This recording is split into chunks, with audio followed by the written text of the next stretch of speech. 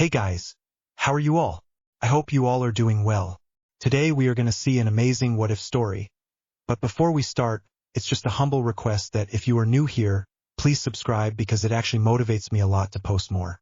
Also, the stories on my channel are fully written by me, so if you have any suggestions for what-if stories, please let me know below the comment section. Now, without any further delay, let's start. What if Harry Potter awakened a dragon's soul at birth? Vernon Dursley hit the kitchen table hard enough to make the mugs jump. The spoon clinked.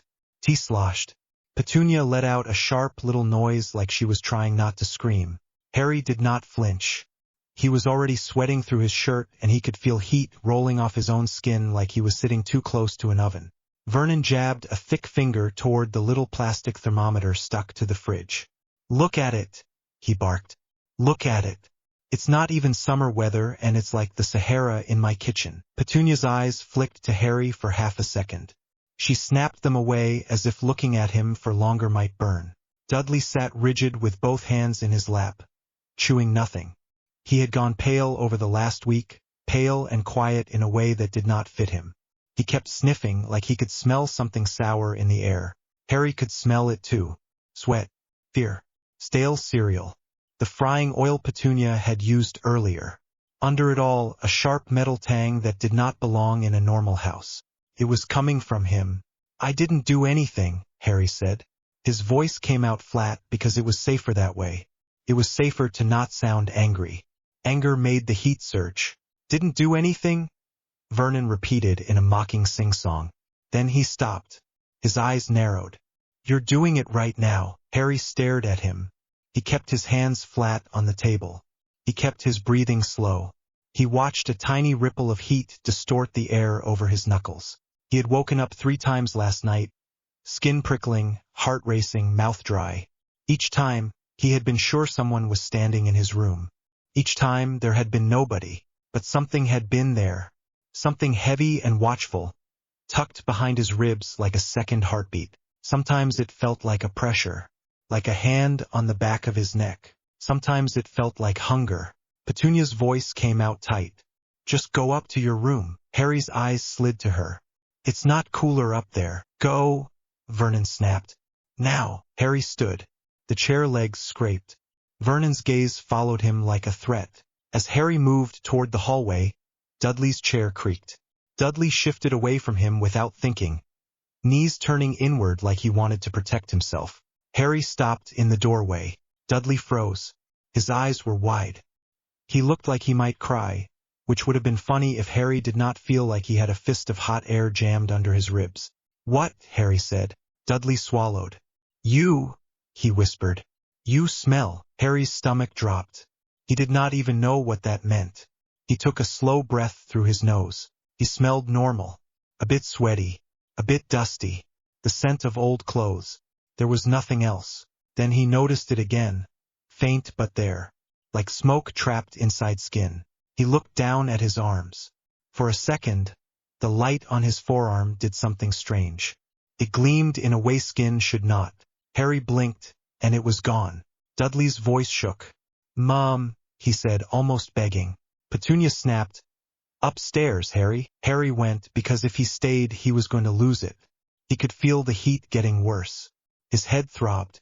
His scar prickled, which was rare these days, and that made his skin crawl. He climbed the stairs 2 at a time and shut his door behind him. The room felt too small. The air felt thick. Harry leaned his forehead against the door and breathed. His palms were damp. His heart was going too fast. In his head, a voice that was not words pressed against the inside of him. A slow, steady feeling, like the sound of a deep growl held back in a throat that was not his. He squeezed his eyes shut. "Stop. Stop it. I'm not doing anything. I'm not." The pressure shifted. Not gone. Just waiting. Harry forced himself to move. He crossed the room and sat on the bed. The mattress dipped under him. His school trunk was tucked near the foot of the bed, where he had left it last summer.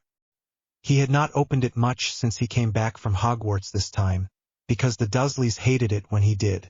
But his wand was inside. His wand was a comfort. Even if he was not allowed to use it, Harry opened the trunk carefully.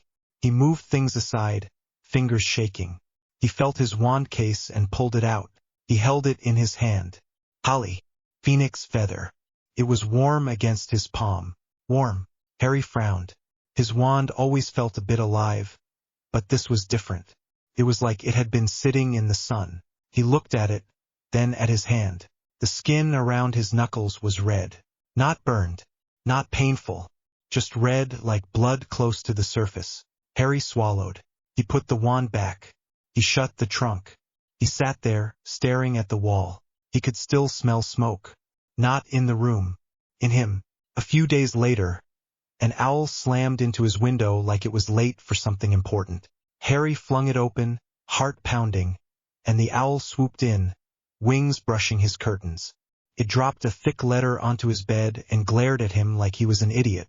Harry grabbed it and tore it open. The handwriting was Mr. Weasley's, hurried and slightly slanted. Harry, hope you are well. We have got tickets for the Quidditch World Cup. We would like you to come and stay at the Burrow straight away so you can go with us. We are collecting you on Tuesday morning. Please be ready. Arthur Weasley. Harry read it twice. A sharp relief hit him so hard he had to sit down. The Burrow meant magic and noise and people who did not look at him like he was something dangerous. It meant Ron. Hermione would be there too. It meant a break from the Dursleys. It meant he would not be alone with whatever was happening inside him. He folded the letter and held it against his chest for a second. Like that would keep him steady. From downstairs, Vernon shouted, "Boy, what was that?" Harry took a breath. "Just an owl." There was a pause. Then Vernon's voice came back, thick with disgust. "Get it out of the house." Harry looked at the owl, then at the letter in his hand. "Tuesday," he whispered to himself. The pressure in his chest eased. Just a little. Like the thing inside him approved. Tuesday morning came with a loud crash at the front door. Harry had been awake for hours. He had packed last night, quietly, while the Dursleys pretended he did not exist. He had sat on his bed after, staring at his trunk, listening to his own breathing. He had tried to tell himself that once he got to the Burrow, whatever was going on would calm down. He was not sure he believed it. The crash came again. A thud. Then a muffled curse. Vernon stormed up the stairs, face purple. "They're here," he hissed. "Your lot." Harry stood so fast he nearly knocked his trunk over. He dragged it to the stairs. Vernon watched him like he expected Harry to burst into flames and take the carpet with him. Harry kept his eyes on his trunk. He kept his jaw tight. When he reached the front hall, the shouting got clearer. "That's not how it works, Arthur. I told you it was fine, Molly. Fine. Fine. It's never fine with you." Harry's chest loosened. The door swung open and Mr. Weasley stumbled inside with a slightly dazed look. His hair sticking up like it had been attacked. Behind him, Mrs. Weasley marched in with her hands on her hips. Fred and George followed, grinning, carrying what looked like a broken piece of something shiny. Ron came in last, dragging a bag and looking half asleep. His face lit up when he saw Harry. "Harry," Ron said, like the word was a relief. Harry managed a smile. "Hi." Mrs. Weasley hurried forward and hugged him before he could brace himself. She smelled like laundry and flour. Warm. Safe. "Oh, you poor dear," she said, pulling back to look at him. "Are you all right? You look thin." "I'm fine," Harry said quickly. Mr. Weasley was looking around the hallway with bright curiosity, as if he had never seen a light switch before. "Now then," he said cheerfully. "Lovely place you have here." Vernon looked like he was about to explode. Fred leaned close to Harry and murmured, "We're not supposed to mention the fireplace," George whispered back. "Or the explosion." Harry blinked. "What explosion?" Ron gave him a quick look. "Long story." Mrs. Weasley's eyes snapped to the broken shiny thing in Fred's hands. "Fred." "George." Fred lifted it innocently. "Mom, it wasn't me. It was both of you," she said flatly. George said, "It was the door's fault." Mrs. Weasley's face hardened. "Arthur." Mr. Weasley made a helpless gesture. "It did stick." Vernon took a step forward. "Get him out," he snapped. "Get him out now. And take your things with you." Mrs. Weasley turned her head slowly. Her smile vanished. Harry is coming with us, she said. Her voice was calm, which was somehow worse. And you will not speak to him like that. Vernon puffed himself up. In my house, I will speak how I like. Harry's stomach tightened. Heat stirred under his skin, sudden and sharp, like a match struck too close. He looked down at his hand. His fingers curled without him meaning to. Ron shifted beside him. Dad? Ron muttered, uneasy. Mr. Weasley stepped between them at once, palms out. Now, no need. We are leaving. We are very grateful, Vernon. Very grateful. Vernon's eyes narrowed at Harry. Freak, he muttered. Harry's vision blurred at the edges. For a second, the hall looked too bright. The sound of Vernon's breathing was loud. So loud. A deep, low feeling rolled through him. Not anger. Not exactly. Territorial. Harry gripped his trunk handle until his knuckles went white. Mrs. Weasley's hand touched his shoulder. Gentle. Firm. Come along, dear. The touch steadied him. The heat dropped back, like a beast settling down. Harry followed them out. As he stepped onto the front path, he heard Dudley's voice from the doorway behind him, small and shaky. Don't come back, Dudley said. Harry stopped. He turned his head. Dudley stood half-hidden behind Vernon's leg, eyes wide. He was not sneering. He was not bullying. He looked scared. Harry stared at him for a second. Then he picked up his trunk again and kept going. In the car, Ron kept looking at Harry like he was checking he was real. Hermione met them at the Burrow that afternoon, running up the path with her hair already frizzing in the sun. Harry, she said, breathless, and threw her arms around him. Then she pulled back and started talking fast. Mrs. Weasley told me about the tickets. I still can't believe it. It's brilliant. I mean, the World Cup, Harry, the World Cup. Do you know how rare it is to get tickets like these? Ron rolled his eyes. Here we go. Hermione glared at him. Oh, honestly, Ron, it is rare. Ron muttered. Yeah. Harry watched them bicker and felt something in his chest unclench. It was familiar. It was normal. He wanted to hold on to it like a lifeline. That night, they sat in Ron's room and talked until late. Fred and George kept barging in with ridiculous theories about which team would win. Ginny sat on the edge of Ron's bed, quiet but smiling, looking at Harry like she was pleased he was there. Percy poked his head in once to tell them to keep it down and got a pillow thrown at him. Harry laughed. He actually laughed. For a while he almost forgot the heat. Then Ron leaned back against his pillow and said casual. So, how was it at the Dursleys? Still rubbish. Harry hesitated. Hermione's eyes sharpened. Harry, Ron frowned. What? Harry stared at his hands. The room was warm, but he could feel heat that was not just summer. It's been weird, he said. Ron sat up a little. Weird how? Harry licked his lips.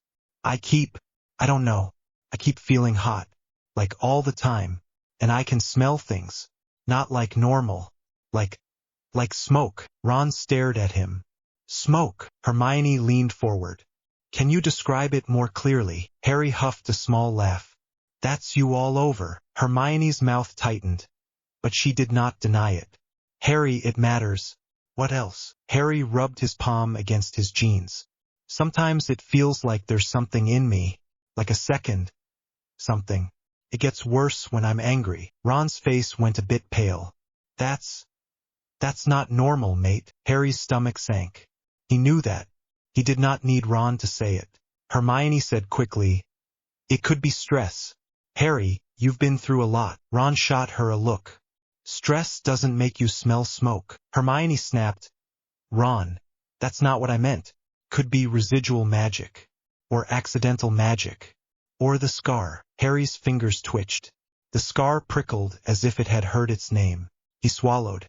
It's not just that. Ginny's eyes flicked up. What else? She asked softly. Harry hesitated again.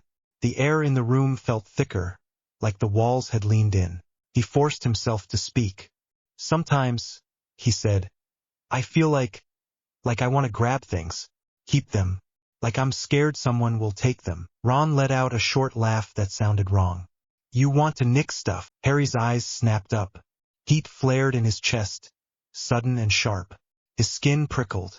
His vision sharpened like a lens snapping into focus. Ron's laugh died. Harry realized what he was doing and forced it down. He looked away. Hermione's voice went soft. It's probably just anxiety, Harry. After everything. Ron rubbed his neck. Sorry. I didn't mean it like that. Harry nodded, but the feeling stayed. The pressure inside him did not like Ron's tone. Did not like being laughed at. It sat behind his ribs, heavy and watchful. A few minutes later, Mrs. Weasley called them for bed, and the moment passed. But it left a mark, like a claw scrape under skin. When Harry lay in Ron's bed, staring at the ceiling, he listened to Ron's breathing across the room and Hermione's footsteps down the hall as she went to the spare room. The burrow creaked and settled around him. He should have felt safe. Instead, he felt like something inside him had lifted its head and gone still, listening, as if it was waiting for a reason. They left for the Quidditch World Cup before dawn. Mr. Weasley bustled them out of the house with a lantern and whispered instructions like he was leading a heist. Keep close, he murmured.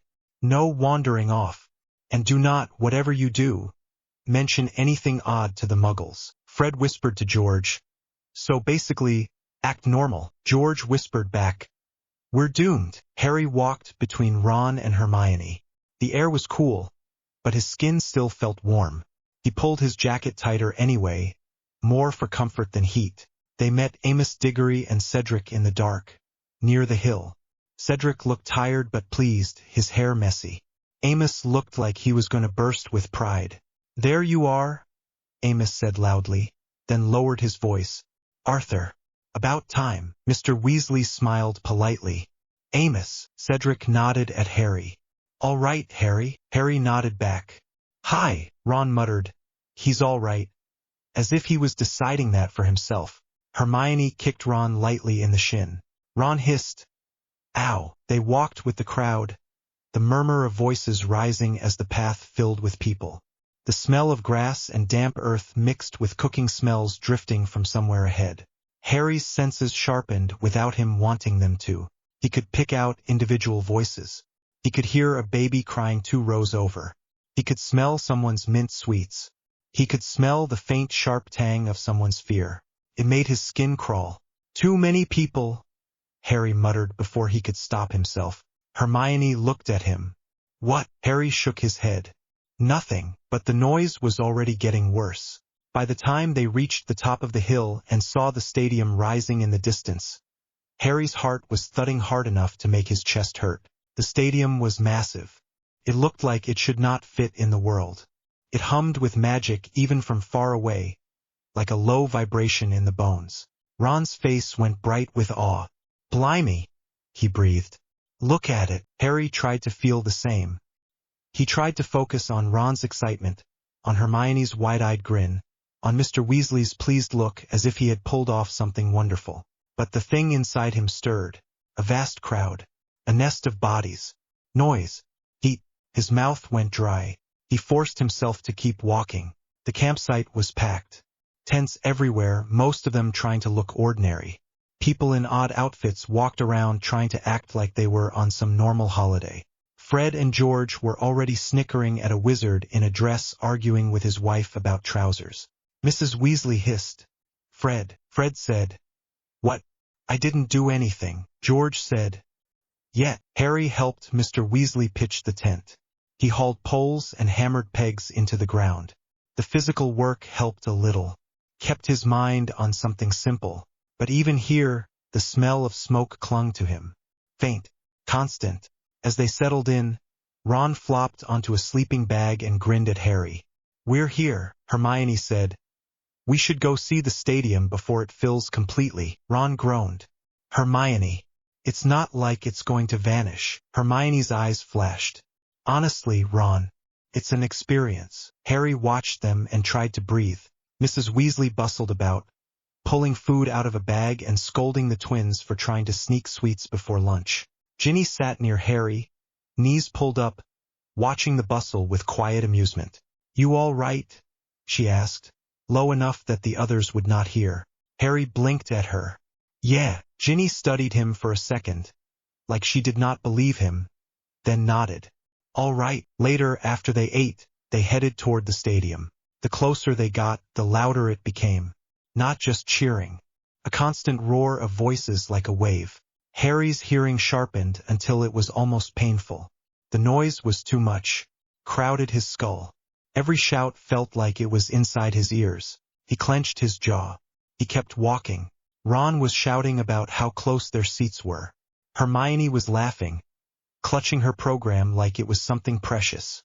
Mr. Weasley looked proud. Mrs. Weasley looked like she was trying not to panic about losing anyone in the crowd. Harry kept his eyes on the path. Inside, the stadium was bright and huge and alive. Lights floated in the air. The sky overhead looked like a perfect night, even though it was not fully dark. Harry sat down and immediately felt trapped. Bodies pressed close. Voices shouted. The smell of sweat and excitement hit him like a wall. He swallowed hard. The thing inside him shifted, waking. It was not words. It was a feeling. A slow, deep irritation. Too loud. Too close. Harry gripped the edge of his seat. The wood felt hot under his fingers. Hermione, Ron yelled, pointing. Look, it's the mascots. Tiny golden figures zoomed around the stadium, showering the crowd with glittering coins. The Irish supporters roared. Across the pitch, the Bulgarian mascots appeared, and Vila stepped out, moving like smoke made into girls. The crowd went mad. Ron's face went slack. His mouth dropped open. He started to rise out of his seat without thinking. Hermione grabbed his sleeve and yanked him down. Ron, sit down. You're making a fool of yourself. Ron blinked at her, dazed. Wah! Fred and George were leaning forward too, grinning like idiots. Harry stared at the villa and felt nothing. Not nothing exactly. He could feel something in the air. A pull. A shimmer of magic like honey. It slid over his skin and did not stick. Instead, he felt a different reaction. A brief, sharp flare of annoyance. Like something inside him had bared its teeth at the idea of being lured. Harry's throat tightened. He looked away quickly, focusing on the pitch instead. Hermione noticed. Are you all right? She shouted over the noise. Harry forced a nod. Yeah, but his voice came out rough. The match started, and for a while the speed of it held him. The players shot across the air like arrows. The crowd surged and screamed with every point. Harry tried to let it wash over him. But the longer it went on, the more his body felt wrong. Heat pooled under his skin. His palms were sweaty. He could taste smoke in the back of his throat. Every cheer hit him like a shove. Every roar from the crowd made his nerves jump.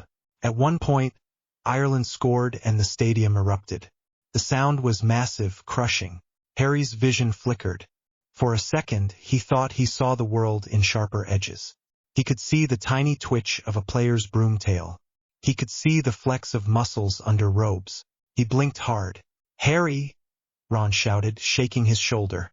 Did you see that? Harry jerked slightly. Ron's hand was warm, normal. Harry's shoulder felt hot where Ron touched. Yeah, Harry lied. Brilliant, Ron grinned. We're going to win. I mean Ireland. Obviously, Hermione said. Ron, we are not Irish. Ron said. So. Doesn't matter. Harry tried to smile. The match ended with chaos and cheering and glitter raining down. People poured out, buzzing with excitement. Harry followed the Weasleys through the crush, head pounding. Outside, the night air hit his face like relief. He breathed it in, trying to settle his stomach. Mr. Weasley was beaming. Wasn't that something, he said. Ron was talking fast, already retelling bits like he wanted to keep the feeling alive. Hermione was smiling. Hair a mess, eyes bright. Harry stood slightly apart, trying not to let anyone see how hard he was shaking. Ginny nudged his elbow. You're pale, she said. Harry swallowed. Just tired. Ginny frowned, but she let it go. They made it back to the campsite, and the tents around them glowed with lantern light and laughter. Felt almost normal again, like a festival. Mr. Weasley went to check something with a ministry friend. Mrs. Weasley told the twins to stay close. Ron and Hermione argued about whether they should eat now or sleep first. Harry sat on a log near the tent, rubbing his hands together. The smoke smell was stronger. He looked at his fingers. The skin looked normal. but it felt tight, as if something under it wanted to shift. He flexed his hands. A sudden shout cut through the campsite. Then another. Harry's head snapped up. A ripple moved through the tents. People were standing. Voices were rising. The air changed. Fear. Sharp and immediate. Harry's scar prickled. Ron came out of the tent, eyes wide. "What's that?" Mrs. Weasley appeared behind him, face tense. "Stay here," she snapped. "All of you." Another scream ripped through the night. Then the green light of a spell flashed between tents. Harry's stomach dropped. His heart slammed against his ribs. Death Eaters. He knew it before anyone said it. The air had that wrong feeling, like the world was holding its breath. Fred's grin was gone. George's face was suddenly hard. Hermione's voice shook. "Harry." I know," Harry said. His mouth was dry. Mrs. Weasley grabbed Ginny's arm. "Inside the tent. Now." Ginny resisted for half a second, eyes on the dark between tents. Then went. Ron's hands were shaking. "Dad's not back," he said, voice thin. Harry's chest tightened. A burst of laughter floated through the darkness, cruel and loud. Then more screams. Harry stood up without thinking. Heat surged under his skin, fast and sharp. The pressure inside him slammed awake like it had been waiting. Ron grabbed his sleeve. "Harry, what are you doing?" Harry's voice came out low. "They're out there." Ron's eyes were wide. "We can't. We're kids." Harry looked toward the sound. Something inside him did not care that he was a kid. Something inside him only cared that there were threats in the dark. Hermione grabbed his other arm. "Harry, don't. Please." Harry's breathing went fast. He could smell fear now like smoke. He could smell burning cloth. He could smell magic. He pulled free gently. "Stay here," he said. Ron's face twisted.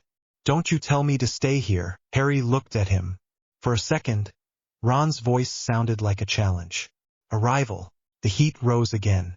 Harry forced it down. "Ron," he said, short. "Just stay with Hermione. Look after Ginny." Ron flinched at his tone. His mouth opened. Hermione said quickly, "We can help from here. We can find your parents. We can get help." Harry nodded once, not trusting himself to talk. Then he moved. He pushed through the tents, following the sound of screams. The closer he got, the worse the air became. He could hear heavy footsteps. He could hear laughing. He could hear someone crying for their mum. His stomach churned. A green spell flashed past, lighting up the tents in sick color. Harry ducked instinctively. The spell hit a tree and exploded bark. He spun, wand in hand, without thinking. His wand felt hot. He moved forward. Then he saw them. A group of masked figures were dragging two muggles through the air like dolls. The muggles were screaming, limbs flailing helplessly. Other people were running, tripping over tent ropes, shouting. Harry's heart hammered. His scar prickled again, sharper. He lifted his wand. A Death Eater turned his head. The mask tilted, focusing on Harry. A cold feeling hit him. Then the Death Eater raised a wand. Harry's body went tense. A child screamed behind Harry. Harry's head snapped toward it. Ginny. She was not in the tent. She was running toward Ron and Hermione, hair flying, eyes wide with panic. Behind her, another masked figure was striding fast, wand raised. Mrs. Weasley must have lost her in the chaos. Harry's lungs seized. The Death Eater behind Ginny flicked his wand. Green light burst out. Harry did not think. He ran. He threw himself between Ginny and the spell. The world slowed. Harry saw the green light coming, a thin line of death. He saw Ginny's face twist in terror. He saw Ron behind her, shouting her name, too far away. Harry braced for pain. Instead, heat exploded through his body. The green spell slammed into his chest. For a split second it felt like being hit with ice. Then the ice cracked. Harry's skin tightened. Hardness spread across his chest like armor forming under his shirt. It was not metal. It was something else, something alive and wrong. The spell did not go through him. It shattered. Green light burst apart like glass, scattering into sparks that died in the air. Harry staggered back a step, staring down at himself. His shirt smoked slightly where the spell had hit. He could feel something under it. Raised ridges. hard plates, scales. Ginny let out a broken sob. Harry! Harry's head snapped up. The Death Eater who had fired the curse stared at him. Even behind the mask, Harry could feel the shock. Then the Death Eater recovered and lifted his wand again. Harry's wand hand shook. His mind scrambled. He should cast something. Disarm. Done. But the pressure inside him surged, drowning thought. A deep, primal fury rolled through him, hot and heavy. Protect. His chest expanded without him meaning to. His throat tightened. Harry made a sound. It started as a gasp, turned into something else. A roar tore out of him, loud enough to rip the air. It was not a shout. It was not human. It was deep and vibrating. Like something massive had opened its jaws inside Harry's body. The sound punched through the campsite. People froze. The Death Eater's wand hand jerked. The spell he was about to cast died before it formed. The muggles being dragged in the air went limp as if their bodies had decided playing dead was safer. Other masked figures turned, heads snapping toward Harry. Even the ones who had been laughing went still. For a heartbeat the whole world held. Harry felt the roar shake his bones. He felt it in his teeth. He felt it in the scar on his forehead like it was being tugged. Heat poured out of him in a wave. The air around him shimmered. A nearby tent pole blackened. The grass under his shoes crisped at the edges. Harry's eyes burned. He blinked, and the world looked sharper. He could see every face turned toward him. He could see the fear on them like a physical thing. The Death Eater in front of him took a step back. Then another. Harry's breathing was harsh. His chest heaved. The scales under his shirt felt tight and real. Ginny was behind him now, pressed close to Ron and Hermione. Ron's face was white. Hermione's mouth was open, but no sound came out. Harry turned his head slightly, scanning the masked figures. The pressure inside him was huge now, rising like a storm. It wanted to move. It wanted to hunt. A Death Eater on the left lifted his wand again. Fast, desperate. Purple spell shot toward Harry. Harry did not cast anything. His body moved. He twisted aside, quicker than he should have been able to. The spell grazed his shoulder and fizzled like it had hit stone. Harry's fingers curled. His nails dug into his palm. He lunged. He crossed the distance too fast. 1 second the Death Eater was raising a wand. The next Harry was in front of him. Harry grabbed the Death Eater's wrist. The Death Eater's sleeve smoked. The Death Eater screamed. A high sound of pain. Harry yanked the wand away and flung it. The wand skidded across the ground and disappeared under a tent. Harry shoved the Death Eater backward. The Death Eater stumbled and hit the ground hard. Harry's chest rose and fell. His mouth tasted like smoke and metal. Someone shouted, "Harry!" It was Ron. Ron's voice cracked. Harry turned his head. Ron stared at him like he did not know him. Hermione was staring too, eyes wide, face pale. Ginny clutched Hermione's arm, shaking. Behind them, more wizards were appearing, drawn by the roar and the chaos. Some were ministry, some were spectators. They all stopped when they saw Harry. A strange stillness spread out from him. It was not silence exactly. There were still screams in the distance. There were still spells flashing farther away. But around Harry, the air went tight, like the world had decided not to move too fast. The Death Eaters seemed to feel it too. 2 of them backed away, slow. 1 turned and ran. Another raised his wand and fired a green spell at someone else, as if he could not bear to aim it at Harry again. Harry's eyes tracked the movement, predator sharp. The thing inside him pulsed with satisfaction. Mine. Harry's stomach lurched at the thought. He did not want to think like that. He forced his hands open. He forced himself to step back from the Death Eater on the ground. The Death Eater crawled away, clutching his wrist, breath coming in panicked gasps. Harry looked down at his hands. The skin over his knuckles shimmered faintly. Not human. Not quite. He swallowed hard. Mr. Weasley shoved through the crowd, face wild. He reached Ron and Hermione first, grabbing Ron by the shoulders like he needed to make sure he was real. "Are you all right?" he demanded. Ron nodded jerkily, eyes still on Harry.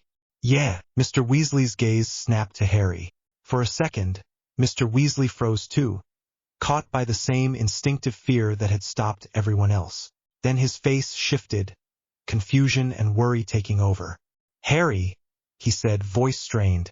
"What happened?" Harry tried to speak. His throat felt raw, like he had scraped it on rock. He managed. His voice came out rough. "Ginny." Mrs. Weasley burst into view, hair wild, eyes frantic. She reached Ginny and pulled her into a crushing hug. "Oh, Ginny," she sobbed. "Oh, thank goodness. Thank goodness." Ginny's voice shook. Harry stopped it. Mrs. Weasley looked at Harry. Her face went through several emotions in a second. Relief, shock, fear.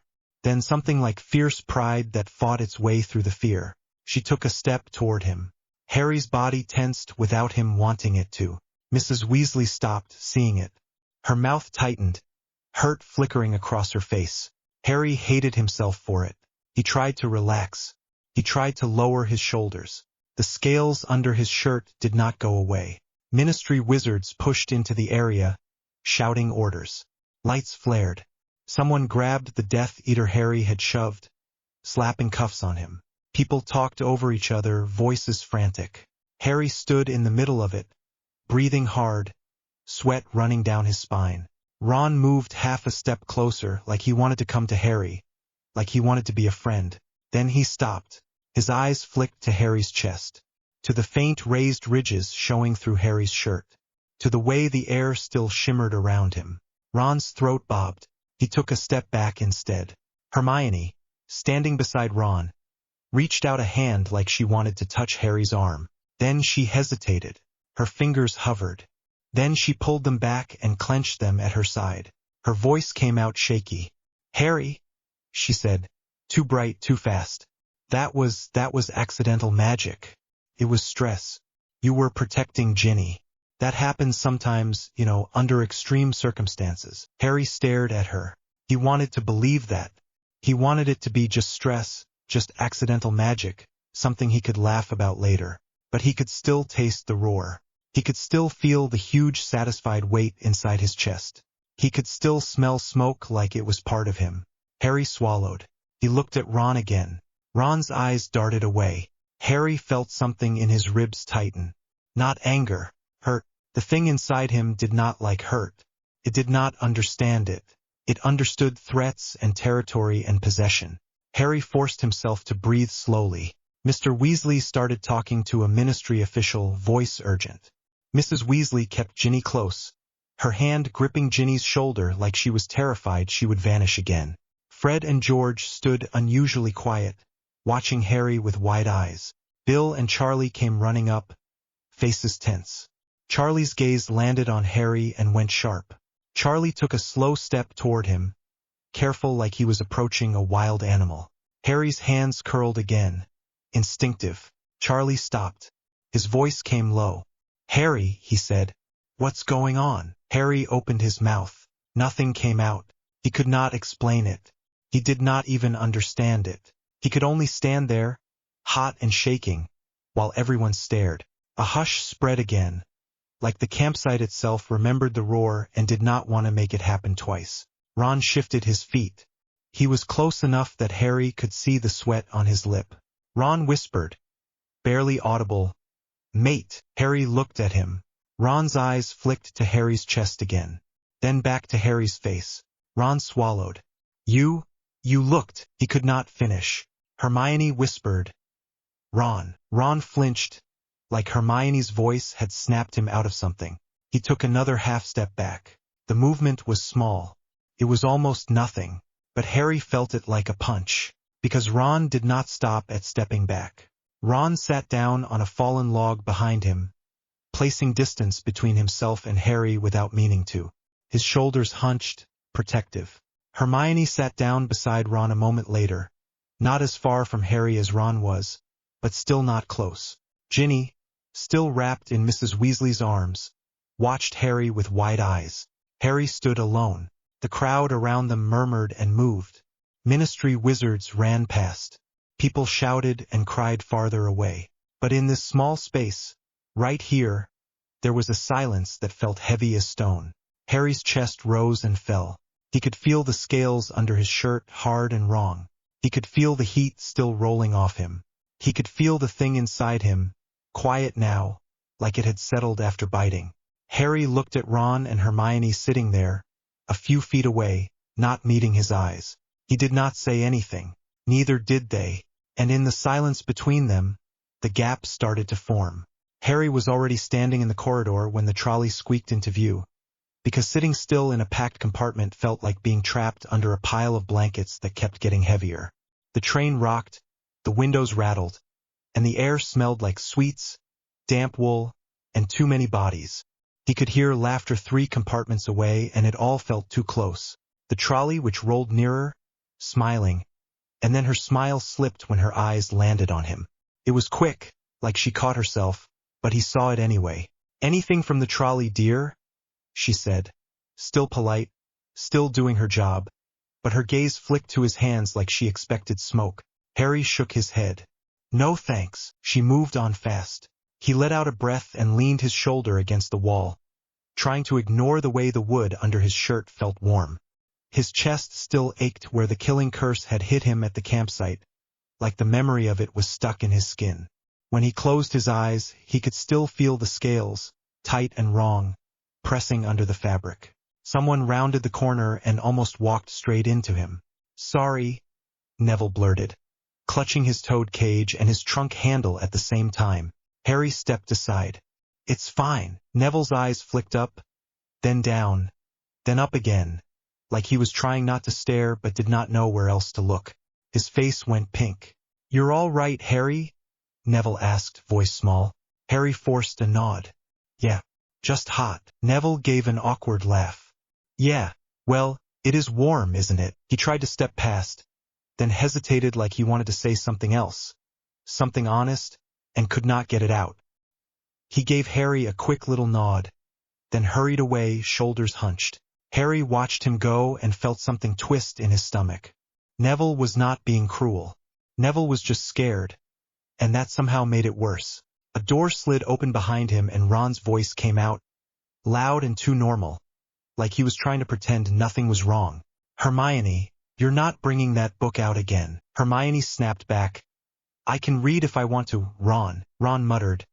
"You read like it's a sport." Harry held still for a second, listening because the argument sounded familiar and safe. Then he pushed the compartment door open. Ron and Hermione both looked up at once. Ron's smile flashed, then faltered. His eyes flicked over Harry's face and then, without meaning to, dropped to Harry's chest. Harry felt his skin tighten under his shirt. Hermione stood up so fast her knee hit the seat. "Harry, you've been gone ages." "I was in the corridor," Harry said. Ron gave a short laugh. "Why? You trying to get away from us or something?" Harry stared at him. The laugh had been a joke, but Ron's eyes were not joking. There was a twitch at Ron's mouth, like he was bracing. Harry sat down anyway opposite Ron because sitting next to him felt wrong now. The distance was easier even though it was awful. Hermione pushed a chocolate frog toward him. "Here, eat something." Harry looked at it, then at her. "I'm not hungry." Hermione frowned. "You have to eat," Ron said, trying to sound casual. "He'll eat if he wants, Hermione." Hermione's head snapped. "You always say that like he's a dog." Ron's ears went red. "I didn't mean it like that." Harry felt heat rise under his skin, fast, like the thought had been thrown into a furnace. He forced his hands flat on his knees. "Stop," Harry said. They both went quiet.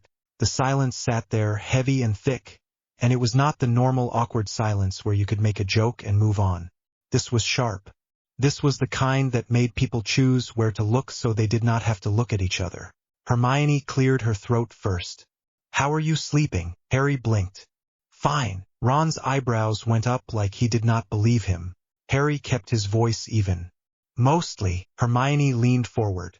"Do you still feel the heat?" Harry's jaw tightened. "Yes." Ron shifted on the seat. The movement was small, but Harry felt it. Ron was moving away even when there was nowhere to go. Hermione said quickly, "Maybe Madame Pomfrey can help. There are potions for fever and there are cooling charms, and if it's a reaction to stress, it could be managed." Ron snorted. "Managed?" "Hermione, He broke a killing curse like it was glass. Hermione's eyes flashed. Ron. Ron's voice rose. No, listen. He did. We all saw it. Harry's stomach went cold. He could smell Ron now, not just sweat and hair and train dust, but the sharp edge of fear under it. Ron was afraid of him, and Ron hated being afraid, and it sat on him like a bad smell. Harry said low, "Stop talking about it like I wasn't there." Ron's mouth shut. Hermione's face softened. "Sorry. We're just worried." Harry stared at the chocolate frog. Its little card peeked out from the wrapper, shiny and loud. He could not imagine eating it. The idea of sweets made his stomach turn.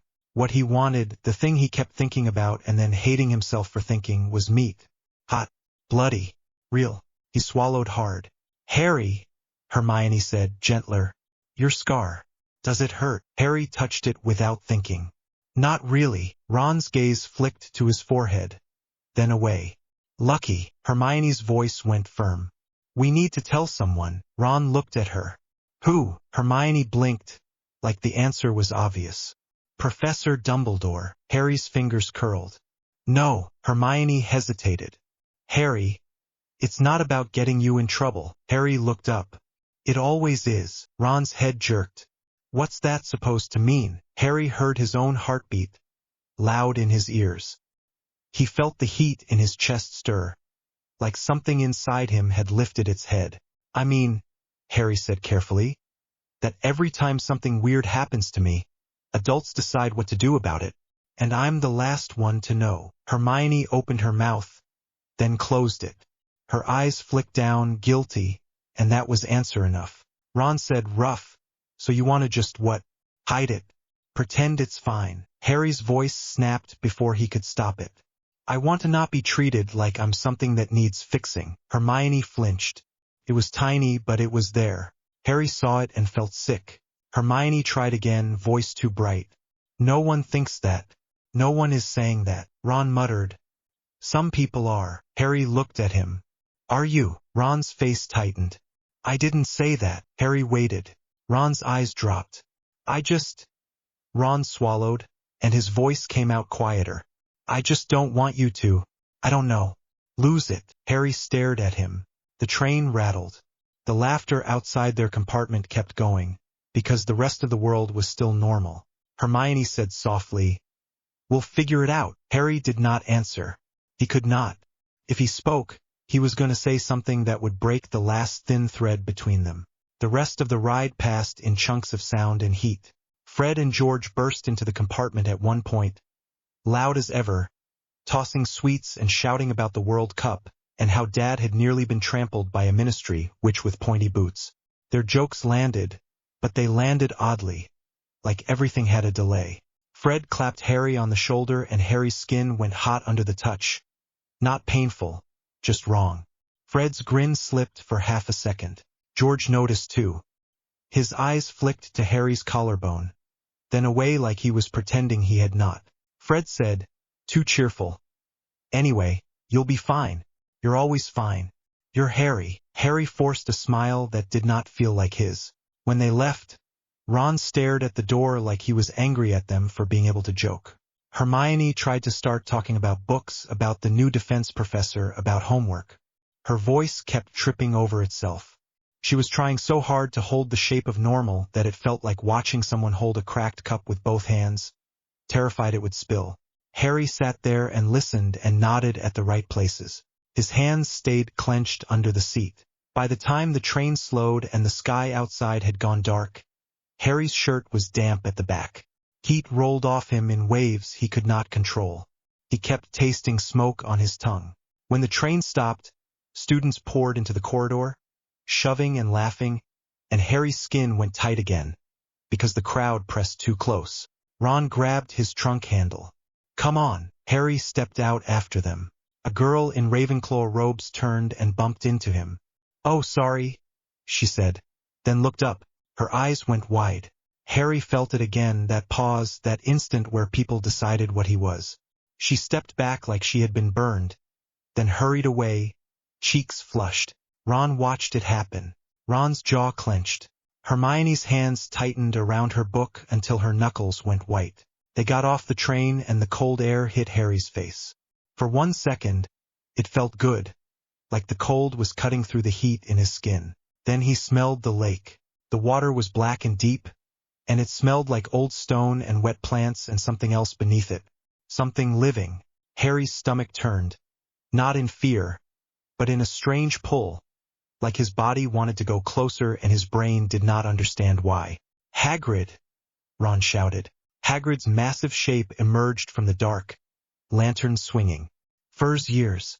Fur's years over here. He saw Harry and his face lit up. Harry! Harry's chest loosened. Hi, Hagrid. Hagrid leaned down and gave him a careful hug, like he was afraid to squeeze too hard. Hagrid smelled like smoke and earth and something animal and safe. Yeah, all right, Hagrid rumbled low. Harry nodded. Yeah. Hagrid's eyes went sharp, like he did not believe him, but he did not push. He looked at Ron and Hermione, and his smile faded a bit. You lot look like someone died. Ron forced a laugh. We're fine, Hermione said. Too quick. Just tired. Hagrid grunted, not fooled. They moved toward the carriages. The Thestrals were there, unseen by most, but Harry saw the way the carriage poles shifted slightly like something was pulling. The thought of invisible creatures made his skin prickle. Ron climbed into the carriage first, then paused. Harry stepped up. Ron moved back without thinking. It was only a few inches. It was nothing, but Harry felt it anyway. Harry sat opposite Ron again, because he did not know what else to do. Hermione slid in beside Ron, not next to Harry. The carriage rolled forward. The wheels creaked. The cold night air swept in through the open sides. Harry stared at the line of lanterns leading up to the castle. Hogwarts rose ahead, huge and black against the sky.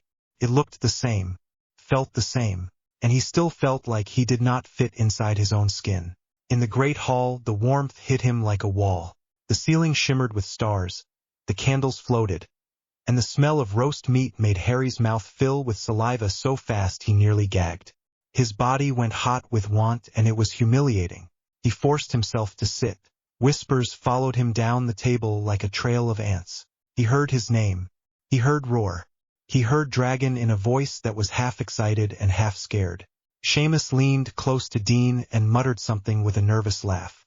Dean's eyes flicked to Harry and then away. Neville sat 2 seats down from Harry, stiff as a board.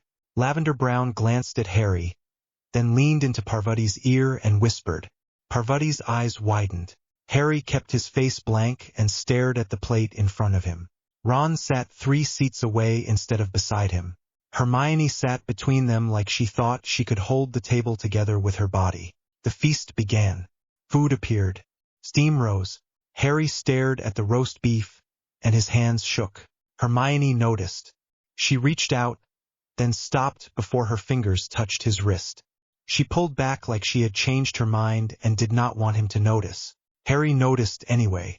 He grabbed a roll and tore it in half because he needed something to do with his hands. The bread was warm. Too warm. He shoved it in his mouth and chewed fast, like eating could make the shaking stop. Professor Dumbledore stood. The hall quieted. Dumbledore's voice filled the space, calm and steady. He welcomed them back. He spoke about safety. He spoke about the events of the summer in careful words that did not say Death Eaters outright but made the room go tense anyway. Harry felt eyes on him when Dumbledore's gaze flicked down the Gryffindor table. Then Dumbledore smiled, and the smile looked real. This year will be a year of great honor for Hogwarts. Murmurs started immediately. Dumbledore raised his hands and the room went quiet again. The Triwizard Tournament is being revived. The Great Hall erupted. Students shouted and cheered. Plates rattled. Someone at the Slytherin table stood up and hooped until Snape's look cut him down. Harry sat still, watching the noise like it was a wave he could drown in. Ron's face lit up, and for the first time in days, he looked like Ron again. No way, he breathed. Hermione's eyes went wide too, despite herself. They can't. It was cancelled for a reason. It's brilliant, Ron whispered. Hermione hissed. People died, Ron. Ron's excitement faltered. Yeah, but they'll make it safe. Hermione's lips tightened, like she wanted to argue but knew she could not win that one. Harry felt the heat in his chest stir. Tournament. Dragons. The word dragon sat in his mind like a stone. He did not understand why it felt like his body was listening. Dumbledore continued, explaining that 2 other schools would be visiting, that a goblet of fire would choose champions, that an age line would prevent younger students from entering. Groans and angry muttering broke out from the younger years. Fred and George were already whispering furiously, eyes bright with schemes. They looked like they were about to set the castle on fire for fun. Dumbledore's eyes twinkled at them like he knew. Harry barely listened. His skin felt too tight. The heat under his ribs had shifted. Alert. He kept his face blank until the feast ended and the prefects began shepherding them out. The crowd surged toward the doors. Harry stood and felt the whispering swell again. He moved with Ron and Hermione, because staying near them was habit, even though it hurt. In the corridor, a group of Hufflepuffs stepped aside when Harry approached. One of them muttered, "That's him." Harry kept walking. The castle stone walls felt cooler than the Great Hall, but his skin still burned. By the time they reached the common room, the noise was worse. Gryffindors packed the room, talking about the tournament, shouting about entering, laughing at the thought of the champions, daring each other, making plans. Then Harry walked in and the sound dipped. It was not silence. It was worse. It was that thing where people kept talking but lower, and they kept glancing and pretending they were not glancing. Harry stood at the edge of the room, hand on the portrait hole, feeling the heat rise in his throat. Ron walked in behind Hermione and froze. Seamus was halfway through a sentence and stopped dead when he saw Harry. His mouth stayed open for a second. Then he coughed and looked away. Parvati nudged Lavender, and they both stared like Harry was a story that had stepped out of a newspaper. Ron's face went hard. "What?" Ron snapped loud. People jumped. Dean said quickly, "Nothing." Ron's voice rose. "It's not nothing. Stop staring." A few people mumbled apologies and turned away, but the tension stayed. It hung in the air like smoke. Hermione said, low and urgent, "Ron, don't." Ron glared at her. "Why not? They're being horrible." Harry wanted to tell Ron to stop defending him like that because it felt wrong. Like pity. He wanted to tell Ron he did not need defending. He also wanted to cling to the fact that Ron was defending him at all. Harry's chest tightened. "Harry," Hermione said softly, "we should go up." Harry nodded. Ron hesitated, then nodded too, jaw tight. They climbed the stairs, pushing through the noise. As Harry stepped onto the boys' staircase, he heard a whisper behind him. That roar shook the tents. Another voice, shaky with excitement. "My brother said it made a Death Eater run." Harry's stomach twisted. Up in the dormitory, the air felt close. For beds, trunks, posters, the smell of socks and parchment. Harry's bed was by the wall. He stared at it like it belonged to someone else. Dean and Seamus came in behind them, and so did Neville. They stopped in the doorway, awkward, unsure. Dean cleared his throat. "So, try wizard." Seamus laughed. Too loud. "Yeah, we're all going to die, aren't we?" Neville's laugh came out as a squeak. Ron did not laugh. Hermione stood near the door like she was guarding it. Harry could hear the common room noise below, muted. He could hear someone laughing. He could hear the fire crackle. He could also hear Ron's breathing, faster than normal. Dean tried again, voice forced. "Harry, you going to enter?" Harry stared at him. "No." Seamus blinked. "Why not? You'd win." Harry's eyes snapped up. "I'm 14. Seamus threw his hands up. "So, you can still. You always. You know." Harry heard it, the thing Seamus did not say. "You always get dragged into it. You always survive." Harry's jaw tightened. Ron said low, "Drop it." Seamus looked at Ron, then looked at Harry again, then looked away like he had seen something in Harry's face that told him not to push. Dean shifted his weight. "Right? We'll go down." He grabbed his jumper and nudged Seamus. They left, taking their awkward laughter with them. Neville lingered by his bed, hands twisting together. Harry looked at him. "What?" Neville swallowed. I wanted to say, you saved Ginny." Harry blinked. Neville's eyes were wide and earnest. You did something brave." Harry stared at him, throat tight. Neville nodded quickly, as if he had completed a mission. then climbed into his bed with his back to the room. The dormitory felt smaller. Hermione stepped closer to Harry. "We need to talk." Ron's head snapped. "Now." Hermione looked at Ron. "Yes, now." Harry sat down on his bed because his legs felt unsteady. The mattress dipped. The bedpost brushed his shoulder. The wood was cold for half a second. Then it warmed. Harry stared at it, breathing slow. Ron stood by his own bed, arms crossed, trying to look tough. His eyes kept flicking to Harry's hands like they were weapons. Hermione stood between them again. Harry said, "Flat. Say it." Hermione's face tightened. "Harry, we're not trying to attack you." Ron muttered. "I am." Hermione snapped. Ron threw his hands up. "Fine. I'm not attacking. I'm just saying it's messed up." Harry's chest tightened.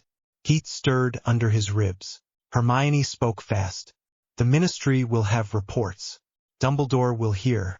If you do not tell him first, it will look like you were hiding it." Harry stared at her. "It's not a crime." Hermione hesitated. "No, but people will treat it like one if they don't understand it." Ron laughed without humor. "People already treat it like one." Harry's eyes flicked to him. Ron's voice went rougher. "You heard them downstairs." Harry nodded once. "Yeah." Hermione took a breath. "Harry, you said you feel like something is inside you. Like a second something." Harry's fingers curled slightly. He forced them open again. Ron's eyes followed the movement. Hermione's voice softened. "That is not normal. That could be dangerous." Harry's mouth went dry. "I know." Hermione pressed. "So we go to Professor Dumbledore." Harry looked away. "No." Hermione's eyebrows drew together. "Why?" Harry's voice came out harsher than he meant. "Because he will put me in a box." Ron snorted. "Maybe you need a box." Hermione gasped. Ron's face went red. He shot back. "What? It's true. You could hurt someone.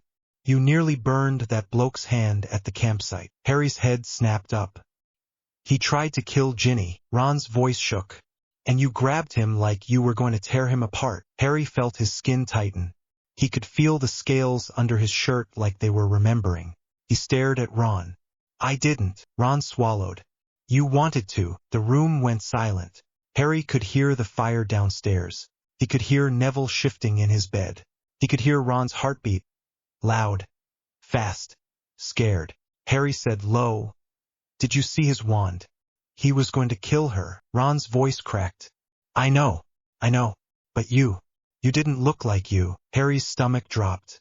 The words hit harder than any insult. Hermione stepped in quickly. "Ron is not saying you are a monster. He is scared. That is all." Ron snapped. "Don't talk for me." Hermione glared. "Then speak properly." Ron glared back. "Fine. I'm scared. All right. Happy." Hermione's jaw tightened. Ron looked at Harry again, eyes wet with something he would never admit was tears. "You roared. The whole campsite stopped. Even Mum. Even Dad. Everyone looked at you like," he swallowed hard, "like you were something else." Harry stared at him. The heat under his ribs surged, not with anger, but with something sharper. Territorial. Offended. Harry did not want that feeling. He hated it. He forced his voice steady. "I saved Ginny." Ron flinched like the words were a slap. I know you did." Hermione stepped closer to Harry, hands clenched at her sides. "Harry, listen. There are creature inheritances. There are blood maledictions. There are conditions. There are cures and there are management plans." Harry laughed once, short and bitter. "Cures?" Hermione's face went stiff. "I did not mean it like that." Harry looked at her. "Yes, you did." Hermione blinked, startled. "No." Harry's voice dropped. "You keep saying manage, plan, control. Like I'm a problem to solve." Hermione's cheeks flushed. "That is not fair." Ron muttered. "It kind of is." Hermione snapped. "Ron, shut up." Harry stared at Hermione. "Do you think I want this?" Hermione's eyes softened. "No." Harry's throat tightened. "Then stop looking at me like I'm going to explode." Hermione swallowed. "I'm not." Harry held her gaze. Hermione's eyes flicked down to his chest for half a second. Harry felt something inside him go cold. Ron saw it too. Ron's mouth twisted. He looked away, ashamed. Harry's hands were shaking now. Sweat slicked his palms. His heart hammered. He stood up abruptly. Hermione startled. Harry! Harry stepped back, because he could not stand there with them watching him like he was a threat. Ron shifted too, and Harry saw it again, the instinctive movement away. It was tiny. It was everything. Harry's throat went tight. He reached for the bedpost to steady himself. The wood smoked under his grip. Hermione's eyes went wide. Harry! Ron's face went white. Harry let go instantly, as if the bedpost had burned him, but the damage was done. The bedpost was darkened where his fingers had been. The air smelled like scorched varnish. The silence that followed was brutal. Ron stared at the bedpost, then at Harry's hand, then at Harry's face. Ron's breathing went fast. Hermione whispered, "You can't keep doing that." Harry's voice came out low and flat. "I'm not trying to." Ron's laugh was broken. "Yeah, well, it's happening anyway." Harry stared at him. Ron swallowed hard, then blurted, "What if you do that to someone's face?" Hermione flinched at Ron's words. Harry's stomach turned. He felt nausea rise. He said, "Rough. You think I want to burn people?" Ron's voice cracked. "I don't know what you want." Harry's chest tightened so hard he could barely breathe. That thing inside him stirred, slow and heavy, like it had been waiting for the moment Harry stopped pretending. "Mine." Harry clenched his jaw.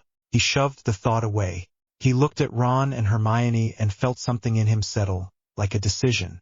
Harry said, "Quiet. I'm going to bed." Hermione stepped forward. "Harry, don't." Ron said nothing. Harry climbed into bed without taking his shoes off. He turned his back to them, because he could not stand their faces. Hermione hovered for a second, then whispered, "Good night," like she was trying to patch a crack with a thread. Ron muttered, "Night," but it came out wrong. Harry stared at the wall and listened to them move around the room. He listened to Ron's trunk open and close. He listened to Hermione's footsteps as she left. He listened to Ron climb into bed and lie there breathing too fast. Harry did not sleep. In the morning, he went to breakfast early so he would not have to walk in with them. He sat at the end of the table with Neville, because Neville did not know how to be cruel. Neville was just nervous and kind in the same breath. Neville pushed a plate toward him. "You can have that if you want." Harry stared at the sausages. The smell hit him like a punch and his mouth watered again. He felt disgusted with himself, but he ate anyway because he could not stop. Neville watched him eat like he was relieved. "Feeling better?" Neville asked. Harry swallowed. "A bit." Ron and Hermione arrived late. Ron's eyes flicked to Harry, then away. He sat down with Dean and Seamus instead of near Harry. Hermione sat near Harry for a second, hesitated, then sat closer to Ron, like she did not know where she belonged. Harry's chest tightened. He kept eating. The day moved in classes and whispers. Professor McGonagall assigned essays and snapped at students who asked about the tournament in Transfiguration. Professor Snape glided around the classroom like a bat and kept his eyes on Harry more than anyone else. In potions, Snape paused behind Harry and leaned in close enough that Harry could smell his bitterness. Snape said softly, "Try not to melt my cauldrons, Potter." Harry's hand tightened around his stirring spoon. The metal grew warm. Snape's lip curled. How quaint. Harry forced his hand to loosen. Hermione watched the exchange with tight eyes. Ron stared hard at his own potion like he was trying to disappear into it. Harry's skin burned the whole class. He did not blow anything up. He did not roar. He did not do anything. By the end of the day, the effort of holding himself together felt like dragging a boulder with his teeth. After dinner, a note appeared on Harry's plate. "Come to my office at once. Albus Dumbledore." Harry stared at the parchment. His stomach sank. Ron saw it from across the table and stiffened. Hermione's eyes widened. "Harry, that's—" "I know," Harry said. He stood up, pushing his chair back. Ron blurted, "Don't." Harry looked at him. Ron's face went red. He swallowed. "Don't let them, do something." Harry's chest tightened. "You wanted me in a box yesterday." Ron flinched. "That's not." Harry shook his head once and walked away. Dumbledore's office smelled like lemon drops and old paper and warm magic. The staircase moved under his feet and Harry's stomach rolled with the motion. He could hear portraits whispering as he passed, their voices hush-hush and curious. The gargoyle stepped aside. Harry walked in. Dumbledore sat behind his desk, hands folded. Professor McGonagall stood by the window, arms crossed. Madame Pomfrey stood near the desk with a stack of parchment and a look on her face like she had already lost patience. Professor Snape leaned against a cabinet, eyes dark. And in the corner, leaning on a chair like he owned the room, was Mad-Eye Moody. Moody's magical eye swiveled and pinned Harry the moment he stepped in. Harry's skin went tight. Dumbledore smiled gently. "Harry, thank you for coming so promptly." Harry stood near the door because he did not want to step farther in. The room felt too full. Too many eyes.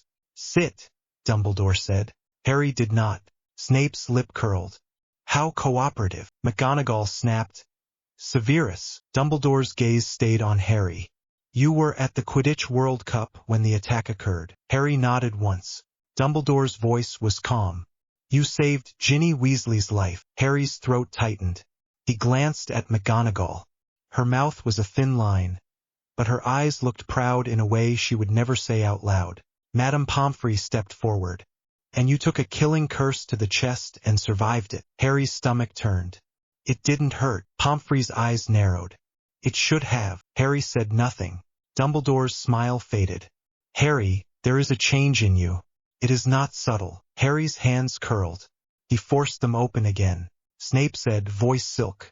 "We noticed." Moody's voice was rough as gravel. "I saw the report. Bloke who fired that curse was shaking so hard he could barely talk." Harry looked at Moody. Moody's magical eye word, staring right through Harry's shirt. It made Harry's skin crawl. Moody said, blunt. "Something in you scared him." Pomfrey snapped. "Alastair, for once in your life, be delicate." Moody snorted. "Delicate gets people killed." McGonagall's voice was sharp. "Enough." Dumbledore lifted his hand and the room quieted. Dumbledore said softly, "Harry, we are not here to punish you." Harry stared at him. "Then why am I here?" Pomfrey stepped in, practical. "Because you are running a fever that is not a fever, and you are developing physical manifestations that could harm you and others if left unchecked." Harry's throat tightened. Manifestation. Pomfrey's eyes flicked to his chest. "Open your shirt." Harry froze. Snape's eyebrows lifted, amused. McGonagall's gaze sharpened. "Poppy," Pomfrey said, impatient. "He is a child, Minerva, and he is overheating like a kettle. I need to see what is happening." Harry's heartbeat thundered. He could feel the scales under his shirt like they were awake.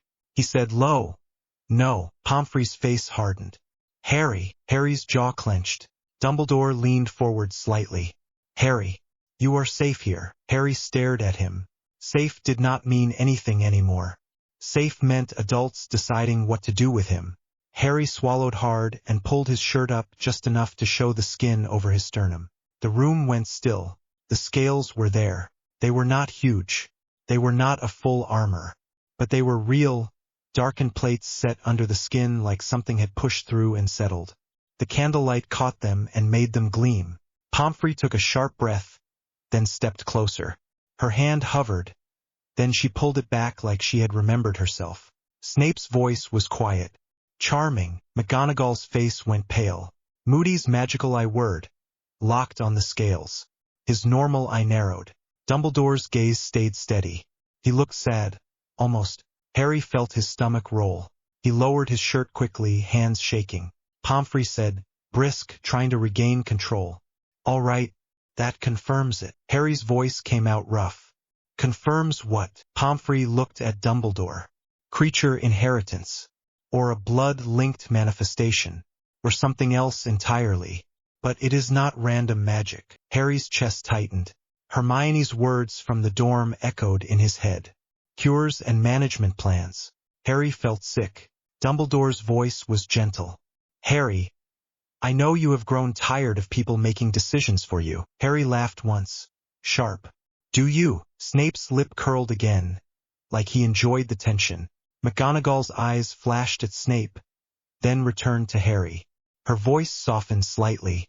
Mr. Potter, we are worried, Harry said, flat. Ron is worried too. McGonagall blinked. Her mouth tightened. Ron Weasley is a child who was frightened. He will come around. Harry did not answer. Moody said, blunt. Kid's scared for a reason. You can't blame him for flinching when your chest looks like armor. Harry's head snapped toward him. Moody did not look away. Moody's voice dropped. Question is, are you in control? Harry's fingers curled hard enough to hurt. Dumbledore said, calm. Alastair. Moody shrugged. Just asking what everyone's thinking. Pomfrey crossed her arms. Harry, you are going to let me examine you properly, and you are going to take a cooling draft, and you are going to stop pretending you can handle this alone. Harry stared at her. His skin burned. His throat felt raw. His stomach rolled with hunger and nausea at the same time. He said, quiet. No. Pomfrey's eyes widened. Excuse me. Harry's voice rose a notch. I said no. The air in the office changed. Harry felt the heat surge. He heard the faint crackle of magic in the candles. Snape straightened. Alert. McGonagall took a step forward, wand hand twitching. Moody's hand went to his own wand. Dumbledore did not move, but Harry felt the weight of him, steady and heavy. Dumbledore said softly, Harry, breathe. Harry's chest rose, and his shirt shifted, and for a second the scales under it pressed outward like they were trying to show themselves again. Harry clenched his teeth. He forced his breath to slow. The pressure inside him was huge, furious at being cornered. Mine. Not mine like possession of objects. Mine like territory. Mine like do not touch. Harry's hands shook. Dumbledore's voice stayed calm. No one will force you. Pomfrey made a sound of frustration. Dumbledore continued. But I will ask you, Harry, to accept help. Harry swallowed hard. He felt McGonagall watching him, worried and angry at the world for putting him here. He felt Snape watching him like he was waiting for him to fail. He felt Moody watching him like he was measuring the risk. He felt Pomfrey watching him like he was a patient who would not stop bleeding. Harry said, rough. What help? Dumbledore's gaze stayed on him. Lessons. Guidance. A plan to keep you safe. Harry's jaw tightened. And what if I say no? Dumbledore's eyes looked tired. Then I will worry, and I will prepare for the possibility that your condition escalates beyond your ability to control it. Harry stared at him. So you will build a box. Snape said quietly. A cage, perhaps. McGonagall snapped. Severus enough. Pomfrey glared at Snape like she wanted to hex him. Dumbledore ignored Snape.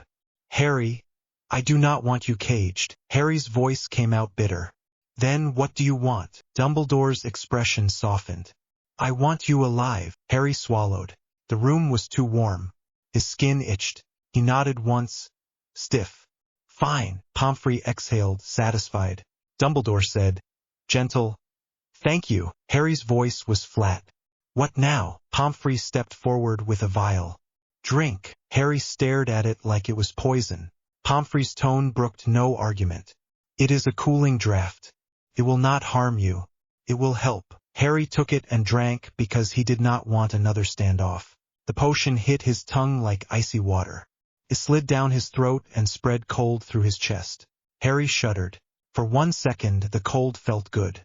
Then the pressure inside him snarled like something had been slapped awake. Harry's vision sharpened. He tasted metal. The room felt smaller.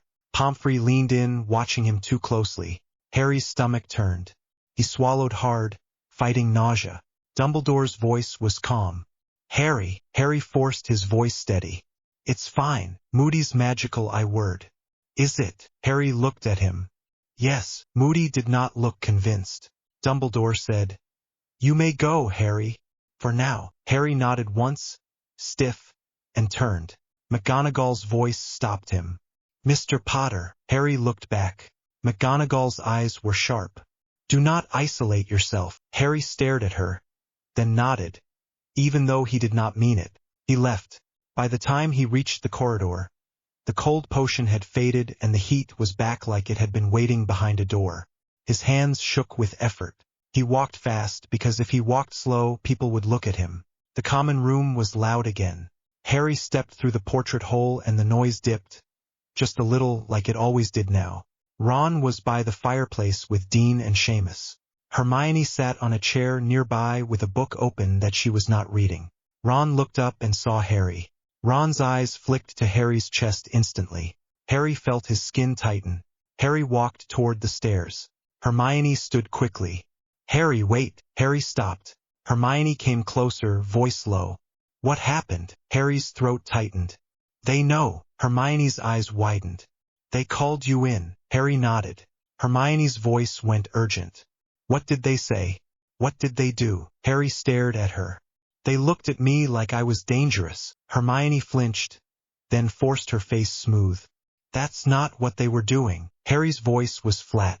"Yes, it was." Ron stood up by the fireplace, slow, like he was forcing himself. He walked closer, then stopped a few steps away. Ron said, rough, Did they see?" Harry stared at him. "Yes." Ron swallowed. "So it's real." Harry's jaw clenched. Hermione's voice came out too fast. "Harry, what is it exactly? Is it a curse? Is it a blood thing? Did Madame Pomfrey say anything?" Harry said, "They said creature inheritance." Ron let out a short, broken laugh. "Of course." Harry's eyes narrowed. "What's that supposed to mean?" Ron's face went red. "I don't know. Of course you'd get something like that." Hermione snapped. "Ron." Ron snapped back. "What? You thinking it too?" Hermione's cheeks went pink. "No, I'm not." Ron's voice rose. "Everyone is. That's why they keep staring." Harry felt the heat in his chest surge. He did not want to be in the middle of the common room like this. Too many ears. Too many eyes. Harry said low, "Not here." Ron's laugh was sharp. "Where then?" "In the dorm where you can burn the bed again." Hermione gasped. "Ron." Harry went still. The common room noise shifted. People were listening, pretending they were not. Harry's skin itched. His stomach rolled. He forced his voice calm. "Upstairs." Ron hesitated, then nodded, jaw tight. Hermione followed, face tense. In the dormitory, Neville was there, sitting on his bed with his herbology book open. He looked up, saw their faces, and froze. Ron said, too loud, "Neville, can you go down for a bit?" Neville blinked. "Oh, yeah, sure." He scrambled up and left quickly, almost tripping on his own feet. The door shut. Harry stood near his bed. Ron stood near his. Hermione stood in the middle like she always did. Harry said, flat, "Say it." Ron's hands curled into fists. "What did they do to you?" Harry blinked. "Nothing." Ron's voice shook. "They made you drink something, didn't they?" Harry stared at him. "Yes." Hermione's eyes widened. "Harry, what?" Harry rubbed his palm on his jeans. "Cooling draft." Hermione's face tightened with relief. "That's fine." "That's not." Harry cut her off. "It hurt." Hermione froze. Ron's eyes went wide. "It hurt." Harry nodded once. "It felt like ice in my chest. And then it felt like something inside me got angry." Hermione's voice went small. "That doesn't mean it was wrong." Harry stared at her. Hermione swallowed, then forced her voice steady. "If it helps your temperature, you should take it." Harry's throat tightened. "So you want me on potions forever?" Hermione frowned. "Harry, stop twisting it. We just want you safe." Ron muttered. "And us." Harry's head snapped. "What?" Ron swallowed. His voice cracked. "I mean, you could hurt someone. You could hurt me." Harry stared at him. The words hit like a punch, right in the ribs, right where the pressure lived. Harry's hands shook. Hermione whispered, "Ron." Ron's face went red. He pushed on anyway, because once Ron started, he never knew how to stop. "I'm not saying you want to. I'm saying you could. You grabbed that bloke at the campsite. You made him scream." Harry's voice rose. "He tried to kill Ginny." Ron's voice rose too. I know. But you didn't even use your wand. You went at him." Harry felt the heat surge. He clenched his jaw so hard it hurt. Hermione stepped in fast. "Harry, what else did Dumbledore say? Did he say how to control it?" Harry stared at her. "Lessons. Guidance. A plan." Hermione nodded immediately. "Good. That's good." Harry's voice went cold. "You're happy?" Hermione blinked. "No. I'm relieved." Harry's chest tightened. Because it means someone can fix me. Hermione's cheeks flushed. That is not what I said. Harry's voice was flat. It's what you mean. Hermione's eyes flashed. Harry, that is unfair. Ron muttered.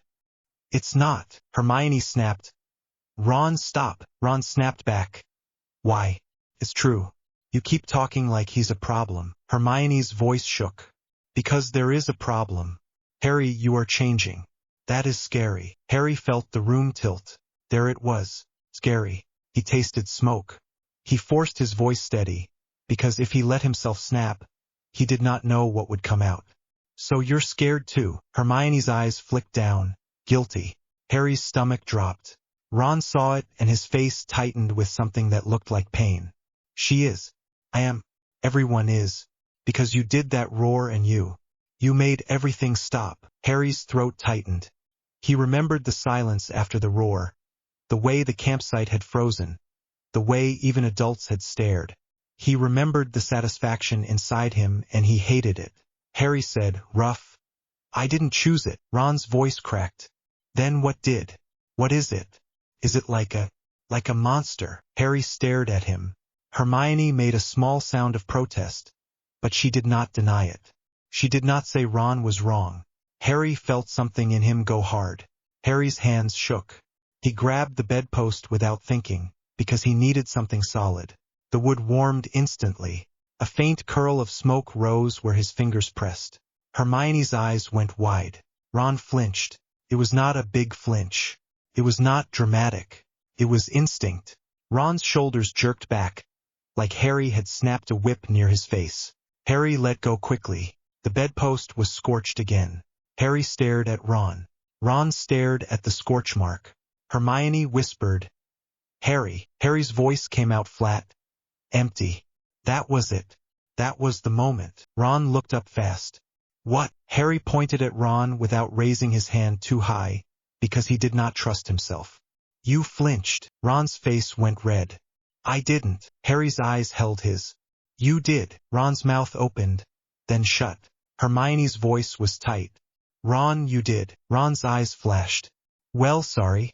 Sorry, I don't like watching wood smoke when you touch it. Harry's throat tightened. He felt heat rise up into his face. He forced it down. He said quiet. You're afraid of me. Ron's voice cracked. Yes. Hermione inhaled sharply. Ron pushed on, almost angry at himself for saying it, almost desperate. Yes, all right. I am. Because I don't know what you are anymore. Because you could kill someone without even meaning to. Because you might not stop. Harry stared at him. The words did not sound like hate. They sounded like fear. And fear felt worse because fear made Ron move away without choosing it. Harry's eyes stung. Hermione stepped closer to Ron, not to Harry. Harry noticed. Hermione's voice was urgent. Harry, please. Ron does not mean. Harry cut her off. He means it. Hermione's face twisted. We're trying to help you. Harry's voice dropped. By telling Dumbledore. By taking potions. By whatever plan you think will make me normal. Hermione snapped. Harry, you are not normal right now. That is the point. Harry went still. The heat under his ribs surged like a growl. Mine. Harry's fingers curled so hard his nails bit into his palm. He breathed, slow, trying to keep the sound from his throat. Ron watched him like he expected something to happen. Harry saw it. Harry felt sick. He whispered, Get out. Hermione blinked. Harry. Harry's voice rose slightly. Get out. Ron said, Rough. No. Harry looked at him. Ron's jaw clenched. You can't just throw us out because you're upset. Harry's voice turned flat again. I can. Watch. Hermione stepped forward, hands out. Harry, stop. Harry's skin prickled. He could feel the scales under his shirt press outward like they wanted to show. He could feel the heat roll off him in a wave. Hermione's eyes widened and she took a step back. Harry saw it and something inside him snapped. Not rage. Something colder. Something that decided. Harry said, Quiet. Leave. Both of you. Ron's face went red. Fine. He shoved past Hermione, grabbed his jumper, and stormed out. Hermione lingered, eyes wet, voice shaking. Harry, you can't do this. Harry's throat tightened. I already did. Hermione stared at him, then turned and walked out too, shoulders hunched like she was carrying a weight. The door shut. Harry stood alone in the dormitory, breathing hard. The room smelled like scorched wood. He stared at the bedpost until his eyes blurred. He did not cry. He wanted to, but the thing inside him did not understand crying. It understood silence after a roar. It understood space and territory and the way people backed away. Harry sat on his bed, hands shaking, and stared at his palms until the shaking slowed. The next weeks moved like a grindstone. People stared more openly now. People whispered less because they did not care if he heard. Some Gryffindors avoided him. Some tried to act normal and failed. A few, like Neville, tried to be kind and looked terrified while doing it. Ron stopped sitting with him. Hermione stopped trying to talk to him unless it was about homework, and even then her voice sounded careful. Harry spent more time outside. He walked the grounds in the cold because cold helped. He stood near the lake and listened to the water. He could feel the pull of it, deep and strange, like the world beneath the surface was listening back. He went to Hagrid once, because he needed someone who did not flinch. Hagrid opened the door to his hut and froze when he saw Harry's face. "Harry," Hagrid said, worried. "Yeah, look like ya haven't slept in a month." Harry shrugged. "Feels like it." Hagrid moved aside. "Come in." The hut smelled like tea and dog and damp wood. Fong trotted over and pressed his nose into Harry's hand. Harry stiffened for a second, then let his fingers curl into Fong's fur. Fong whined softly, tail thumping. Hagrid watched, eyes narrowed. "You hot?" Harry nodded. Hagrid grunted. "I heard what happened. In the dorm." Harry's jaw tightened. "Did you?" Hagrid snorted. "Castle don't keep secrets. People talk, even when they shouldn't." Harry stared at the table. "Ron thinks I'm going to hurt him." Hagrid's face tightened. "Ron's a good lad, Harry. He's just—" Harry cut him off. "Scared." Hagrid sighed. "Yeah." Harry stared at his hands. "Hermione wants to fix me." Hagrid's voice went gentle. "Hermione likes solutions. It's how she copes." Harry's throat tightened. "I don't want to be a solution." Hagrid nodded slowly. "I know." Harry swallowed. "What am I?" Hagrid stared at him for a long moment, then said, careful, "Yeah, ever heard of creature inheritance?" Harry's stomach tightened. "Pomfrey said that." Hagrid nodded. But I don't know any that fits ya. Not like this." Harry's hands shook. Hagrid leaned forward, lowering his voice. "Charlie wrote me about the World Cup." Harry looked up fast. "Charlie?" Hagrid nodded. "He's been a skin around. Dragon handlers, curse breakers, old keepers. He says what ya did. That roar, that armor, it sounds like." Hagrid hesitated. Harry's throat went dry. "Like what?" Hagrid said it anyway because Hagrid was honest even when he should not be. "Like a dragon waking up." Harry stared at him. Heat stirred under his ribs. Hagrid kept going, voice rough. "Not yet turning into one, not like that, but something in ya. Something old." Harry's hands clenched. He could taste smoke. He whispered, "That's not possible." Hagrid's eyes were sad. "Lots of things are not possible until they happen to you, Harry." Harry swallowed. Hagrid poured tea and shoved a mug toward him. "Drink. It'll help." Harry took it. The mug was warm. He swallowed and felt the tea slide down his throat and settle in his stomach. For a moment it was almost normal. Then Hagrid said low, "Ya got to be careful now. People are scared. Scared people do stupid things." Harry's jaw tightened. "Like what?" Hagrid hesitated. "Like try to control what scares them." Harry stared at him. The thought made Harry's skin tighten. Harry left Hagrid's hut later with tea warmth in his belly and cold air on his face. He still felt alone. When October arrived, the castle changed. Not in the way it usually did, with pumpkins and decorations and ghosts pretending to be festive.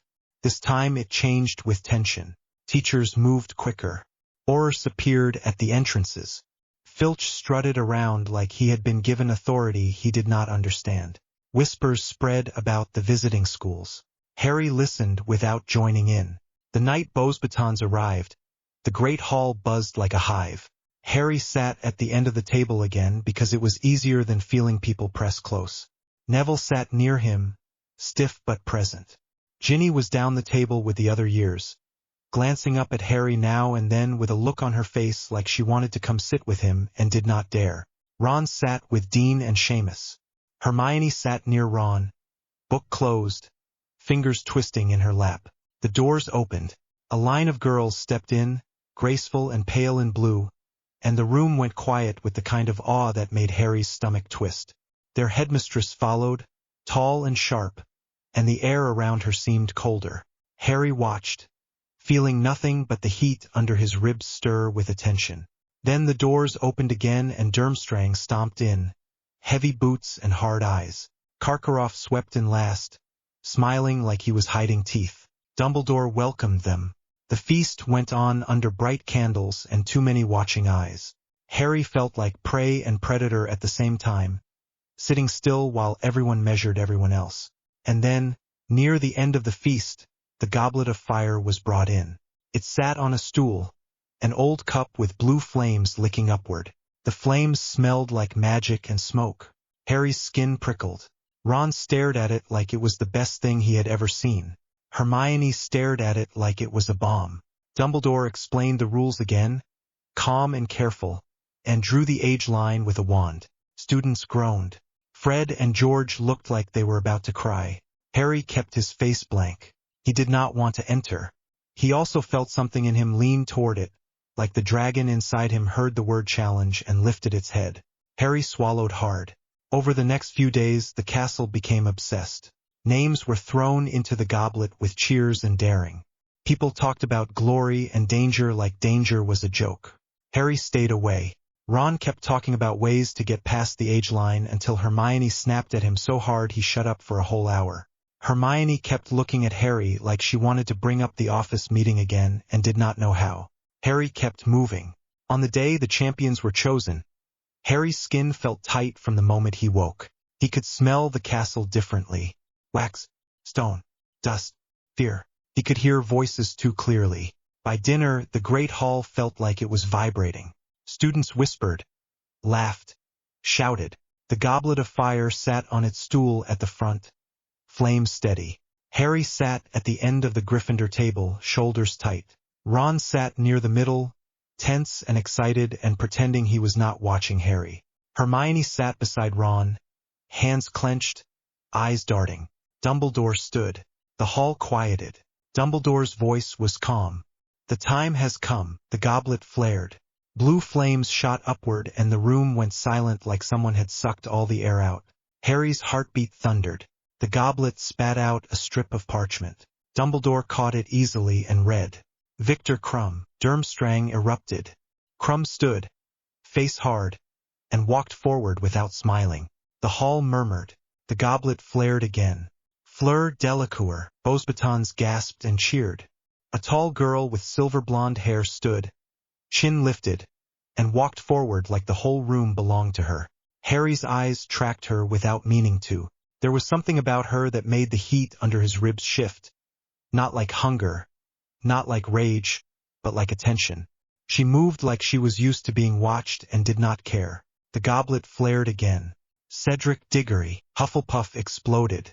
Cedric stood, looking stunned, then smiled and walked forward, and Harry felt a sudden sharp twist in his chest, because Cedric had been kind to him on the train, and now Cedric was walking into something dangerous with his head high.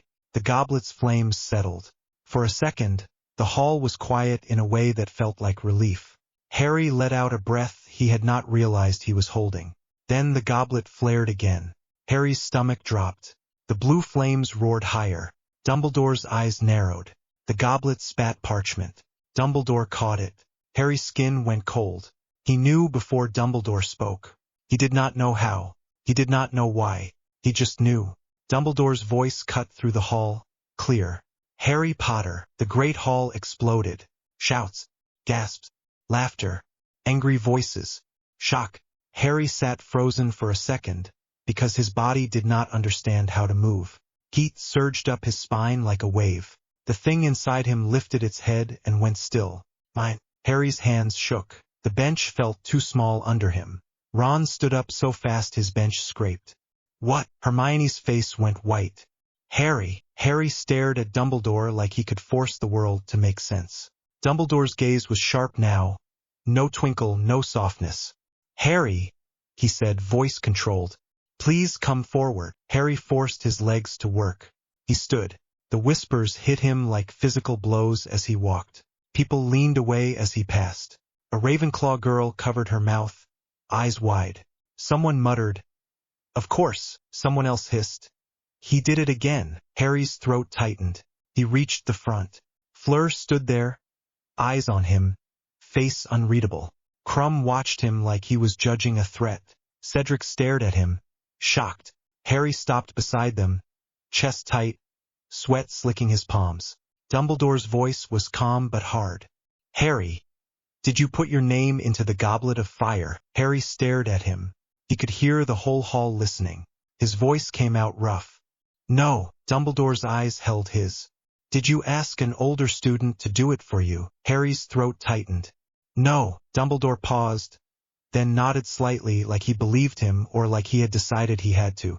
He turned. "The champions will come with me." The hall erupted again as Dumbledore led them through a side door.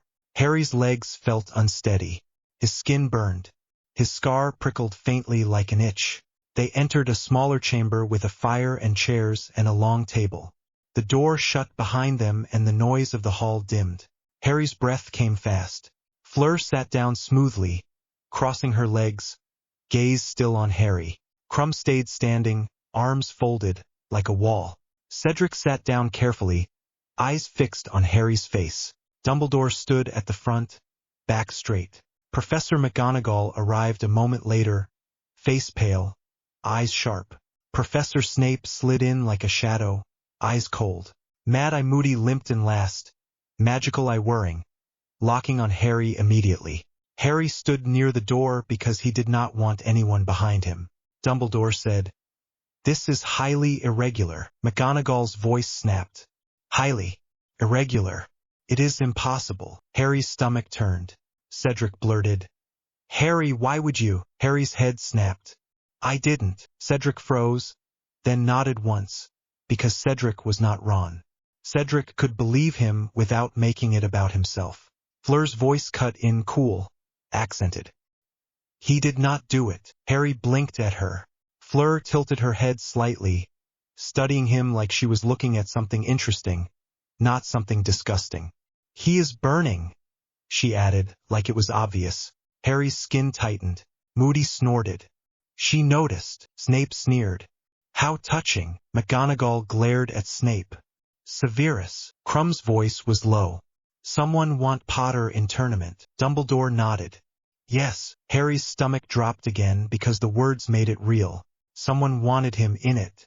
Someone wanted him to face dragons and water and whatever else waited. And part of him, the wrong part, the part that was not human enough, felt a grim satisfaction at the idea. Harry hated that part. McGonagall stepped closer to Harry. Her voice softened slightly. "Mr. Potter, you understand the gravity of this." Harry forced his voice steady. "Yes." McGonagall's eyes flicked to his chest, fast, then back to his face. "And you swear to me you did not enter." Harry's jaw tightened. "I swear." The room went quiet. Dumbledore's gaze stayed on Harry. "We will investigate." Moody's Magical-Eye word. "We will watch." Snape's lip curled. "He will enjoy it." Harry's hands curled into fists. He did not answer because if he answered, he would say something that would give Snape what he wanted. Cedric stood abruptly. "I should go." Dumbledore nodded. "Yes, Cedric. Return to your house." Cedric hesitated, looking at Harry. "Harry, I believe you." Harry stared at him. Cedric's voice was quiet. "Just be careful." Harry nodded once. Cedric left. Krum grunted and moved toward the door too, like he did not care about anything except the next fight. Fleur stayed seated. She watched Harry. Dumbledore said, "Fleur, Victor, you may go as well. Your heads of school will be informed." Krum left without a word. Fleur rose slowly. As she passed Harry, she paused. Harry's breath caught, because she was close, and he could smell her perfume and something else under it. Something cool and sharp, like winter air. Fleur's eyes met his. She lifted her hand. Harry's body tensed without permission, ready for a flinch that would not come from him but from her. Fleur's fingers touched his wrist lightly. Her skin was cool. Harry jerked slightly anyway, because touch had become a warning now. Fleur did not flinch. Her gaze stayed steady. She frowned, like she was annoyed, not scared. "You are hot," she said blunt. Harry's throat tightened. "I know." Fleur's mouth twitched slightly, like the hint of a smile. "It is not normal." Harry let out a short, humorless laugh. "Yeah." Fleur's eyes narrowed. "You are not afraid." Harry stared at her. "I am." Fleur tilted her head. "Not of the tournament." Harry swallowed. He did not answer.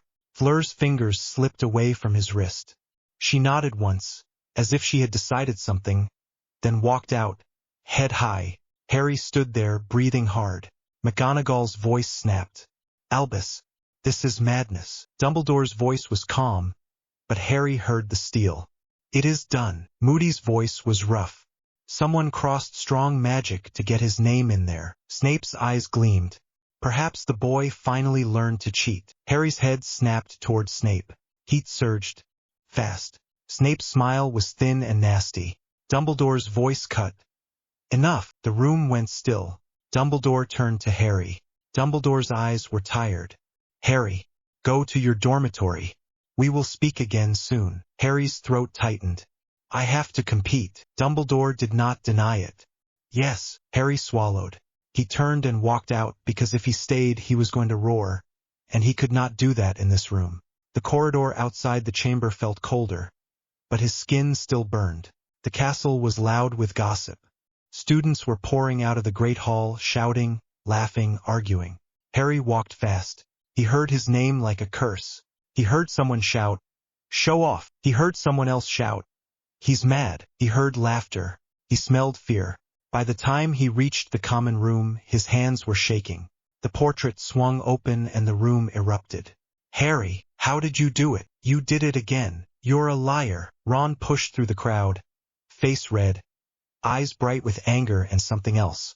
Hermione was behind him, pale. Ron shouted, "You entered." Harry went still. The room hushed. Harry stared at Ron. Ron's voice cracked, furious. "You did. You did. You can't tell me you didn't." Harry's throat tightened. "I didn't." Ron laughed, sharp and ugly. "Yeah, right.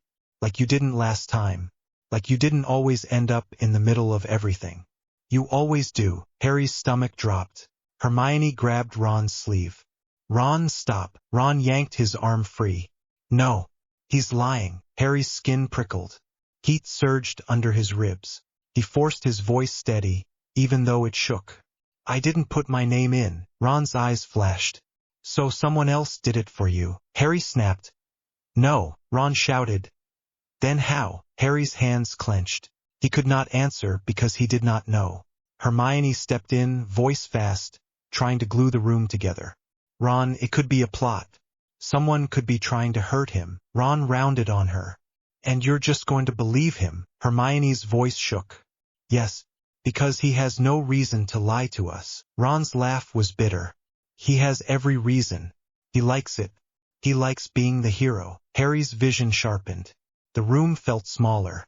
The heat under his ribs surged like a growl. Harry took a step forward without thinking. Ron flinched. It happened before Ron could stop it. It was instinct, shoulders jerking back, eyes widening. The whole room saw it. Harry went still. The hush that followed was absolute.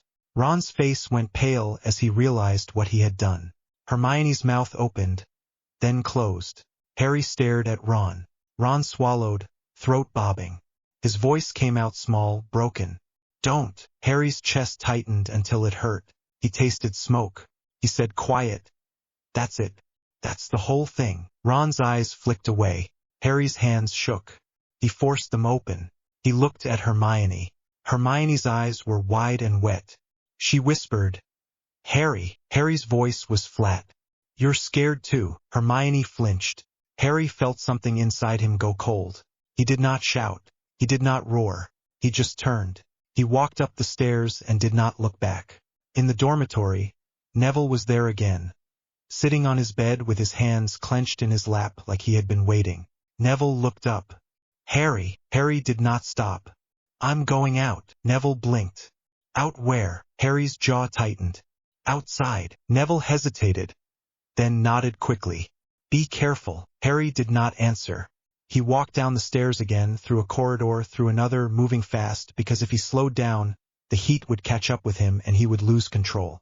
He pushed through the doors and stepped into the cold night air. The cold hit his face and he breathed it in hard, like he could pull it into his chest and put out the fire inside. He walked across the grounds without thinking about where he was going. His feet carried him toward the edge of the forbidden forest because the trees were dark and the air there was colder and there were fewer people. He stopped at the tree line, chest heaving. His hands shook. His eyes burned. He stared into the darkness between the trunks and listened. The forest was not silent. It was alive with tiny sounds. Leaves shifting, branches creaking, something small scurrying over roots. Harry's skin prickled. The thing inside him settled slightly, calmer near the trees, like the forest was territory it could understand. Harry leaned his forehead against the rough bark of a tree and breathed. For a moment he thought he was alone. Then he heard footsteps behind him on the grass. Not running, not sneaking, just walking. Harry turned fast. Fleur Delacour stood a few yards away, blue robes dark in the night, hair like pale fire under the moonlight. She held her wand loosely at her side, not raised, not threatening. Her face was calm. Harry's chest tightened. He waited for the instinctive step back, the flinch, the fear. It did not come. Fleur looked at him like he was a person, not a story. You ran, Fleur said, blunt. Harry swallowed. Yeah. Fleur stepped closer, slow and careful, like she was giving him space even while she approached. They shout at you, she said. Harry did not answer. Fleur stopped a few feet away. Harry could smell her again, that cool sharp scent under perfume. It made the heat in him shift, restless, curious. Fleur tilted her head. You are shaking. Harry looked down at his hands. They were shaking. He hated that they were shaking. He said, rough. It's cold. Fleur's mouth twitched. Liar. Harry let out a short laugh that sounded like it scraped his throat. Yeah. Fleur watched him for a moment, then said, quiet. They are afraid of you. Harry's throat tightened. Fleur continued, voice even. They are also jealous, and they do not understand. So they make it ugly. Harry stared at her. He said low, my friends are afraid of me. Fleur's eyes narrowed slightly, like she did not like the word friends in that sentence. Then they are not brave enough. Harry's chest tightened. Ron is. Fleur shrugged, the movement small and sharp. He flinched. Harry went still. Fleur's gaze stayed steady. I saw. Harry looked away. Heat surged under his ribs, bitter and aching. Fleur stepped closer. Harry's body tensed on instinct, prepared for the recoil that always came from touch now. Fleur lifted her hand again. Harry's breath caught. Fleur's fingers touched the back of his hand. Light, cool. Harry shuddered.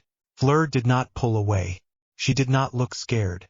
She looked annoyed at the fact he was hurting, like pain was an inconvenience she wanted to remove. You burn, Fleur said softly. Harry's voice came out rough. I know. Fleur's thumb rubbed his knuckle once. A small steadying touch. You do not have to stand alone, she said. Harry swallowed hard. The words hit like a crack in a wall he had been pressing his forehead against for weeks. He whispered, yes, I do. Fleur's eyes hardened. No. Harry stared at her. The cold air swirled around them. The forest creaked. Harry's heart hammered. The thing inside him stirred, not angry, not territorial, but alert in a different way, like it recognized something that did not run. Fleur kept her hand on his for another second, then let go slowly, like she was proving she could touch him and leave without fear. Fleur said, calm. Tomorrow they will shout again. They will stare. Let them. Harry's throat tightened. I have to compete. Fleur's smile flashed, sharp. So do I. Harry blinked. Fleur lifted her chin. And I will not lose to a boy who looks like he is about to fall over. Harry let out a shaky laugh, surprised by it. Fleur's eyes softened a fraction. Good, she said. Harry stood there in the cold, breathing hard, feeling the fire under his skin and the strange cool steadiness she brought just by being close. The castle behind them was still loud with rumors. The forest in front of them was still dark.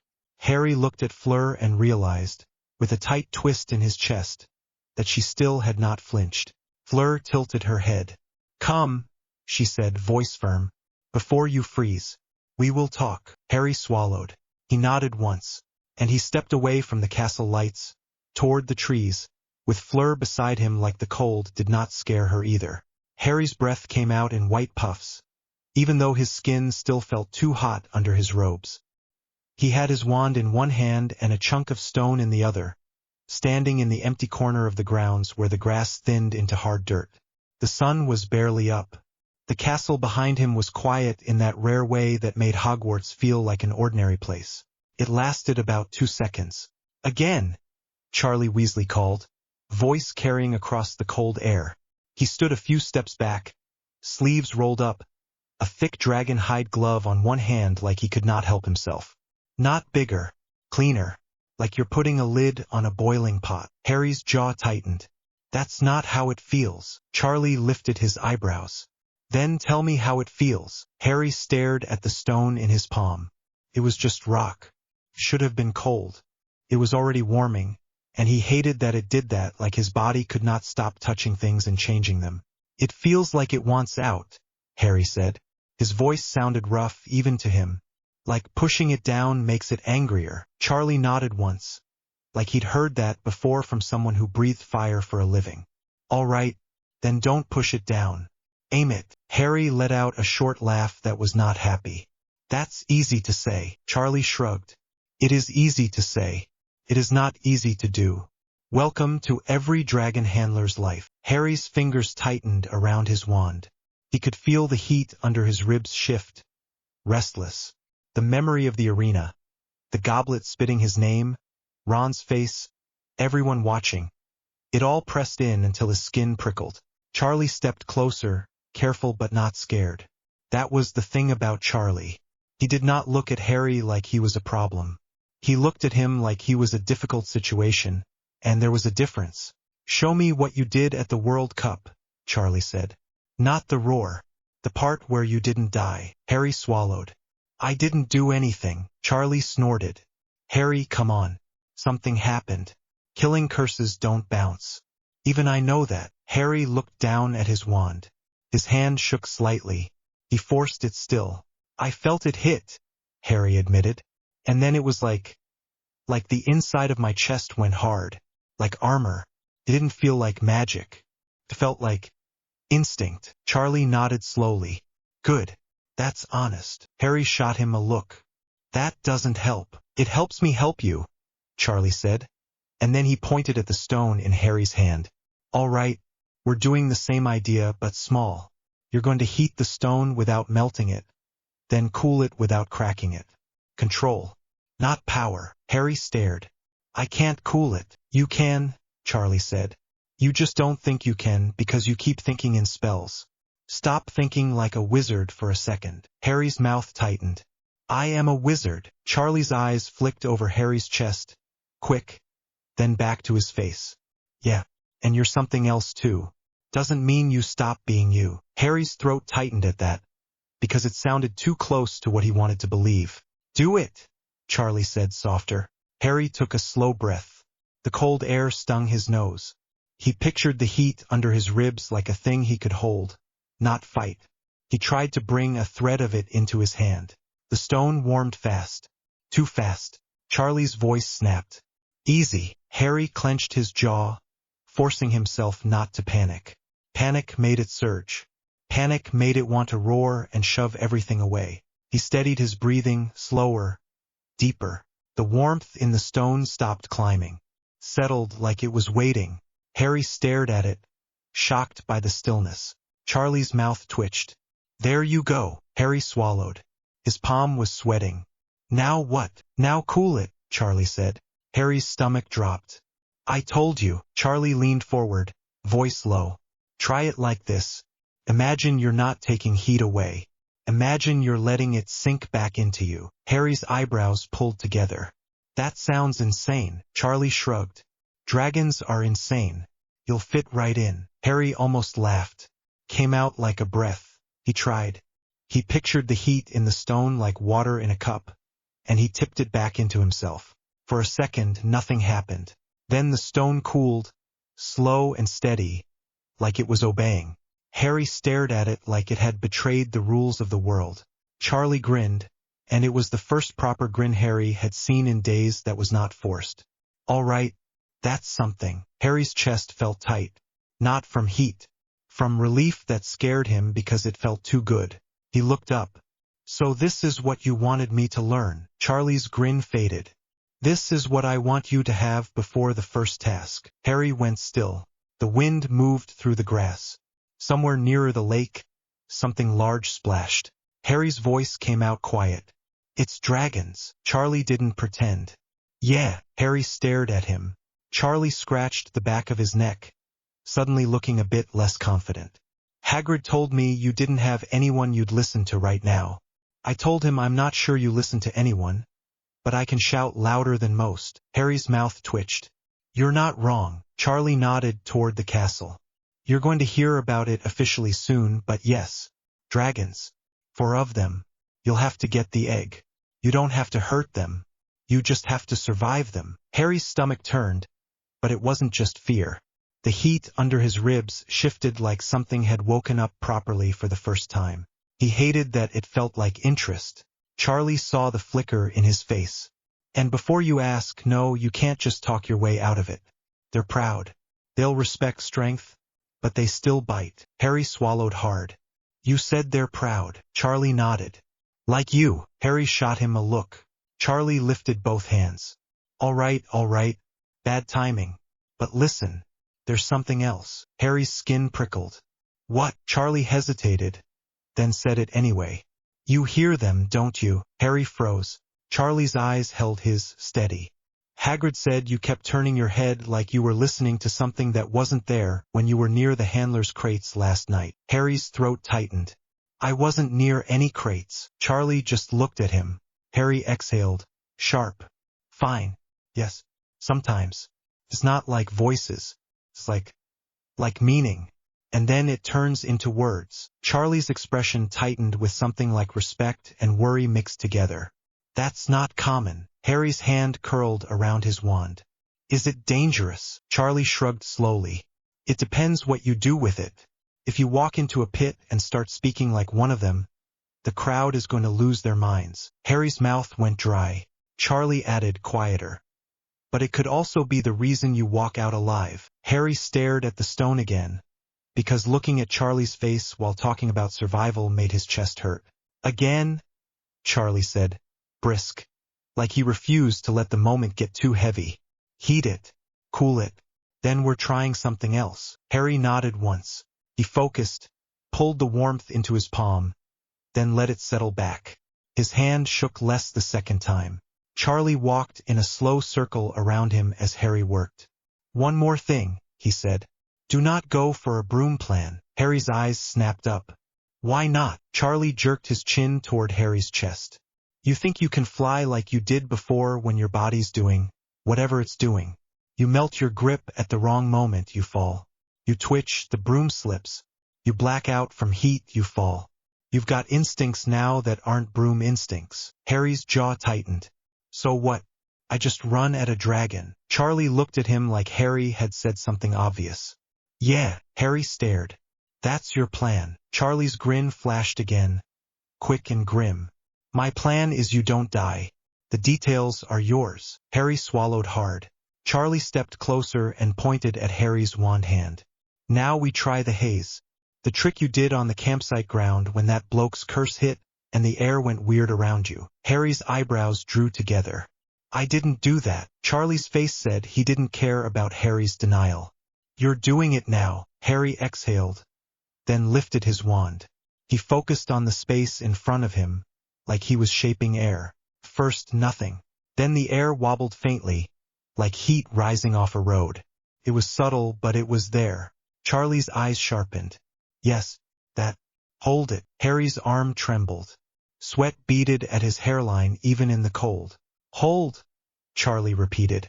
Harry clenched his teeth and held it. The haze spread slightly, a thin sheet, and the grass behind it looked distorted. Charlie nodded. Good. Now imagine a wall of flame hitting that. The haze bends the heat. It breaks the line. It makes the breath slide off instead of punch through. Harry's heart hammered. The picture made his stomach twist. Charlie watched him. You good? Harry lied. Yeah, Charlie snorted. Great. You're lying. That means you're a proper Gryffindor. Harry's mouth twitched despite himself. The haze flickered. His concentration slipped. Charlie's voice snapped. Again, Harry forced the haze back up. He held it until his arm felt like it was going to tear off. Charlie finally stepped back. All right, that's enough for now. Harry lowered his wand slowly, breathing hard. Charlie pointed at him. You eat. Harry's stomach turned. I did. Charlie's eyes narrowed. Not sweets. Food. Meat. If your body is doing this, you feed it. If you starve it, it'll take what it wants in other ways. Harry's throat tightened. He hated how true that sounded. Charlie's gaze softened slightly. I'm going to be around the castle for the task. If you need me, you find me. You don't go off alone and pretend you're fine. Harry stared at him. Everyone keeps saying that. Charlie shrugged. Because you do it. Harry didn't answer. Charlie clapped him on the shoulder. Careful. Go. Before McGonagall starts hunting students for being outside at sunrise. Harry nodded once, then turned toward the castle. He took 3 steps before Charlie called, Harry. Harry turned back. Charlie's face had gone serious. When you're in the pit, don't flinch. Dragons smell it. Harry swallowed. Okay. Charlie hesitated. And if it speaks to you, don't panic. Answer like you mean it. Harry's skin prickled again. What if it says something I don't want to hear? Charlie's eyes held his. Then you hear it anyway, and you decide who you are after. Harry stared at him for a long second, then nodded and walked away before his throat did something stupid like close up. By lunch, the castle had caught up with him. Harry walked into the great hall and the noise shifted, that familiar dip that made his shoulders tense. People looked at him, then looked away too late. A few whispered. A few stared openly, like they were past pretending. He kept his face blank and headed for the end of the Gryffindor table. Neville was there, and Ginny was 2 seats down, talking quietly with Hermione. Ginny's eyes flicked up when Harry approached. She looked like she wanted to stand and come over, but she stayed put, hands clenched around her fork. Harry sat, forced himself to breathe. Hermione looked up from her plate. Her eyes landed on Harry, then flicked away, then back again like she was fighting herself. Hi, Hermione said, too quickly. Harry nodded once. Hi, the word sat between them, thin and awkward. Ginny's gaze stayed on Harry's face. She didn't flinch. She didn't look away. She looked angry, like the whole world had been unfair and she wanted to punch it. You look tired, Ginny said. Harry's mouth twitched slightly. Yeah. Hermione's fingers tightened around her fork. Where were you this morning? Harry's eyes flicked to her. Outside. Hermione's voice went careful. With who? Harry hesitated, then said it anyway. Charlie. Ginny's eyebrows lifted. Charlie's here. Hermione's eyes narrowed. Of course he is. Harry looked at her. What's that supposed to mean? Hermione swallowed. Nothing. Just dragons. Harry went still. Ginny leaned forward, sharp. What do you mean, dragons? Hermione's cheeks went pink, like she'd said too much. I don't know for sure. Harry stared at Hermione. You do. Hermione's eyes flicked down. I've been reading. Ginny's voice rose a notch. About what? Hermione exhaled. The first task. It's likely dragons. Harry felt the heat under his ribs stir again, sharp and awake. Ginny swore under her breath, then caught herself and looked guilty. Sorry. Harry stared at his plate. His appetite was there like a pull, but the food looked wrong, too cooked, too soft. Hermione slid a piece of parchment toward him. I made notes. Harry didn't touch it. Why? Hermione flinched. Because you need information. Harry's jaw tightened. Or because you think I'm going to lose control. Hermione's face tightened. Harry, stop doing that. Doing what? Harry said, voice flat, making everything sound like an accusation. Hermione snapped, then immediately looked like she hated herself for snapping. I'm trying to help you. Harry stared at her. Ginny cut in, voice sharp. He doesn't need your pity, Hermione. Hermione's eyes flashed. It's not pity. Ginny leaned forward. Then stop acting like he's a problem you can solve with a list. Hermione's cheeks went red. I'm not. Harry listened to them argue and felt something in his chest tighten, because it was the first time in weeks someone had fought for him without sounding scared. Hermione's voice lowered, controlled. Ginny, you weren't there. Ginny's eyes narrowed. Yes, I was. I was the one who nearly died. Again. Hermione went quiet. Harry's throat tightened. He looked at Ginny. You shouldn't get involved. Ginny's jaw clenched. I'm already involved. That's the point. Harry stared at her, and for a second he didn't know what to say. Hermione pushed the parchment closer again, gentler this time. I found references to heat haze wards, and something about old languages tied to serpents and drakes. It might be relevant. Harry's fingers twitched, but he still didn't pick it up. Hermione's voice went smaller. And I'm sorry. Harry blinked. Hermione looked at him directly, eyes bright with nerves. I'm sorry I flinched. I'm sorry I made you feel like you were something to be fixed. Harry's stomach turned, because he wanted to believe her, and it was hard. He didn't answer right away. He looked at the parchment again. Ginny watched him like she was holding her breath. Harry finally took the notes. Thanks. Hermione exhaled like she'd been underwater. Ginny looked satisfied, like she'd just won something. Then Ron walked in. Harry felt it before he saw him, the way the air around the table changed. Ron's laugh was loud, forced, and he sat down with Dean and Seamus like that had become a habit. He didn't look at Harry. Harry's chest went tight anyway. Ginny's eyes narrowed at Ron so hard it looked like she might stab him with a fork. Hermione's shoulders tensed. Harry stared at his plate and tried to pretend he didn't care. He cared. He hated that he cared. After lunch, Harry tried to avoid the corridors where people gathered. It didn't work. Hogwarts was built for students to bump into each other.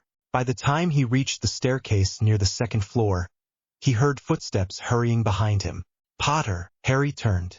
Cedric Diggory stood there, hands shoved in his pockets, looking uncomfortable in the way of someone trying to be kind without making it weird. Harry's stomach tightened. What? Cedric held up his hands slightly. I just wanted to say, I know you didn't enter your name. Harry stared at him. Cedric shrugged. I mean, I don't know you that well, but you looked like you wanted to throw up when Dumbledore said it. That didn't seem like someone proud of their plan. Harry let out a short breath. Right? Cedric hesitated.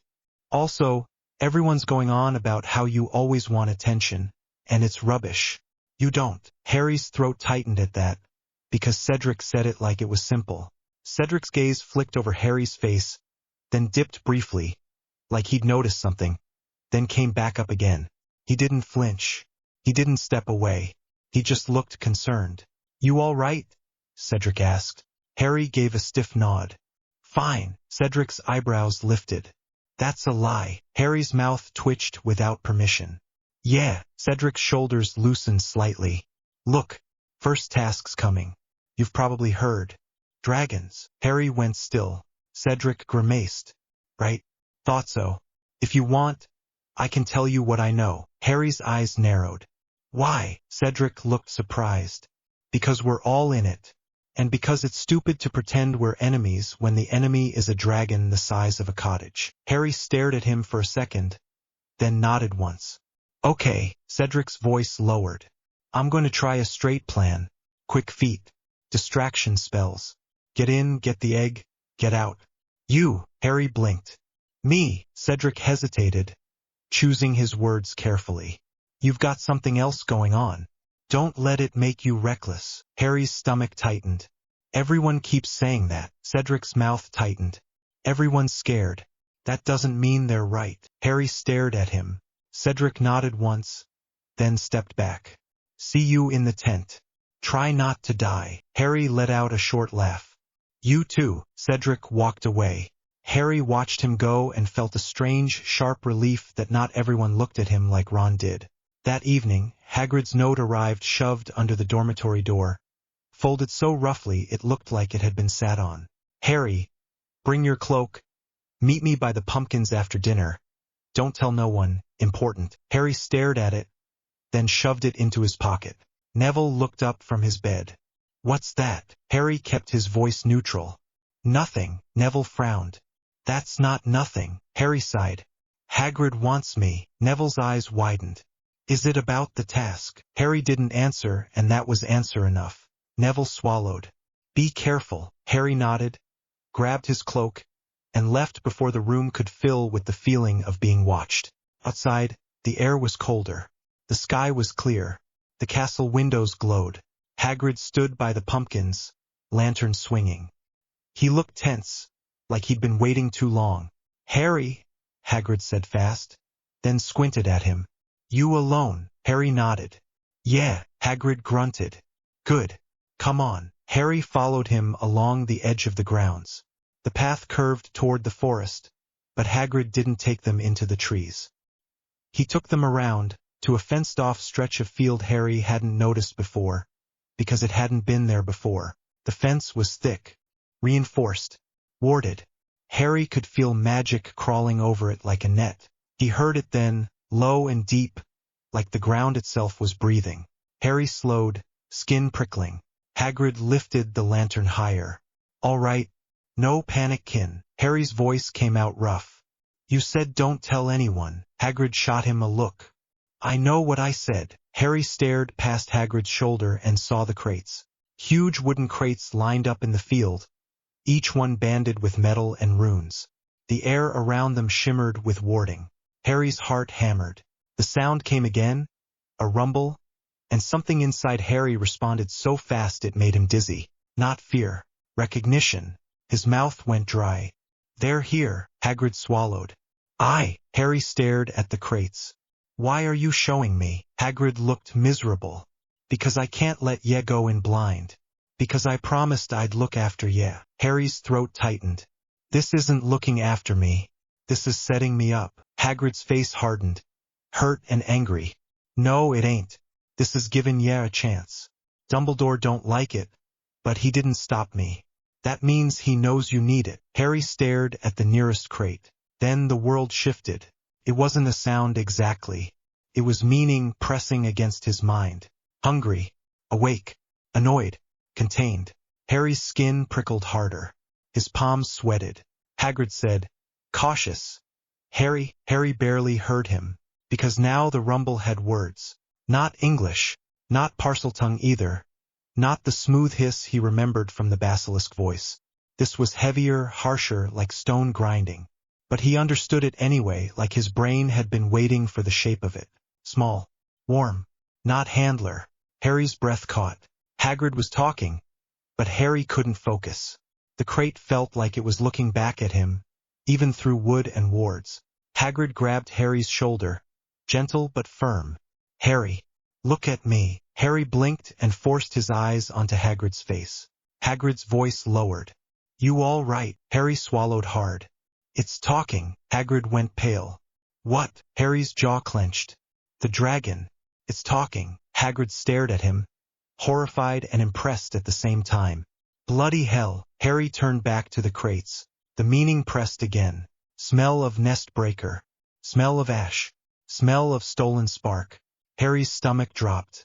Hagrid whispered, "Harry, we should go." Harry didn't move. His skin burned. He didn't know if it was the dragon in the crate or the thing in his chest, but something in him wanted to answer. Hagrid's grip tightened. "Harry." Harry forced a breath. "Which one is mine?" Hagrid's eyes widened. "Mine." Harry's voice came out flat. "The one I draw." "Which one?" Hagrid hesitated, then pointed, reluctant. "That big one. An Hungarian horntail." Harry stared. The pressure in his chest surged, and for a second he could taste smoke. Behind the wood, the dragon's presence shifted like it had heard its own name. "Challenge." Harry's hand twitched toward his wand. Hagrid pulled him back hard. "No," Harry snapped. "I wasn't going to attack it." Hagrid's eyes were fierce. "Don't you talk to it here. Not now. You don't know what you'll start." Harry's jaw clenched. His throat felt tight. Hagrid's voice softened a fraction. You can do this, Harry. I know you can. Harry stared at the crate and felt his chest go tight with something that wasn't human pride and wasn't human fear. It was older, sharper, and it made him angry that he was being treated like bait. He swallowed hard and let Hagrid lead him away. All the way back to the castle, Harry could still feel the dragon's attention like a bruise on his mind. The day of the first task arrived too fast. Harry woke before dawn, skin hot, stomach hollow. He sat on the edge of his bed and stared at his hands until the shaking stopped. Neville woke when Harry moved. He sat up, hair sticking up everywhere. Is it today? Harry nodded. Neville swallowed. Good luck. Harry's mouth twitched. Yeah, he dressed slowly, because rushing made his breathing go wrong. He forced himself to eat a bit of bacon at breakfast because Charlie's warning kept echoing in his head. Feed it or it will take what it wants. When he stood to leave, Hermione half rose like she wanted to say something, then stopped. Ginny watched him go, fists clenched like she wanted to chase him. Ron didn't look up at all. Harry walked out of the Great Hall alone. The champions were gathered in a small tent near the arena, canvas walls snapping slightly in the wind. The air smelled of trampled grass and smoke. Cedric stood near the entrance, face pale but steady. Krum leaned against a pole, arms crossed, eyes hard. Fleur sat on a folding chair, legs crossed, calm as if she were waiting for a train. Ludo Bagman paced like an excited dog, clapping his hands together. Champions, Bagman said brightly when Harry entered. Excellent, excellent. Big crowd today. Very big crowd. Harry's skin prickled. He could hear the muffled roar of the stands outside, like thousands of people were one animal. Cedric's eyes flicked to Harry. You all right? Harry nodded once. Krum's gaze stayed on Harry's chest a second longer than necessary, then slid away. Fleur's eyes met Harry's. She didn't smile, but there was something steady in her face that made Harry's shoulders loosen a fraction. Bagman held up a small sack. Right then. You'll each draw a little model, and that will tell you which dragon you face. Krum stepped forward first. He plunged his hand into the bag, drew out a model, and his jaw tightened. Bagman peered. Chinese fireball. Lovely. Fleur stood next, drew a model, and her lips pressed together. Welsh green, Bagman said, still cheerful. Cedric drew next. His face went grim. Swedish short snout, Bagman announced. Then Bagman turned to Harry, eyes bright, like he'd been waiting for this part. Harry stepped forward. The sack smelled of smoke and something metallic. He slid his hand in and felt the tiny models shift. His fingers closed around one. He pulled it out. The little dragon model snapped at his fingers, and the moment his skin touched it, he felt a pulse of heat go up his arm. Bagman's smile went slightly strained. Hungarian horntail. Cedric let out a quiet breath like sympathy. Krum's eyes narrowed, approving in a grim way. Fleur's gaze sharpened like interest. Bagman clapped his hands again. Too loud, right? Instructions are simple. Get past the dragon and retrieve the golden egg. Do not use unforgivable curses. Obvious but must be said. Healers are on standby. Judges will be watching. And remember, the most important thing is to put on a good show. Harry's eyes flicked up. A show? Bagman's smile faltered. Well, you know what I mean. Harry didn't answer. Outside, the crowd roared again, and Harry's skin tightened. The heat under his ribs shifted, awake and restless, like it was listening to the noise and liking it. Cedric stepped closer, voice low. Ignore him. Just get in and get out. Harry nodded once. Bagman pointed at Cedric. Cedric, you'll go first. Cedric took a breath, straightened, and walked out of the tent. The canvas flap fell closed behind him, and the crowd noise surged. Louder now, closer. Harry stood very still, breathing slow. Fleur's voice cut through the noise. Quiet.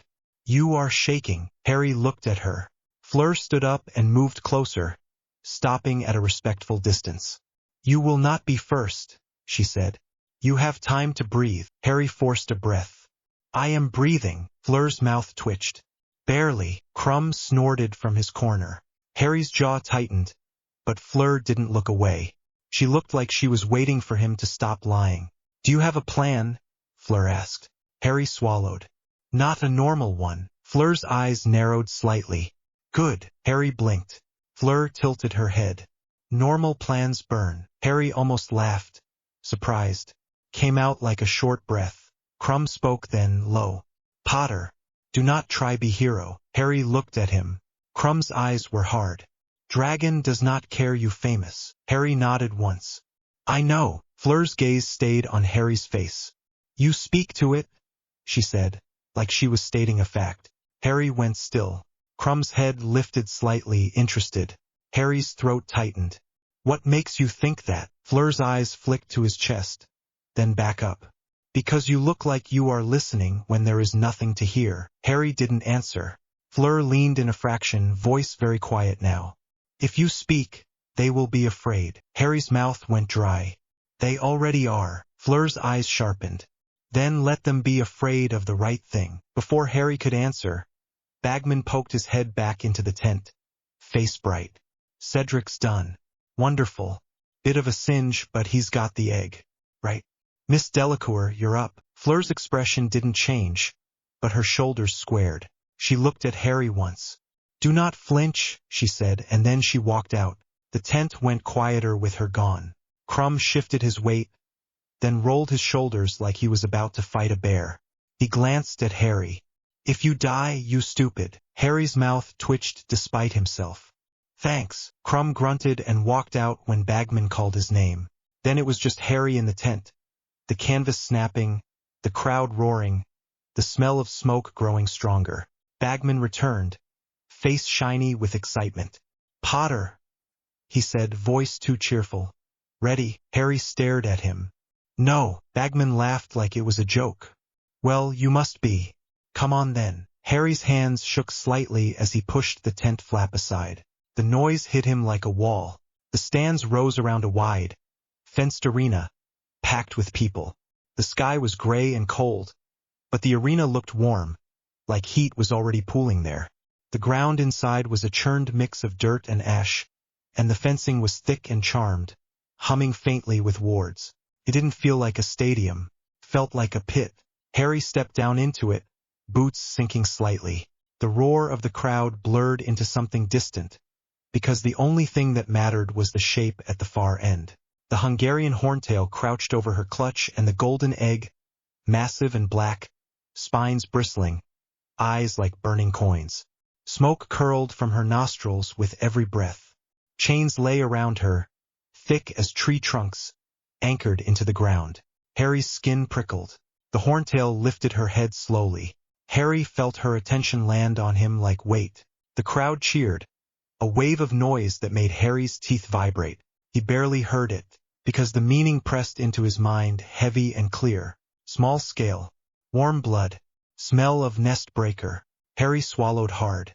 He raised his wand, but he didn't point it at her. Not yet. The horntail's lips pulled back, showing teeth that looked like knives. The crowd went louder. Harry's heart hammered.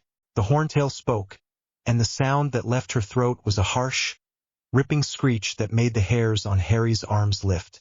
But in Harry's head, it was words. Thief. Small scale. You smell of the nest breaker. Harry's stomach dropped. His mouth moved before he could stop it. The sound that came out of him was not English. It was a rough, hissing crackle that felt like it scraped his throat. I seek only the gold, Harry said in that harsh language. I claim the hoard. The crowd noise faltered. People heard Harry's voice change, heard the inhuman sound, and the cheering stumbled like someone had tripped it. The horntail's eyes narrowed. Claim. Bold. Hatchling voice. Harry's skin burned. The thing under his ribs surged. Pleased. Awake. Mine. Harry forced himself to breathe. The horntail shifted, chains clanking. Her wings flexed slightly, and the wind from them blew ash across the pit.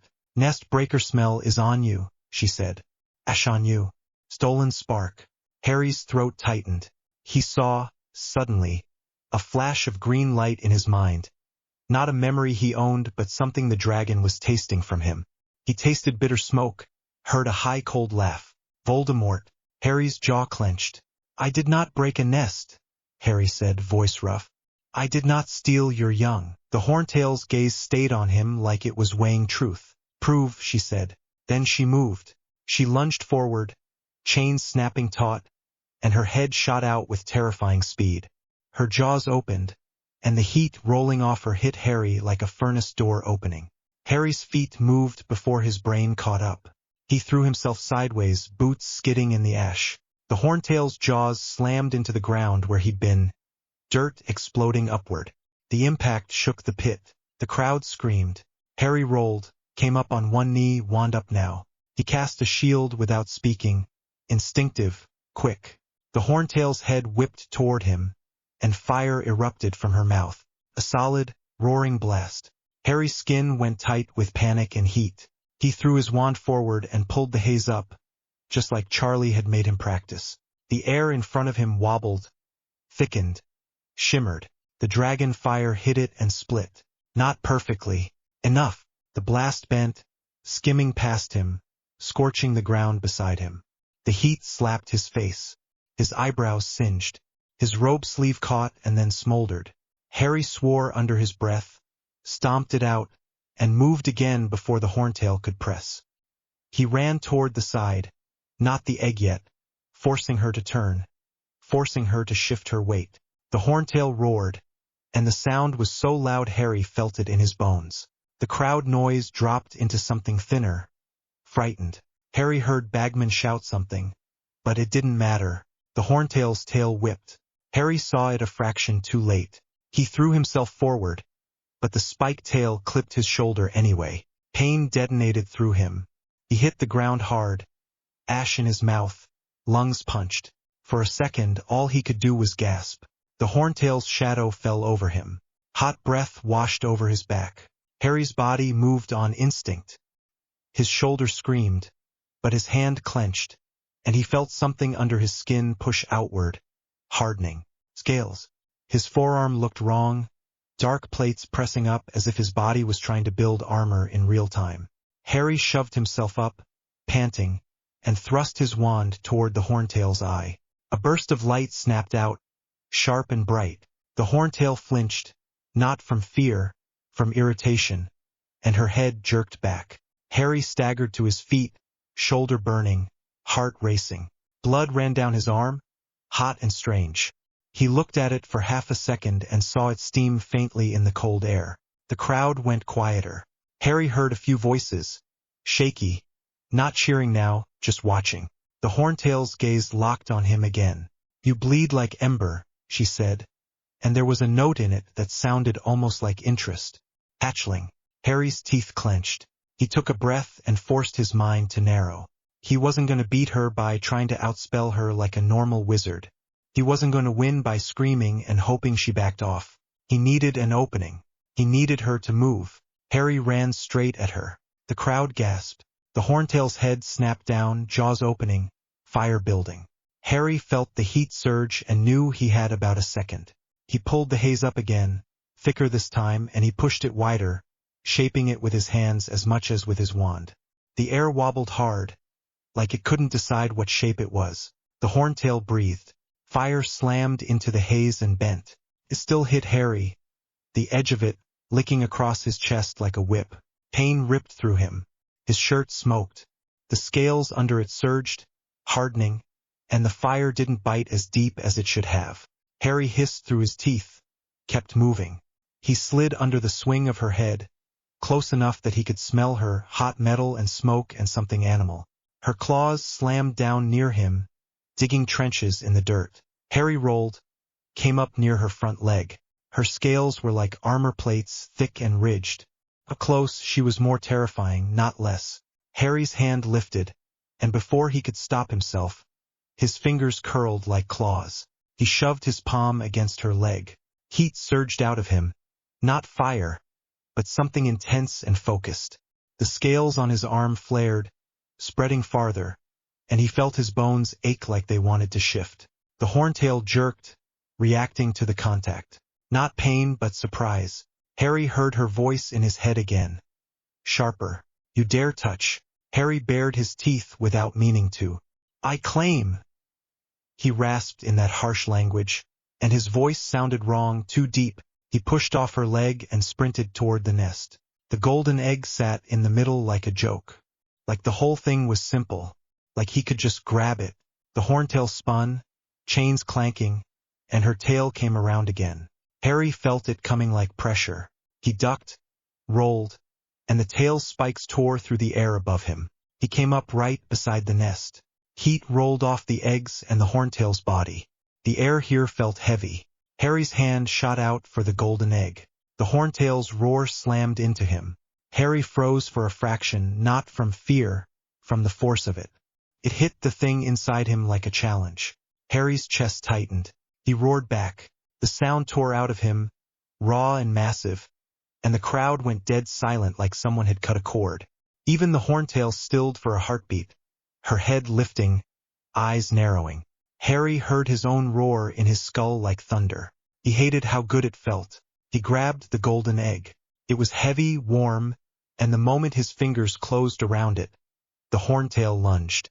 Harry threw himself sideways, clutching the egg to his chest. Her jaws snapped shut inches from his leg. He scrambled up, breath ragged, shoulder screaming, chest burning. The horntail's voice shoved into his mind. Furious. Thief. Harry's throat was raw, but he forced the words out anyway, because he needed it, because he needed her to understand the difference. One piece, Harry rasped in that harsh tongue. Not your young, not your nest. One piece. The horntail's eyes locked on his. For a second, there was nothing but heat and ash and the sound of Harry's breathing. Then the horntail pulled back slightly. Not surrender. A choice. Her head tilted just a fraction. Claimed, she said, and the word felt like a brand. Hatchling dares. Hatchling survives. Harry didn't wait to see if she changed her mind. He ran. The egg dragged at his arms. His shoulder throbbed with every step. His lungs burned. Behind him, the horntail roared again, but it sounded less like rage and more like a challenge thrown after him. Like she was telling him he'd better be worth it. Harry reached the edge of the pit, where the wards and the exit path waited. He vaulted the low barrier, legs shaking, and stumbled onto the grass outside. The crowd didn't cheer. Not at first. They stared. Thousands of faces, pale and wide-eyed, like they just watched something they didn't have words for. Harry stood there, chest heaving, egg in his arms, smoke curling off his robe. Then Bagman's voice finally cracked through, loud and delighted, trying to force the moment back into something safe. Marvelous, Bagman shouted. Absolutely marvelous.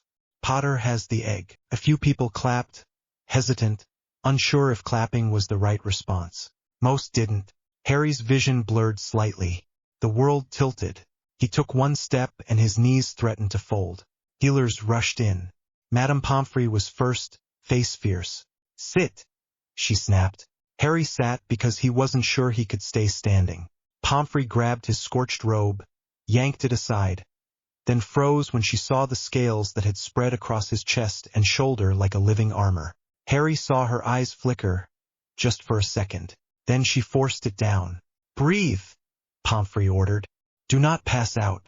Do you hear me? Harry swallowed hard. I'm fine. Pomfrey's voice was sharp. You are not fine. She pressed a cooling cloth to his shoulder. The cold made him shudder. The thing inside him snarled at it, then settled, grudging. Charlie appeared behind Pomfrey, face tight with worry. He looked at Harry's shoulder, then at the egg. You got it? Charlie said, and his voice cracked slightly like he hadn't expected to feel proud and terrified at the same time. Harry nodded once, breath shaky. Yeah. Charlie's eyes flicked to Harry's face. Did you talk to her? Harry hesitated. Charlie didn't push.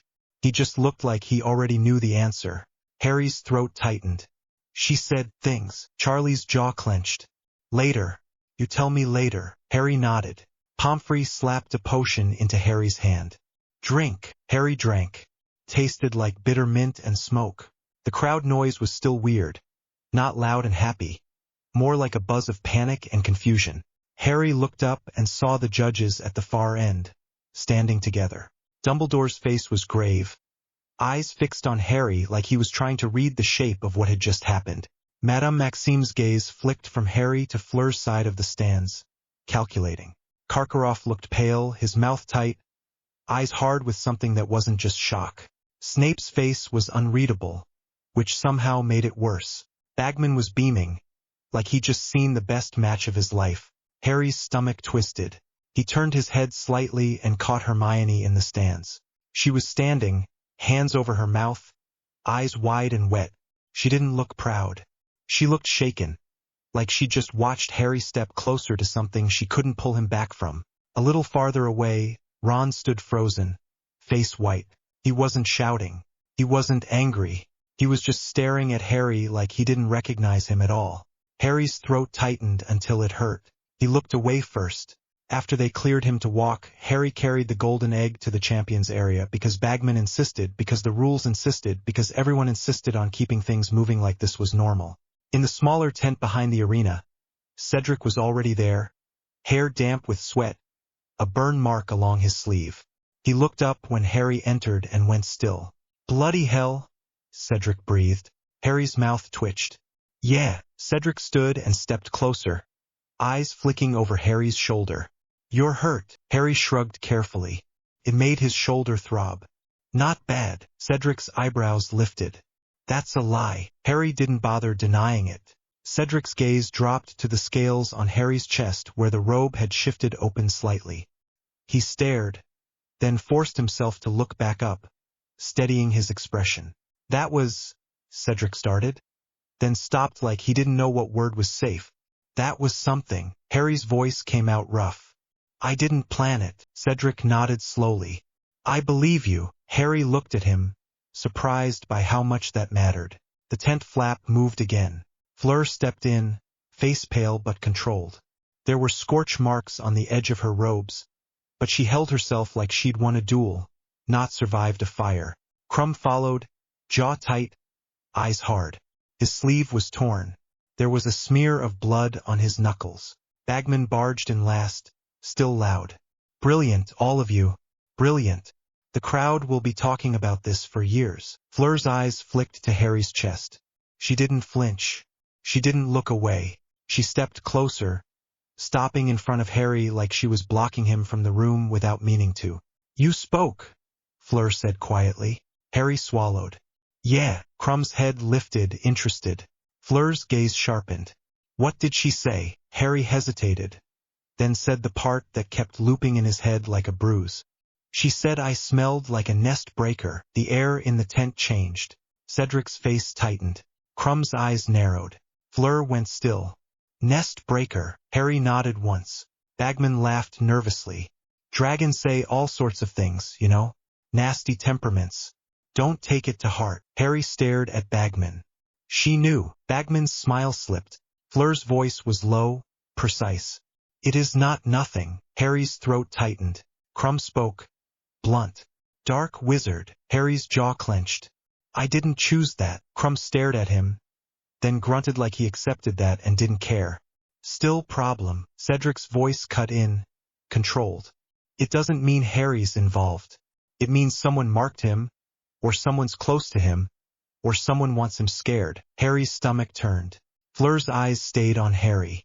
"You were not afraid," she said again, like she was still annoyed by it. Harry barked a short laugh. "I was." Fleur shook her head slightly. "You were angry." Harry didn't answer because it was too close to true. Fleur stepped closer, then paused, eyes flicking to Harry's face like she was asking without words. Harry's throat tightened. He nodded once, barely. Fleur lifted her hand and touched the side of his jaw, light and cool. Harry's body tensed on reflex, then eased when she didn't pull away. "You are burning," Fleur said softly, and her voice sounded almost gentle now. "But you are still here." Harry's mouth went dry. "Yeah." Fleur's fingers slid away. Then she leaned in and pressed a quick kiss to his cheek. It was fast. It was warm against his overheated skin. It lasted half a second. Harry went completely still. Cedric looked away politely, cheeks pink. Crumb snorted like he was amused. Bagman made a startled noise, then pretended he hadn't seen it. Harry's face felt like it had caught fire in a different way. "Fleur." Fleur's mouth twitched. "You did not die. This is good." Harry stared at her, speechless. Fleur's eyes narrowed slightly, like she was daring him to argue. Harry let out a shaky breath and looked down at the egg, because he didn't know what else to do with his face. The tent flap moved again, and Dumbledore entered. The room went quiet immediately, like even Bagman remembered how to shut up. Dumbledore's gaze moved over the champions, calm and measured. Then it landed on Harry, and Harry felt the weight of it, heavy and careful. "Congratulations," Dumbledore said, voice even. "You have all faced a dangerous task and survived." Bagman opened his mouth. Dumbledore looked at him. Bagman shut it. Dumbledore stepped closer to Harry. His eyes flicked, very briefly, to the scales visible under Harry's robe. He didn't react outwardly. He just looked older suddenly. "Harry," Dumbledore said softly, "we must speak." Harry's throat tightened. "About what she said." Dumbledore's eyes held his. "Yes." Harry's fingers tightened around the golden egg. The tent felt too small again. Too many people. Too many eyes. Dumbledore's voice stayed calm. "Not here. Not now. When you are treated." Harry nodded once, stiff. Dumbledore's gaze sharpened a fraction. "And Harry." Harry looked up. Dumbledore's voice dropped, low enough that only Harry could hear. "If the Horntail spoke of a nest breaker, then someone's shadow is closer to you than we hoped." Harry's stomach dropped. The heat under his ribs stirred, alert and angry. "Mine." Harry swallowed hard, staring at Dumbledore's face, and for the first time since his name came out of the goblet, the tournament felt like the smaller problem. Dumbledore turned to leave. Harry stayed frozen. Egg in his arms, cheeks still warm from Fleur's kiss, shoulders still throbbing, and the Horntail's words echoing in his head like ash that wouldn't wash off. Harry woke to the smell of potions and burnt cloth. His shoulder throbbed like someone had shoved a hot poker into the joint and then left it there. Every breath pulled at his ribs. The sheets felt rough against his skin, and he could not tell if it was because they were actually rough or because his nerves were still buzzing from the arena. He blinked up at a ceiling that was too white for Hogwarts. Hospital wing, right? Madame Pomfrey's footsteps were quick and sharp on the floor. He heard them before he saw her, like his body had decided it needed warnings now. "You're awake," Pomfrey snapped, and she was already at his side with a clipboard and the sort of look that made grown men sit up straighter. "Good. Drink." She shoved a small cup toward him. The potion smelled like bitter mint and metal. Harry's throat felt raw when he swallowed. He tasted smoke again, and for a second his stomach turned like it wanted to throw the whole day back up. Pomfrey watched his face. "Do not." Harry blinked. "Do not what?" "Do not faint. Do not vomit. Do not try to sit up like you're about to walk out of here," Pomfrey said, voice clipped. "You are burned, bruised, and lucky you have bones that decided to stay where they belong." Harry swallowed again. The potion slid down like it was trying to cool his insides. He looked down at his chest. The scales were mostly gone. His skin was skin again, pale and blotched where the fire had licked him. There were faint darker patches that looked like bruises but felt wrong when he touched them, like the surface was tougher than it should be. Pomfrey slapped his hand away before he could press too hard. "Stop poking." Harry pulled his hand back, annoyed. "It's my body." "Yes," Pomfrey said, "and it is currently my problem." Harry stared at her. "Is that supposed to make me feel better?" Pomfrey's mouth tightened, like she might have said something sharp. Then she sighed in a way that sounded almost tired. "No, it is supposed to keep you alive." Harry looked away. He could hear other beds around him. Curtains swished softly. Someone coughed farther down the ward. The air was warm, heavy with potion steam. He hated it. Felt like being trapped somewhere too clean. "How long?" Harry asked. Pomfrey checked her clipboard like she was punishing the paper for existing. "A few hours. Long enough for me to knit your shoulder back together and make sure you did not cook your lungs. Again. Hold still." She leaned in and tugged his bandage slightly. The skin underneath stung, but not like before. Before had been sharp. Now it was a deep ache, like his body was sulking. Harry stared at the curtain beside him. It was drawn, but he could see shadows move on the other side. Someone was there. He could smell ink and parchment. Hermione. He knew it the way he knew when a room was too hot. Harry's throat tightened. Pomfrey noticed the shift in his eyes and followed his gaze. If you are about to start that stubborn silence, do it later, she said. You will speak when I tell you to, and you will rest when I tell you to. Harry's jaw clenched. People keep telling me what to do, Pomfrey snorted. Yes, and you keep doing whatever you want anyway. He could not argue with that. Not honestly. Pomfrey straightened. I am going to get you another potion. You will not get out of bed. If you try, I will petrify you. I have done it to Ors. Do not test me. Harry managed a small, tired smile. All right. Pomfrey walked away, muttering under her breath. Harry caught a few words like reckless and impossible and Merlin help me. The curtain on the other side moved. Hermione stepped in like she had been waiting for Pomfrey to leave. Her hair was messier than usual, and she looked like she had not slept properly. Her eyes were red, but she held herself like she refused to fall apart in public. Harry looked at her and did not know what to say. Hermione stopped at the foot of the bed. Her hands clenched and unclenched around the edge of her sleeve. You're awake, she said. Harry nodded. Yeah. Hermione's eyes flicked over him like she was checking everything at once. His face, his bandages, his hands. She swallowed hard.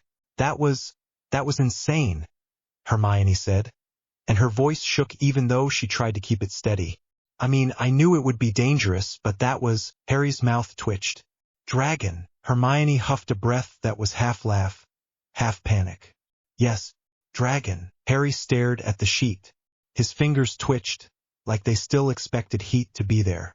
Hermione took a step closer, then stopped again like she was afraid of getting too close. Are you in pain? Harry's shoulders lifted slightly. A bit. Hermione's eyes narrowed. That means yes. Harry glanced at her. You always do that. Do what? Hermione asked, immediately defensive.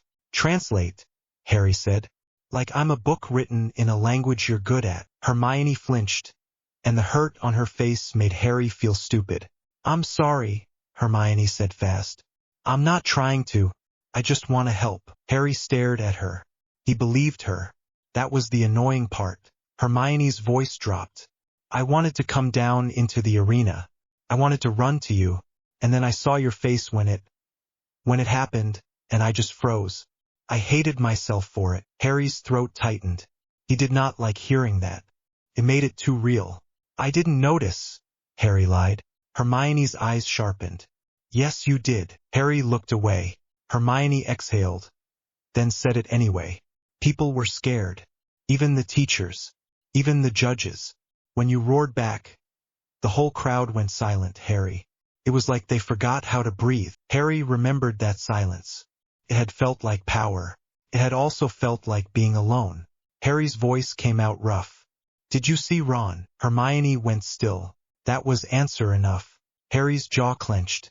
Right? Hermione stepped closer again, more certain this time. He was shocked, she said quickly. He didn't know what he was looking at. Harry's chest tightened.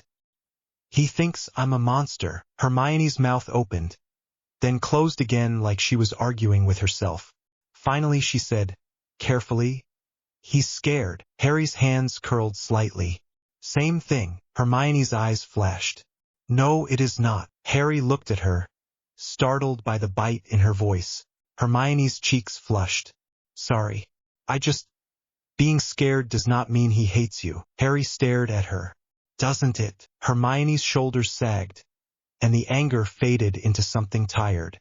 I don't know, she admitted, but I know you're not a monster, and I know he's being an idiot. Harry let out a breath through his nose. It almost felt like relief, but it stuck in his throat. Hermione looked down at his bandage. Do you still, hear them? Harry's stomach tightened. Dragons. Hermione nodded, eyes cautious. Harry hesitated. Then he nodded once. Yeah. Hermione swallowed. What did it say? Harry's mouth went dry. He pictured those gold eyes, the weight of the voice pressing into his skull.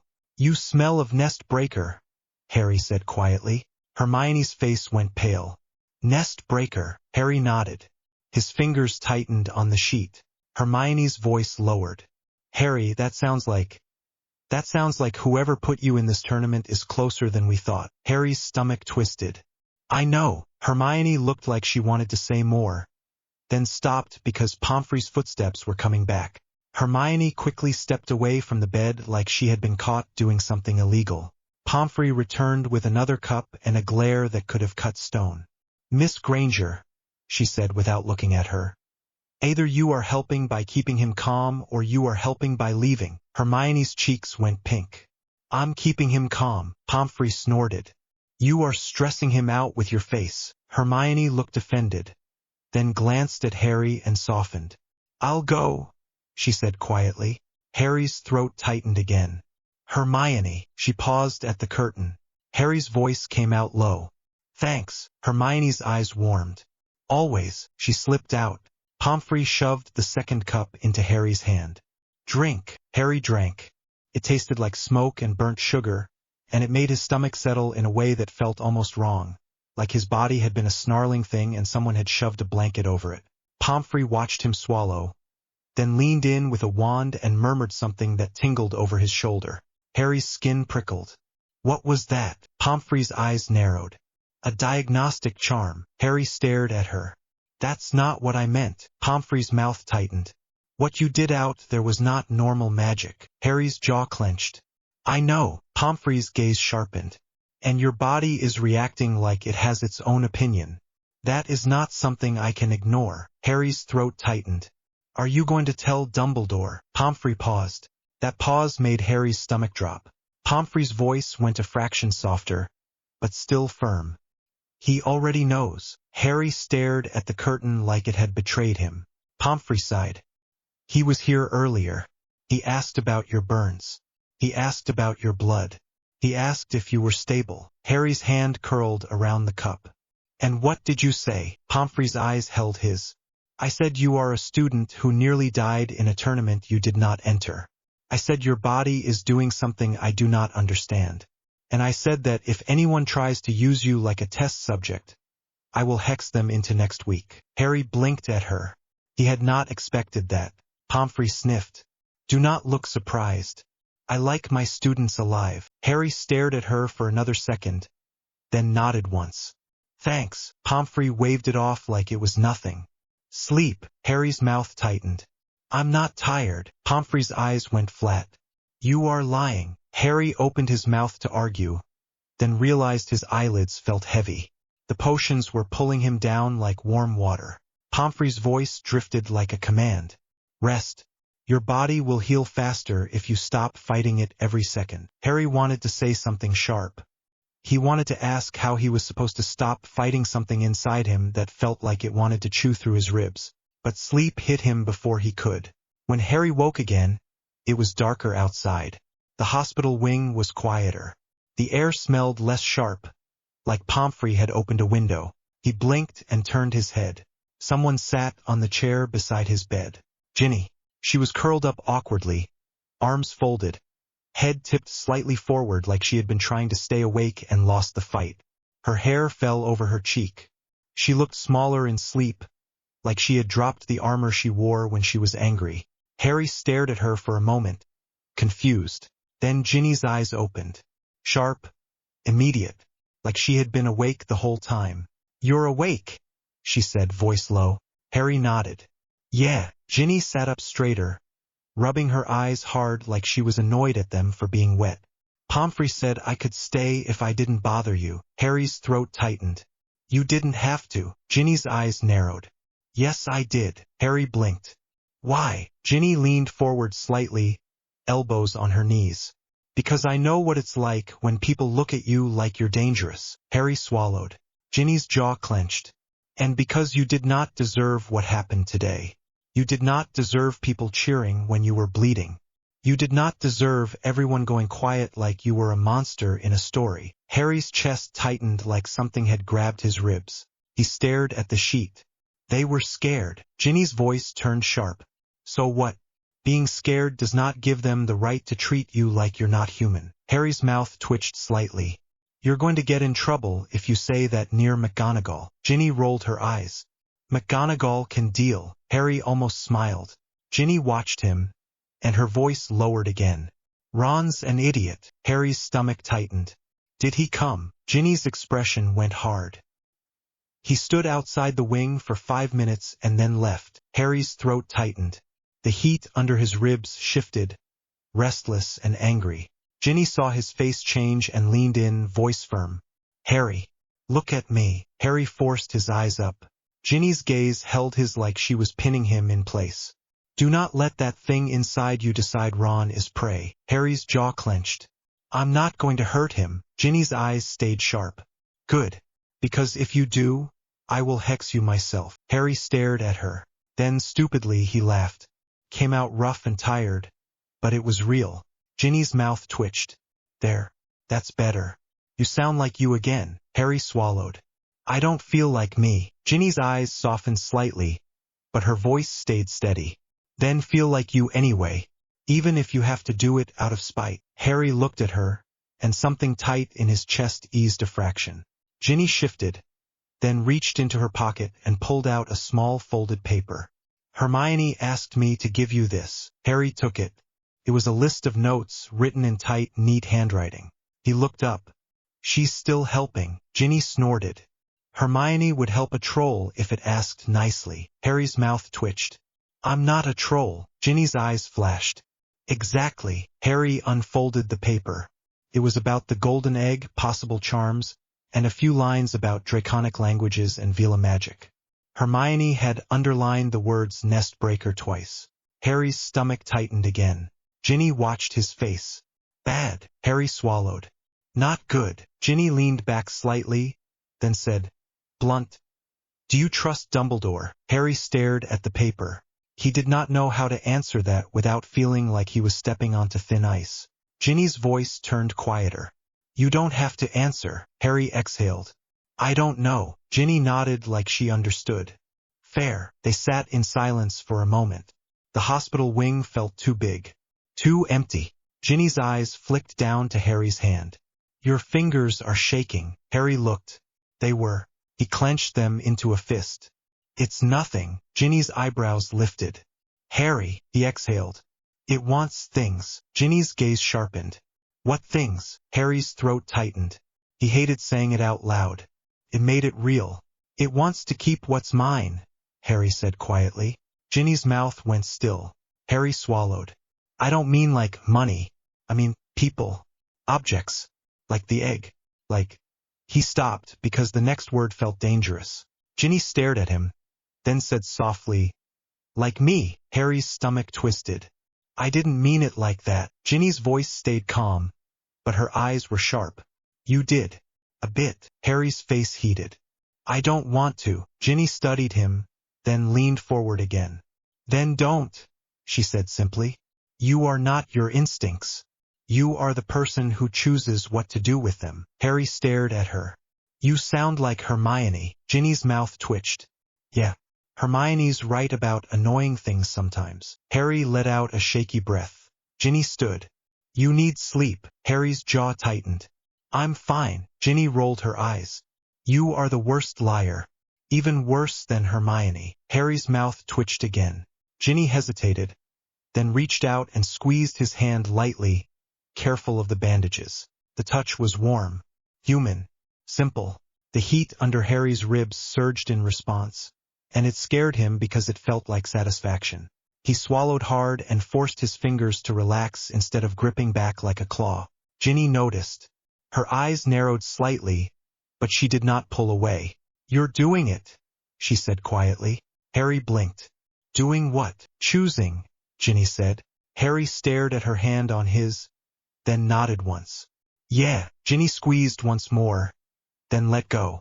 Sleep. I'll see you tomorrow. Harry watched her go, and when the curtain fell closed, the hospital wing felt colder. The next day, Harry was discharged with a warning that Pomfrey would personally hunt him down if he tried anything stupid. He walked back toward Gryffindor Tower with his shoulder stiff and a dull ache in his chest that had nothing to do with burns. The corridors were busy again. Students moved in clumps, whispering. When they saw Harry, the clumps shifted. Some people stared like they wanted to see if he still looked half-dragon. Some people looked away fast like he might bite. Harry kept his face blank and kept walking. He could hear it anyway. Fear had a sound now. Not words. A rhythm. A tightness in breathing. The scrape of shoes when someone stepped back without meaning to. He hated it. He also hated that a part of him liked it. When he reached the portrait, the fat lady looked at him with round eyes. "Password," she said, voice slightly higher than usual. "Fortuna Major," Harry said. The portrait swung open. The common room noise dipped when he stepped inside. Harry felt it like a physical thing. Then Neville stood up so fast he nearly knocked his chair over. Harry blinked. Neville crossed the room quickly, looking awkward and determined. He stopped in front of Harry and swallowed hard. "Hi," Neville said. Harry stared at him. "Hi." Neville's ears went red. "I just wanted to say, it was, he struggled, then blurted, "It was brilliant." Harry's throat tightened. "People nearly watched me die." Neville shook his head hard. "No, I mean you didn't die. You did it." Harry stared at Neville's face and saw something there that made his chest ache. Pure relief. Pure admiration. No fear. Harry swallowed. "Thanks." Neville nodded quickly like he might cry if he stayed too long, then turned and practically fled back to his chair.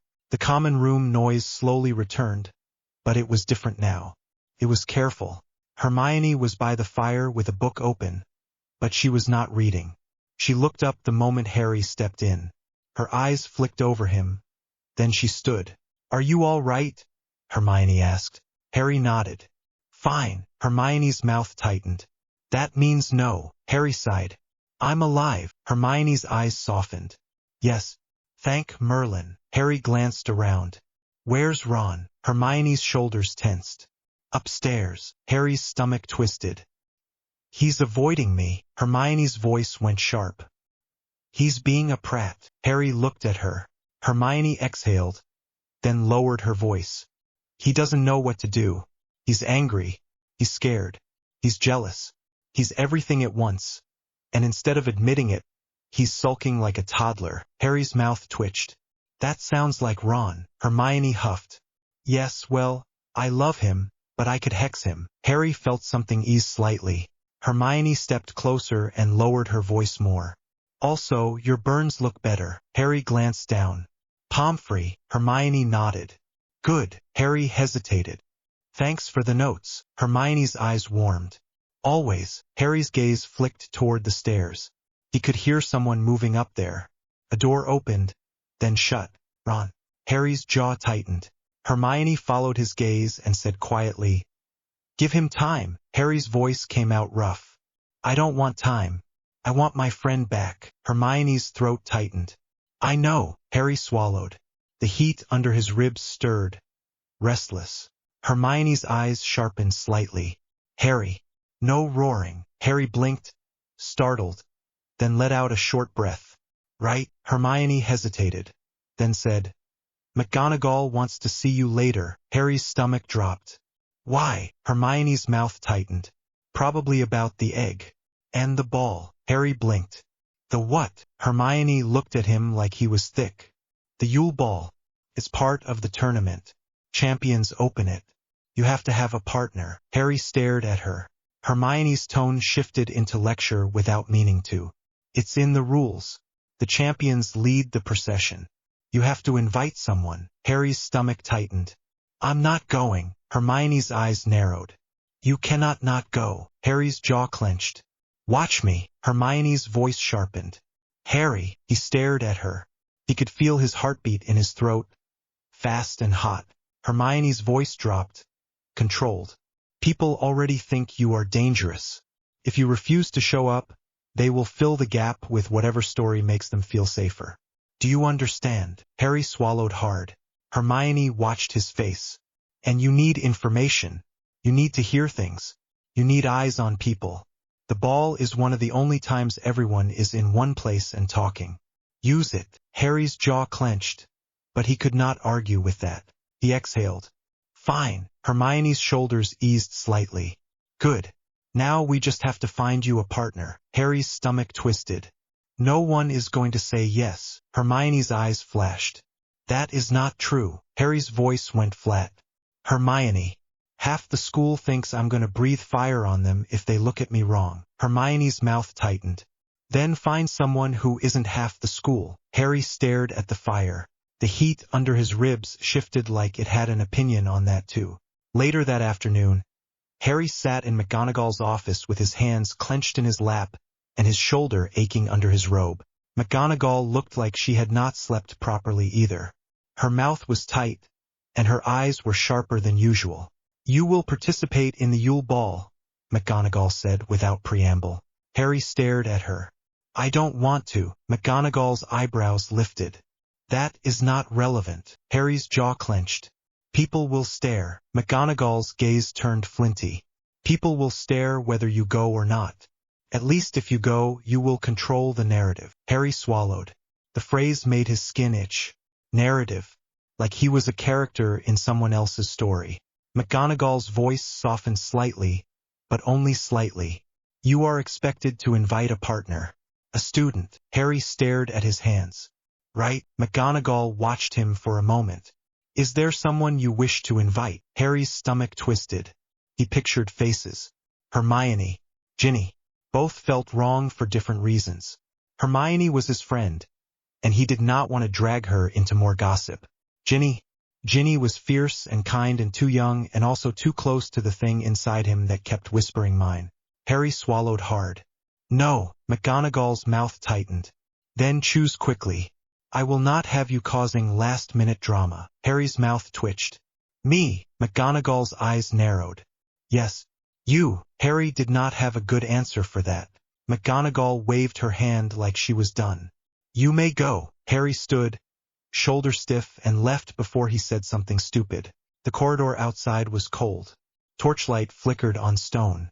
As Harry walked, he heard voices around a corner. Draco Malfoy's laugh. Harry's jaw clenched automatically. He tried to keep walking, but Malfoy's voice carried, sharp and smug. "I'm telling you, he looked like he wanted to eat the dragon," Malfoy said. "Did you see his eyes? Proper monster eyes. I bet he sleeps on a pile of bones." A few Slytherins laughed. Harry stopped. He could hear his blood in his ears. The heat under his ribs shifted, restless and sharp. Malfoy kept going, enjoying himself. "Maybe we should leave him a sheep. See if he chews through the school next." Harry's fingers curled. He took a slow breath and forced his feet forward. If he walked away, Malfoy would keep talking. If he snapped, Malfoy would get what he wanted. Harry turned the corner anyway. Malfoy saw him instantly. His smile faltered for half a second, then returned wider, like he had been handed a stage. "Well?"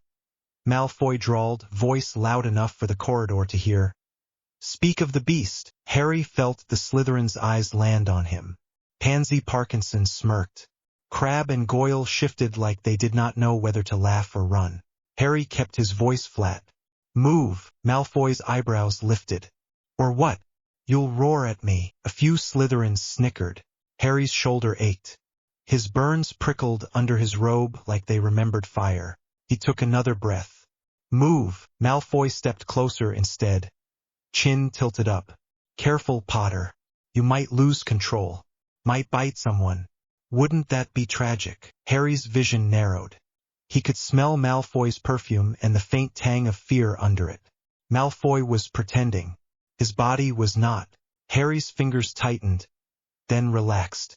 He forced them to stay open. Malfoy leaned in a little more, voice dropping, cruel. "You're not human, are you?" Something inside Harry snarled. Harry did not move. Malfoy's mouth curled. "Go on. Prove me right." Harry's jaw clenched so hard it hurt. He felt the air around him shift. Not a spell. Not words. Just heat. Rising, pressing outward like a warning. The torches along the wall flickered. Pansy's smirk faltered. Crabbe took a step back without realizing it. Malfoy's eyes widened slightly. He tried to cover it with a sneer. "Oh look, he's boiling." Harry took one step forward. Malfoy's breath hitched. Harry did not raise his wand. He did not need to. He let the heat roll off him in a wave. The air shimmered faintly. The stone under his feet warmed. Malfoy's pale face lost a bit of color. Harry's voice came out low. "Say it again." Malfoy swallowed. He tried to laugh, but it sounded thin. What? Scared you'll? He stopped, because the air around Harry felt wrong now, heavy and hot. Harry stared at him. Malfoy's eyes flicked over Harry's face, then down to his chest, like he expected scales to burst out at any second. Malfoy's voice came out sharper, defensive. You can't touch me. Harry's mouth twitched slightly. I know. Malfoy's nostrils flared. Because you'd get expelled. Harry leaned in just enough that Malfoy could feel the heat. I know. Malfoy's eyes widened again, and this time he could not hide it. His throat bobbed. Pansy's voice cut in, suddenly nervous. Draco, come on. Malfoy's jaw clenched. He forced his shoulders back like he was still in control. Fine, he snapped, then looked at Harry again, trying to scrape dignity back together. Enjoy your ball, Potter. I'm sure you'll find someone who likes reptiles. Harry's fingers twitched, but he did not move. Malfoy shoved past him, brushing Harry's shoulder on purpose. Pain flared. Harry's vision flashed red for a split second. Malfoy flinched as the air around Harry surged hot again, then hurried away with his friends like he had suddenly remembered an appointment. Harry stood still, breathing hard. His shoulder throbbed. His chest felt tight, like he had been holding something wild by the throat. A voice came from behind him, calm and smooth. Nice restraint. Harry turned. Professor Moody stood in the corridor, leaning on his staff, one good eye watching Harry and the other eye moving in a slow, unsettling circle that seemed to look at everything at once. Harry's stomach tightened. Moody's mouth tilted. Most kids would have hexed him. Harry's voice came out flat. Most kids aren't in the tournament. Moody's good eye gleamed. True. Most kids also don't have what you have. Harry's jaw clenched. What do you mean? Moody tapped his staff once on the stone. I mean you're sitting on power and trying to pretend it's not there. That's a good way to get yourself killed. Harry stared at him. Moody's magical eye rolled, focusing on Harry's shoulder. Still hurts. Harry's fingers curled. Pomfrey fixed it. Moody grunted. Pomfrey patches. She doesn't train. Harry's skin prickled. Charlie's training me. Moody's good eye narrowed slightly. Charlie Weasley. Harry nodded once. Moody made a sound that could have been approval. He knows dragons. He doesn't know dark wizards. Harry's stomach tightened. I know dark wizards. Moody's mouth twisted. You know one. You've survived one. That's different. Harry stared. Moody leaned forward slightly, voice lower. You should be paranoid, Potter. Someone put you in this tournament. Someone wants you dead or wants you changed or both. Harry's jaw clenched. I know. Moody's eye watched him. Good. Harry's throat tightened. Why are you telling me this? Moody's mouth twitched. Because you're alive. Because you've got instincts that make you dangerous. And danger can be useful if you point it the right way. Harry's stomach turned. The words felt wrong, too close to the heat under his ribs. Moody's voice stayed calm. And because I don't like bullies. Harry blinked. Moody's magical eye spun once, then fixed on Harry again. You have a partner for the ball yet? Harry's mouth tightened. No, Moody snorted. Better find one. People talk. People watch. And you need eyes on the room, not hiding in a corner like prey. Harry's jaw clenched at the word prey. Moody's voice dropped. If you want advice, come to my office tomorrow. I'll show you a few things that might keep you alive. Harry stared at him. The offer felt like a hook. Harry forced his voice steady. I'll think about it. Moody's mouth twisted like he respected that. Do. Then he limped away, staff tapping, cloak swishing like a shadow. Harry stood alone in the corridor, heart hammering, and tried to decide if his skin was prickling because he was scared or because the dragon inside him was pleased by the attention. By the time the Yule Ball was a week away, the whole school felt like it was vibrating with anticipation. And with Harry, Rita Skeeter's article arrived 2 days after the first task, and it made everything worse. Harry found it at breakfast, shoved under his plate like someone had wanted him to see it immediately. He did not have to read the headline to know it was about him. He could feel the eyes on him across the hall. Hermione snatched it before he could pick it up properly. Her face went red as she scanned it, then white. What? Harry asked.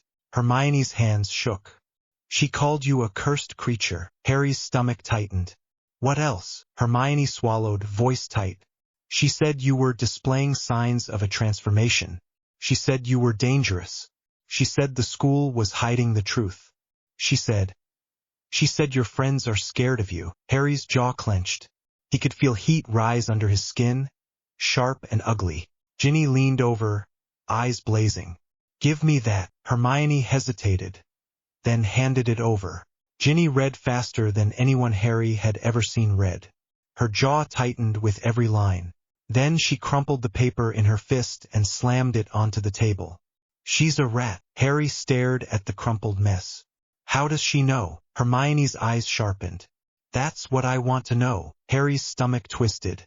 He glanced up at the staff table. Dumbledore was talking to Madame Maxime, face calm.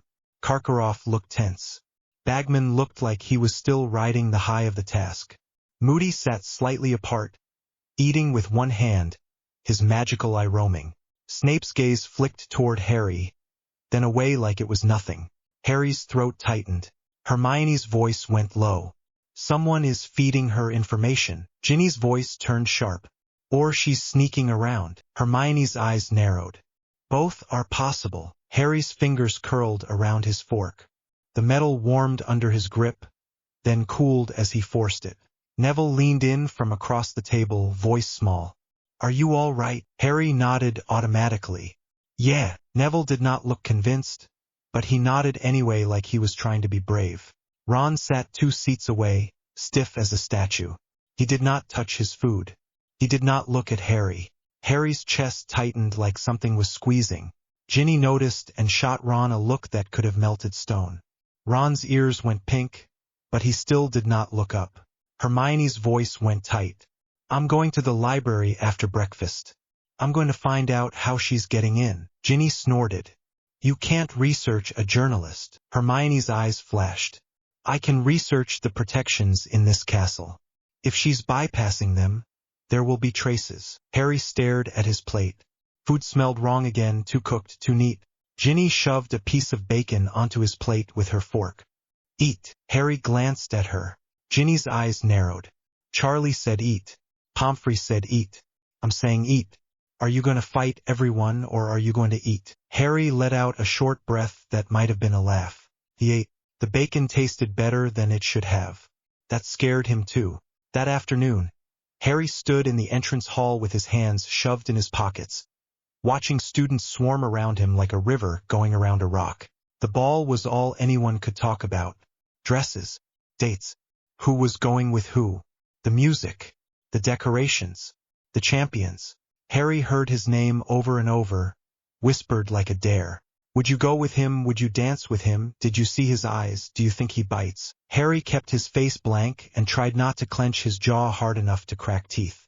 Hermione came down the stairs with a stack of books and a look like she was about to declare war. Harry blinked. Any luck? Hermione huffed. Not yet. Ginny appeared behind Hermione, arms folded.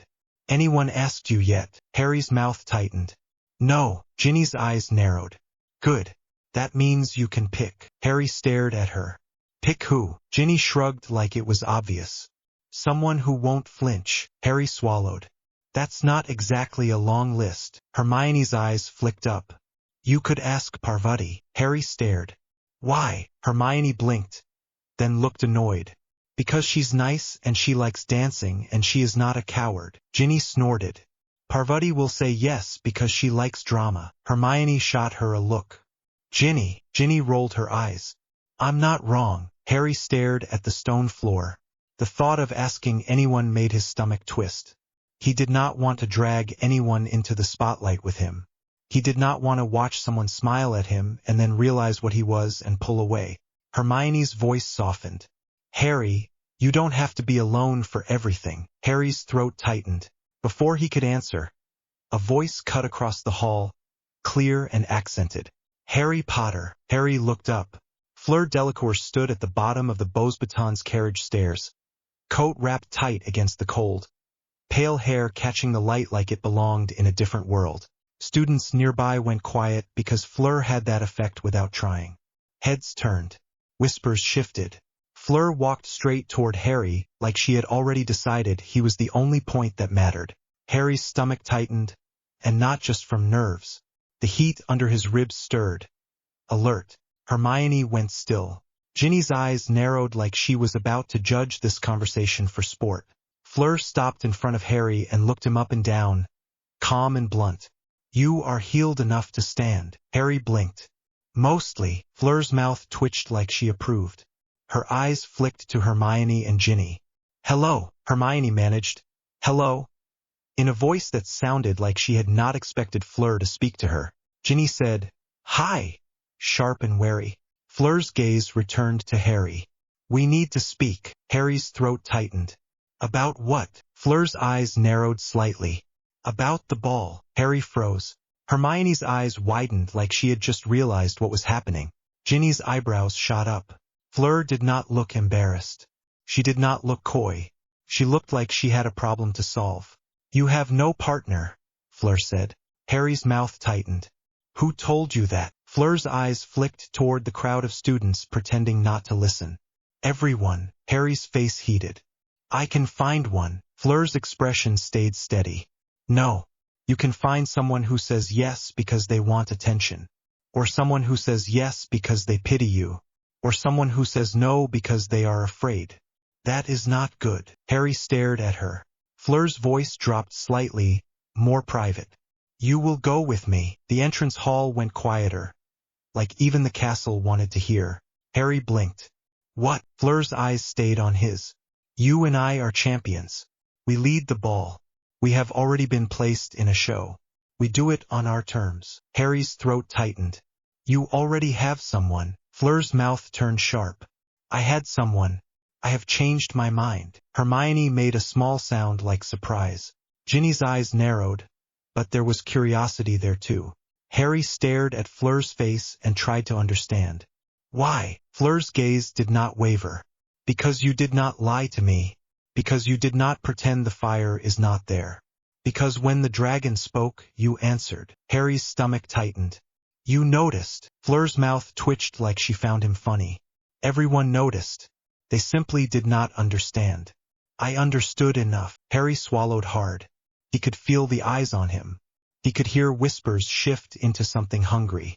Hermione's voice cut in careful. Fleur, are you sure? Fleur glanced at Hermione. Yes. Ginny's voice went sharp. And what do you get out of it? Fleur looked back at Ginny, unbothered. A partner who will not bore me. And a message to people who think fear gives them control. Ginny stared at her for a long second, then nodded slowly like she respected that even if she did not want to. Harry's mouth was dry. People will talk. Fleur's eyes sharpened. Let them. Harry stared at Fleur, and the heat under his ribs shifted, pleased, claiming. Mine. Harry flinched internally and forced his breathing slow. He looked at Hermione. Hermione's eyes were wide, but there was something like relief there too. Like she was glad someone had stepped into the gap. Harry looked at Ginny. Ginny watched him, sharp and protective, and gave him a tiny nod like she was saying, do not be stupid. Harry looked back at Fleur. All right, he said, voice rough. Yes. Fleur's mouth softened into something almost like a smile. Good. Then she leaned in slightly, voice low enough that only he could hear. And Harry, do not let them make you smaller. Harry swallowed hard. I'm trying. Fleur's eyes held his. Try harder. Then she stepped back, turned, and walked away like she had just rearranged the world and it was not a big deal. The entrance hall erupted into whispers the second she was out of range. Hermione stared at Harry.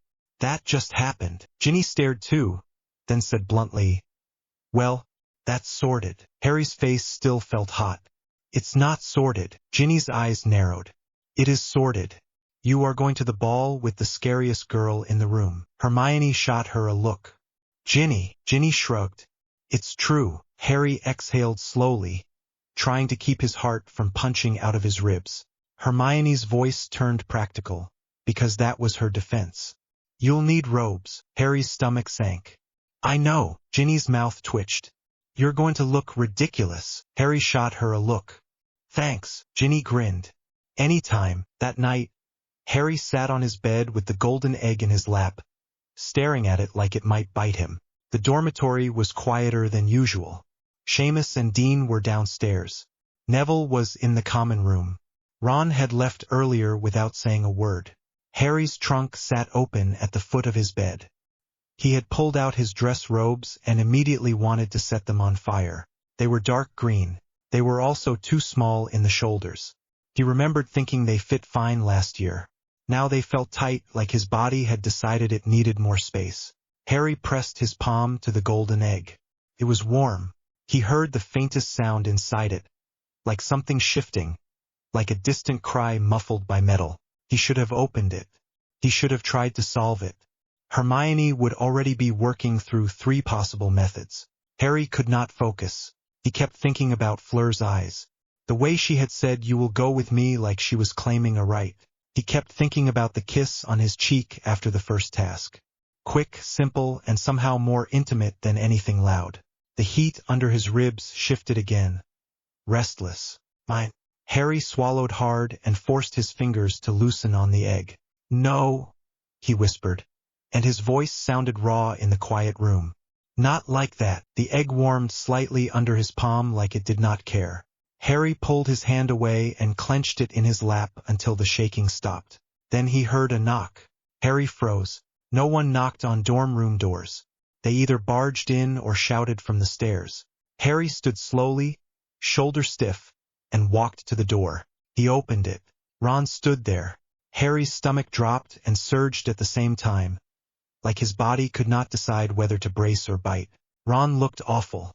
His hair was messy. His face was pale. His eyes were red around the edges like he had been rubbing them too hard. He did not look angry. He looked scared. Harry's throat tightened. "What?" Ron swallowed. His hands clenched and unclenched.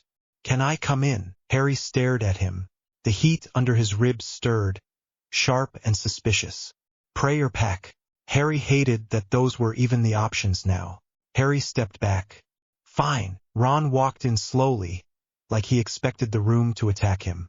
Harry shut the door. The click sounded too loud. They stood facing each other with the bed between them like a barrier. Ron's gaze flicked to the golden egg on the bed, then to Harry's dress robes in the trunk. Ron swallowed again. "So, Delacour." Harry's jaw clenched. "What about her?" Ron's ears went pink. "You're going with her." Harry's voice went flat. "Yes." Ron stared at the floor. "Right?" Harry's chest tightened. "Is that why you're here?" Ron flinched like he deserved the question. "No. I don't know. Maybe." Harry's fingers curled at his sides. "Ron." Ron looked up fast. His eyes were wide, and there was something raw there. "I'm sorry." Harry went still. Ron's voice came out rushed, like he was trying to get the words out before his courage died. "I'm sorry I didn't come in the hospital wing. I'm sorry I stood there like an idiot. I'm sorry I acted like you did this on purpose. I'm sorry I said you wanted attention." Harry's throat tightened so hard it hurt. Ron's voice dropped. Rough. "I saw you out there, and I thought you were going to die. And then you didn't. And then you looked like—" He stopped, swallowing hard. Like the next part tasted bitter. "You looked like something else." Harry's jaw clenched. "I am something else." Ron flinched again. "That's not what I meant. I don't know what I meant. It scared me." Harry's stomach twisted. The heat under his ribs surged. Ugly. Ron stared at him like he was bracing for a roar. Harry took a slow breath. He forced his voice low. "You think I don't know it scares people?" Ron's ears went red. "I didn't mean—" Harry cut him off sharper than he meant to. "You walked away." Ron's face crumpled slightly. "I know." Harry's chest tightened. "You left me." Ron's voice cracked. "I know." Harry stared at him. His hands shook slightly. He clenched them, then forced them open again. The room felt too hot. The air shimmered faintly near his fingers, and Harry hated that he could do that without meaning to. Ron's eyes flicked to the shimmer. He swallowed hard. Harry's voice dropped. "Do you think I wanted this?" Ron shook his head fast. "No." Harry's throat tightened. "Then why?" Ron's shoulders sagged. "Because I'm stupid," he said, and his voice sounded like he meant it. "Because I'm jealous. Because I hate that you always end up in something insane and you survive and I'm just there. And then when I saw you do that, I felt small.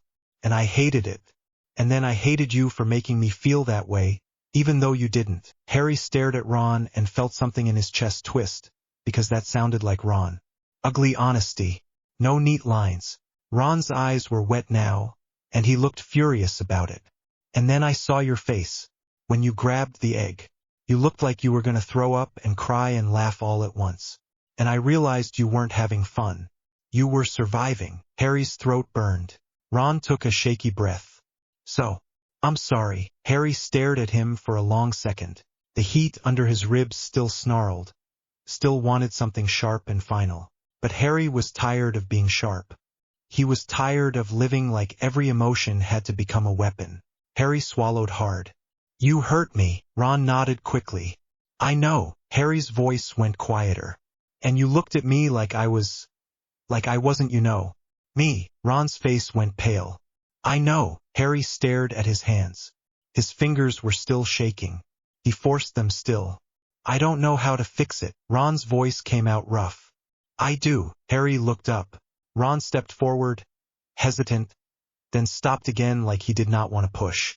You don't have to forgive me right now, Ron said. But I'm here.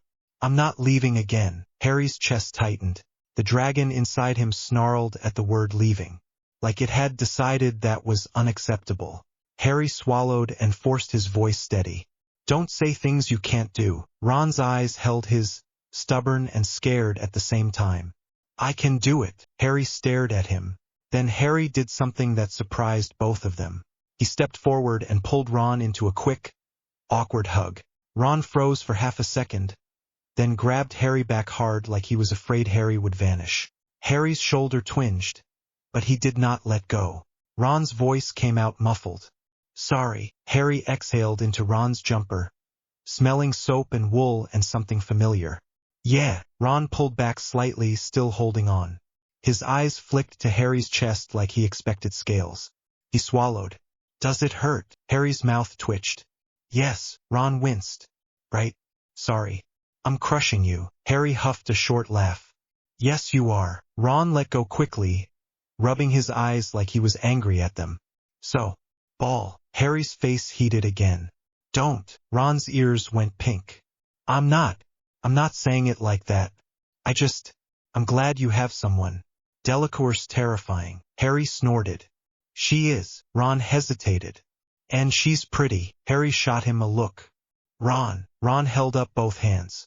I'm not blind. Harry rolled his eyes, and for a second the room felt normal again, like they were 13 and complaining about homework. Ron glanced at the trunk. Those your dress robes. Harry's mouth tightened. Unfortunately, Ron grimaced. They're green. Harry stared at him. Yes. Ron made a face like he was tasting something bad. That's brutal. Harry's mouth twitched again. Thanks. Ron scratched the back of his neck, then said quieter. Are you okay with her? Like, not just for the ball. Harry's stomach tightened. He pictured Fleur's eyes again. The way she did not flinch. The way she touched his jaw like she was checking a bruise. Not a monster. Harry swallowed. I don't know. Ron nodded slowly, surprisingly serious. Fair. Harry stared at the egg again. He could hear that faint muffled sound. It made his skin prickle. Ron noticed the look and leaned closer. Have you opened it yet? Harry shook his head. No. Ron's eyebrows lifted. Why not? Harry's jaw clenched. Because every time I touch it, it feels like it belongs to me. Ron went still. Harry hated the words coming out. And I hate that. Ron swallowed. His face looked pale again. That's the dragon thing. Harry nodded. Ron hesitated, then said careful. Do you think you can, fight it? Harry stared at the egg. I have to. Ron nodded once, then forced a grin that looked slightly shaky. Good. Because if you start hoarding my socks, I'll hex you. Harry barked a laugh sudden and real. It made his shoulder ache, but he did not care. Ron's grin widened, relief flickering through. There. Harry exhaled slowly. Go to bed. Ron hesitated at the door. Harry. Harry looked up. Ron's voice was quiet. I'm glad you didn't kill Malfoy. Harry blinked. What? Ron shrugged awkwardly. Word travels. Everyone said you nearly roasted him in the corridor. Harry's jaw clenched. I didn't. Ron's mouth twitched. You sort of did. Harry stared at him. Ron sobered. I'm glad you stopped. Harry swallowed. Me too. Ron nodded once, then left. Harry shut the door and leaned back against it, breathing hard like he had just run a mile. His chest felt tight, but not from heat. From relief. From fear. From the horrible knowledge that even when Ron came back, it had been too close to falling apart. Harry walked back to his bed and stared at the golden egg. Mine. He swallowed hard and forced himself to pick it up with both hands, careful, like he was holding something that could explode. No, he whispered again. Not like that. He placed it in his trunk and shut the lid like he was locking a beast in a cage. By the time the night of the Yule Ball arrived, Hogwarts looked like it had been turned into someone else's dream. Evergreen branches hung from the walls. Frost glittered on enchanted windows. Lanterns floated like warm stars. The air smelled like pine and something sweet. Harry stood in the boys' dormitory staring at himself in the mirror and trying not to look like he wanted to punch the glass. The dress robes were still green. They were still ridiculous. They fit better now after Hermione bullied him into letting her do a few adjustment charms. But he still felt like a wrapped package. Ron stood behind him in his own dress robes, tugging at the collar like it was strangling him. I hate this, Ron muttered. Harry glanced at him. You look fine. Ron made a face. I look like a waiter. Harry's mouth twitched. Better than me. Ron looked at Harry properly, then shrugged. You look like you could set fire to the room. Harry stared. That's not reassuring. Ron grinned slightly, then sobered. You nervous? Harry swallowed. Yes. Ron nodded like he understood. Good. Means you're still human. Harry's throat tightened. He looked away from the mirror. Ron hesitated, then said, quieter. Hermione's going with Crumb. Harry blinked. What? Ron's ears went pink. Yeah. She didn't tell me until today. I nearly fell over. Harry stared, then laughed. You didn't notice. Ron spluttered. How was I supposed to notice? He's Crumb. Harry's mouth twitched. Hermione's Hermione. Ron looked like he wanted to argue, then gave up and just shook his head. This night's mental. Harry exhaled slowly. Ron clapped him lightly on the arm, careful of the shoulder. Come on. Let's go before you chicken out. Harry's stomach twisted. I'm not going to chicken out. Ron's eyebrows lifted. You are absolutely going to chicken out. It's fine. Harry shot him a look, but he followed him anyway. They headed down to the common room where students were gathering, all dressed up in ways Harry barely recognized.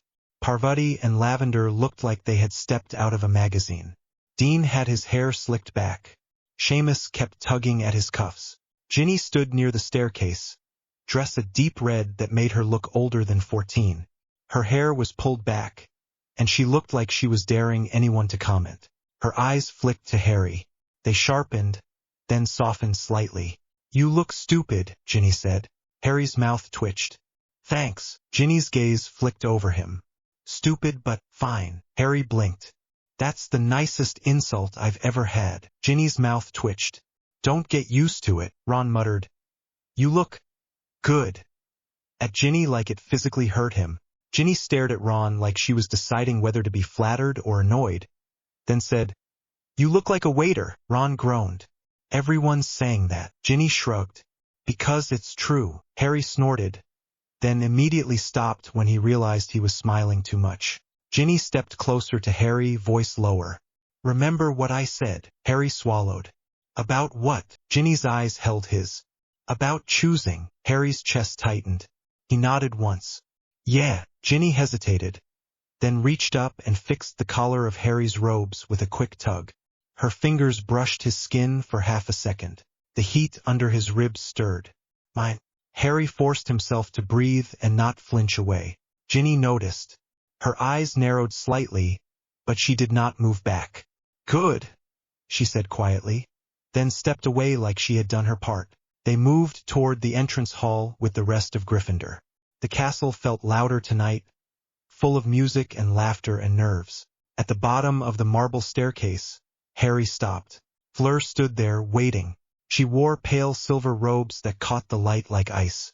Her hair was twisted up, a few strands falling loose around her face. She looked calm, but her eyes were sharp, scanning the room like she was measuring threats. When she saw Harry, something in her expression softened. She walked toward him. People parted without thinking.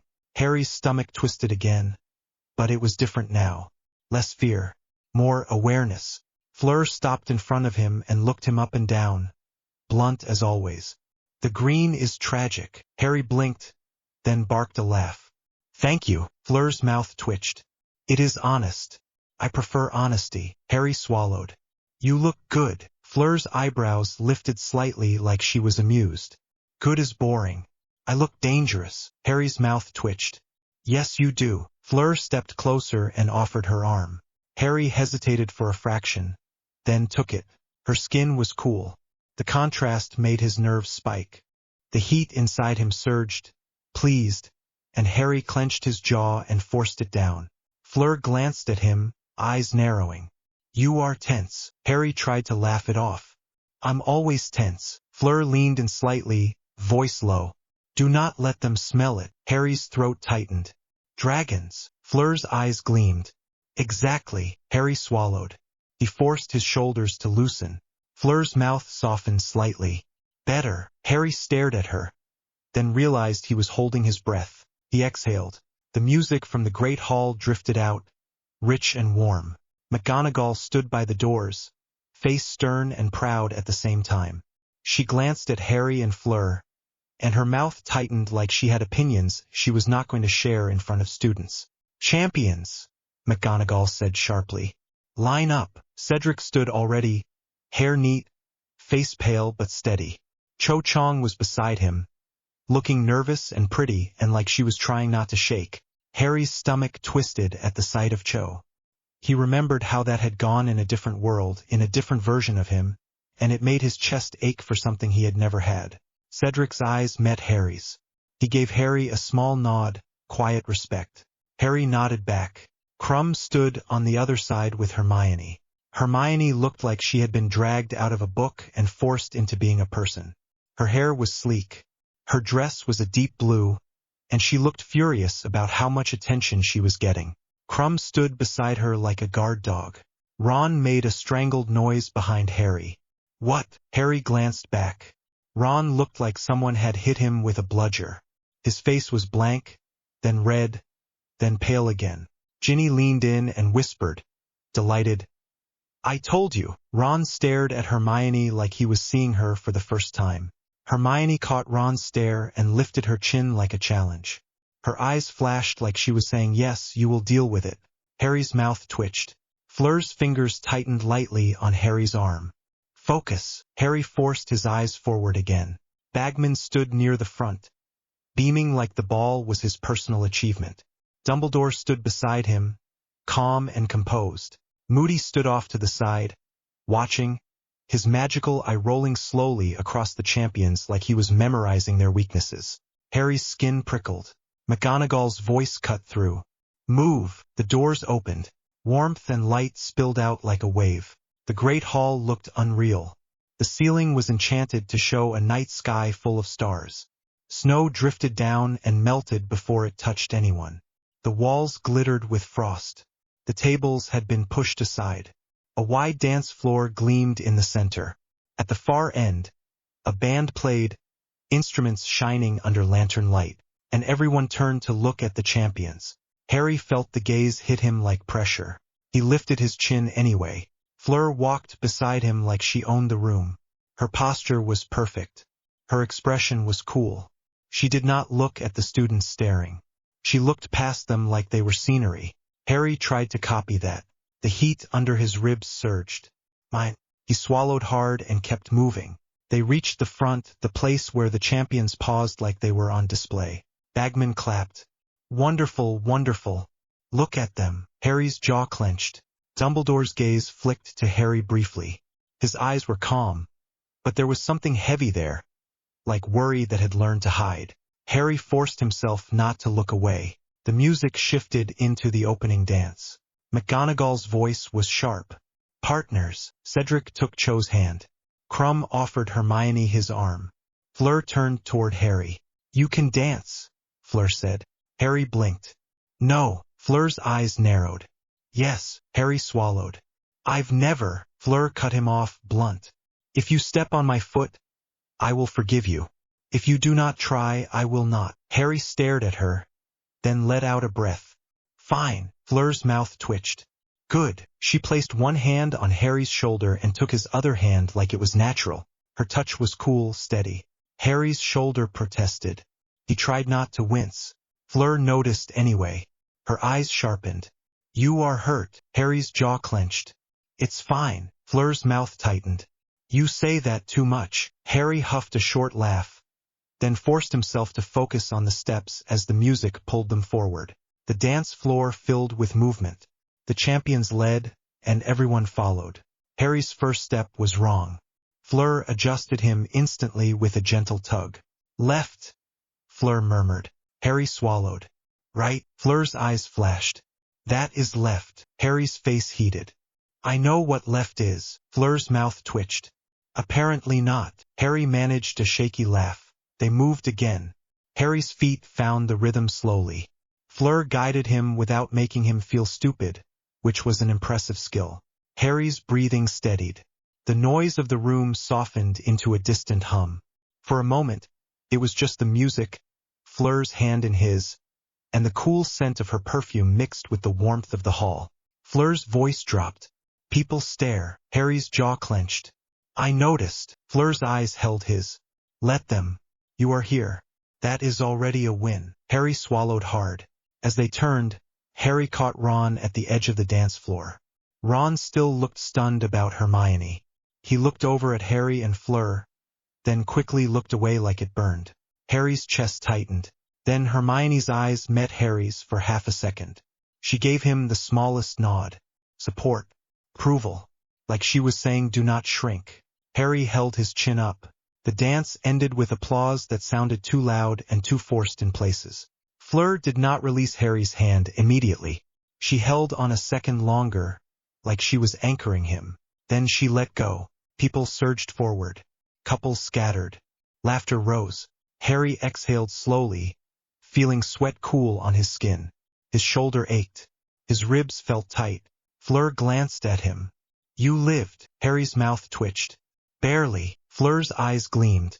You did not step on my foot once. Harry blinked. I didn't. Fleur's mouth softened into a small smile. See, you can learn. Harry's chest tightened at that smile because it felt like something he had not earned.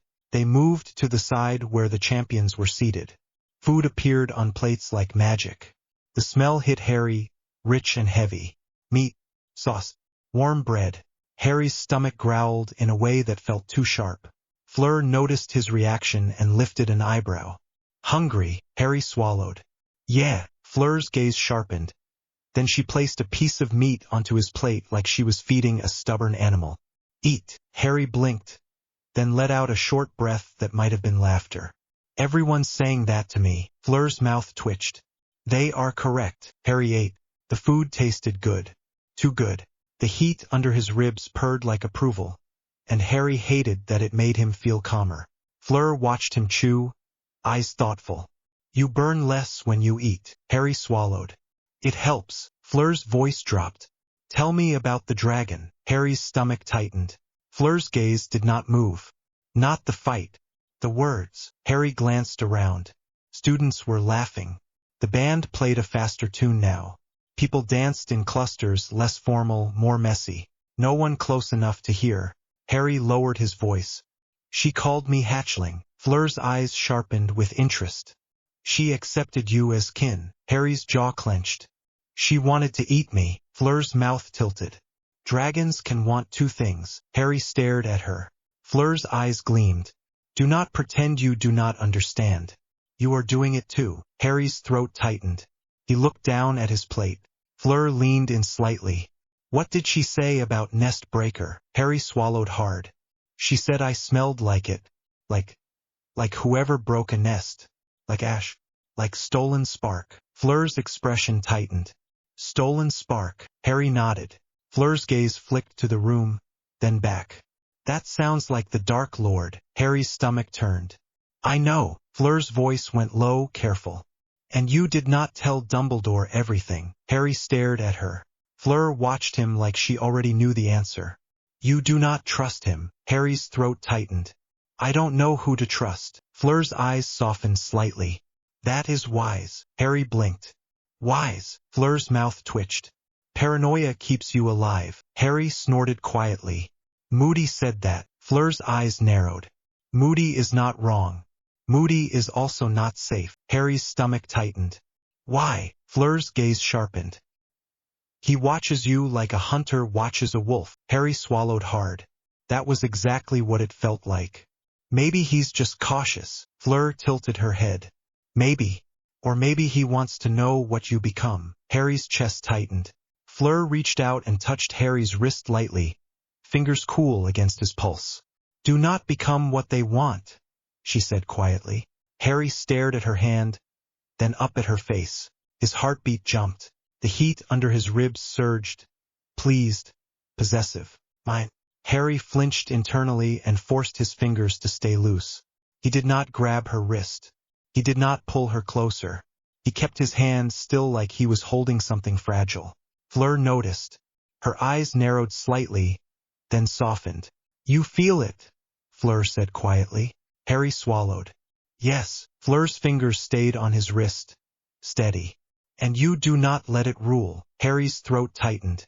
I'm trying. Fleur's mouth softened. Good. Harry held her gaze. And for a second the noise of the hall faded again. Then a sharp voice cut through, loud and drunk on courage. Well, if it isn't the champions. Draco Malfoy. Harry's jaw clenched instantly. Malfoy strolled toward their table with a smug smile and a glass in his hand. Crabbe and Goyle trailed behind. Pansy fluttered at his side like she had glued herself there. Malfoy's eyes flicked over Fleur, appreciative and arrogant, then landed on Harry and turned cruel. Potter? Malfoy drawled, voice carrying. I didn't realize Delacour liked dangerous pets. A few nearby students went quiet, listening. Harry felt heat surge under his skin, sharp and ugly. Fleur's posture did not change. She turned her head slightly toward Malfoy, eyes cold. Malfoy's smile faltered for half a second. He recovered quickly. Careful, Delacour. He might bite if you pull his chain. Harry's fingers curled. The air around his hand warmed. The table edge under his palm heated. Fleur's fingers tightened on his wrist. A warning. Harry forced his breathing slow. He stared at Malfoy. Malfoy leaned in slightly, still loud. What are you going to do, Potter? Roast me in front of everyone. Go on. Show them you're exactly what she wrote. Harry's jaw clenched. Rita Skeeter. Malfoy had ammunition now. Harry's vision narrowed. Fleur spoke first, voice calm and sharp. You should leave. Malfoy blinked, then smirked. Or what? Fleur's eyes flashed. Or you will embarrass yourself more. Pansy scoffed. Oh please. Fleur's gaze slid to Pansy like she was a stain on the floor. Do not talk to me. Pansy went red with rage. Malfoy's smile tightened. You think you can order me around? Fleur's mouth tilted. I do not think. I know. Malfoy's face flushed. He turned his eyes back to Harry, desperate to regain control. So, does he hiss to you when he's angry? Does he curl up in your lap? Does he beg? Harry's stomach lurched. The heat under his ribs roared up like a wave. For a split second, Harry's skin prickled and he felt scales press under his collarbone. He clenched his jaw so hard it hurt. Fleur's fingers on his wrist were the only thing keeping him anchored. Harry forced his voice low and steady. Leave. Malfoy's eyebrows lifted. Oh, he can speak. Harry stood slowly. The room around them shifted. People nearby backed away without meaning to. Malfoy swallowed, but he still tried to sneer. What are you going to do? Harry stepped forward. He could feel the heat rolling off him. Not wild this time. Controlled and heavy. The air shimmered faintly. Malfoy's eyes widened despite himself. His throat bobbed. Harry leaned in just enough that only Malfoy could hear him. His voice came out low, rough, and it scared him because it sounded like the dragon language was sitting right behind it, waiting. If you speak about her like that again, Harry said quietly, I will forget I'm in a ball. Malfoy's breath hitched. Harry held his gaze. The heat pressed harder. Not fire, pressure. Like a warning at the edge of pain. Malfoy's lips parted. He tried to say something sharp, but nothing came out. Then Malfoy backed up fast, face pale, glass shaking in his hand. Pansy grabbed his sleeve. Draco, Malfoy snapped, shut up, and turned away, storming off like rage could hide fear. Harry stood still, breathing hard. His shoulder ached. His chest felt tight. The scales under his collarbone faded again, leaving skin that prickled. Fleur stood too, and her gaze was sharp on Harry's face. You almost lost it, Fleur said quietly. Harry swallowed. I didn't. Fleur's eyes narrowed. Because you stopped. Harry's throat tightened. I wanted to hurt him. Fleur's voice went calm. Yes. Harry stared at her, surprised by the lack of judgment. Fleur's gaze softened slightly. Wanting is not doing. You did not do. Harry's chest tightened.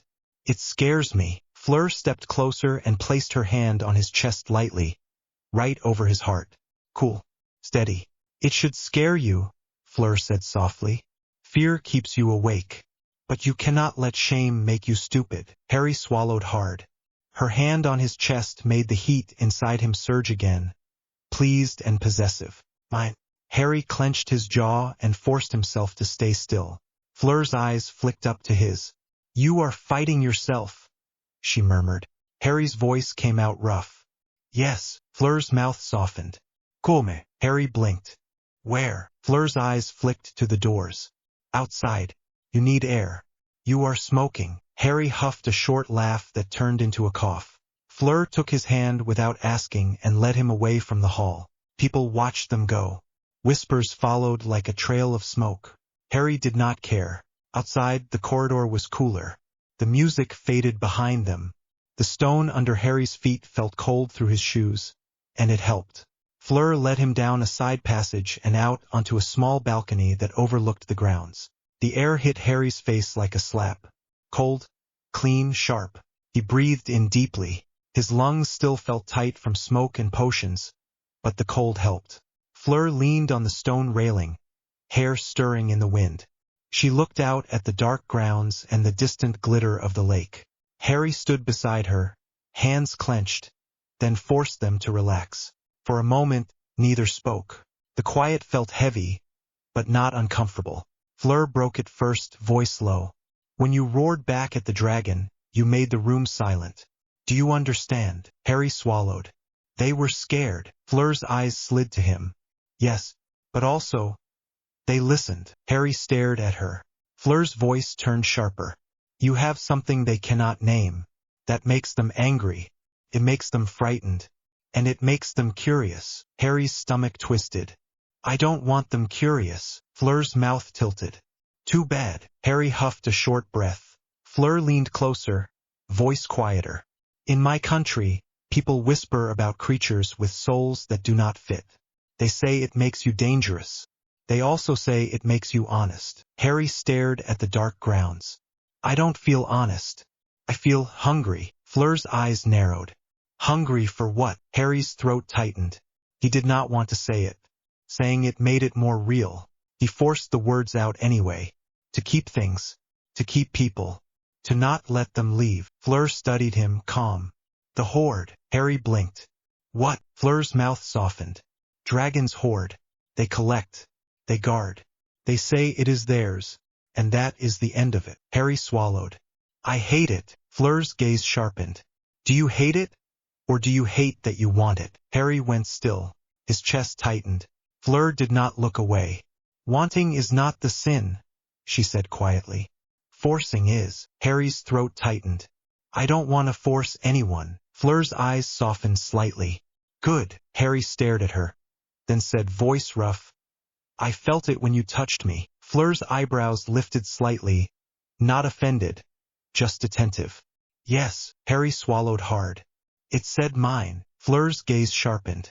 And you did not grab me. Harry blinked. Fleur cut him off gently. You did not. That is control. Harry's chest tightened. It does not feel like control. It feels like holding a door shut with my whole body. Fleur's mouth softened, understanding flickering. Then keep holding. Harry stared at her face. The wind moved a loose strand of hair across her cheek. She tucked it back without looking away. Harry's heartbeat jumped again. He hated how easily he could fall into watching her. Fleur's voice dropped. Harry. Harry blinked. Yeah. Fleur leaned in slightly. Do you want me to stop touching you? Harry went still. His throat tightened. His stomach twisted. The heat under his ribs surged. Pleased. Desperate. Mine. Harry swallowed hard and forced himself to answer like a person, not an instinct. No, Harry said quietly. I don't want you to stop. Fleur's eyes softened. Then I will not stop, she said. But you must tell me if it becomes too much. Harry swallowed again. Okay. Fleur stepped closer and lifted her hand to Harry's cheek, cool fingers brushing the skin near his jaw. Harry's breath caught. The heat inside him surged again, and this time it was not ugly. It was warm and sharp and almost painful because it felt like he had been cold for years and someone had finally put a hand near the fire without flinching. Harry's eyes fluttered shut for half a second, then opened again. Fleur's voice was quiet. You are not alone. Harry's throat tightened. I was. Fleur's eyes narrowed. Fierce. Not anymore. Harry stared at her. Then Fleur leaned in and kissed him. Not on the cheek this time. A quick, warm kiss, firm enough that Harry felt it in his chest. It lasted a second, maybe two. Then she pulled back like she had made her point. Harry stood frozen, breath caught, face hot, heart hammering. Fleur watched him, calm and unapologetic. There, she said softly. Now you cannot pretend. Harry swallowed hard. I wasn't pretending. Fleur's mouth tilted. You were a little. Harry let out a shaky breath that might have been laughter. His shoulder ached. His lips tingled. He touched his mouth with his fingers like he was checking if it had really happened. Fleur's eyes gleamed. Still there. Harry's face heated more. You're terrifying. Fleur's mouth softened into a real smile this time. Yes. Harry stared at her and felt something in his chest loosen, like a knot finally giving up. Then he heard footsteps behind them. Harry's whole body tensed instantly. Fleur turned her head, eyes sharpening. The footsteps stopped at the balcony entrance. Dumbledore stood there, hands folded, expression calm. Moody stood beside him, leaning on his staff, his magical eye rolling slowly as it took in the scene. Harry's stomach dropped. Heat surged under his ribs, sharp and defensive. Mine. Harry clenched his jaw and forced himself to breathe. Dumbledore's gaze flicked to Harry's face, then to Fleur, then back. His eyes looked tired. I apologize, Dumbledore said gently. I did not mean to interrupt. Fleur's posture did not shift. She did not look embarrassed. She lifted her chin slightly. It is fine. Moody's mouth twisted like he found it amusing. Kids. Harry's jaw clenched.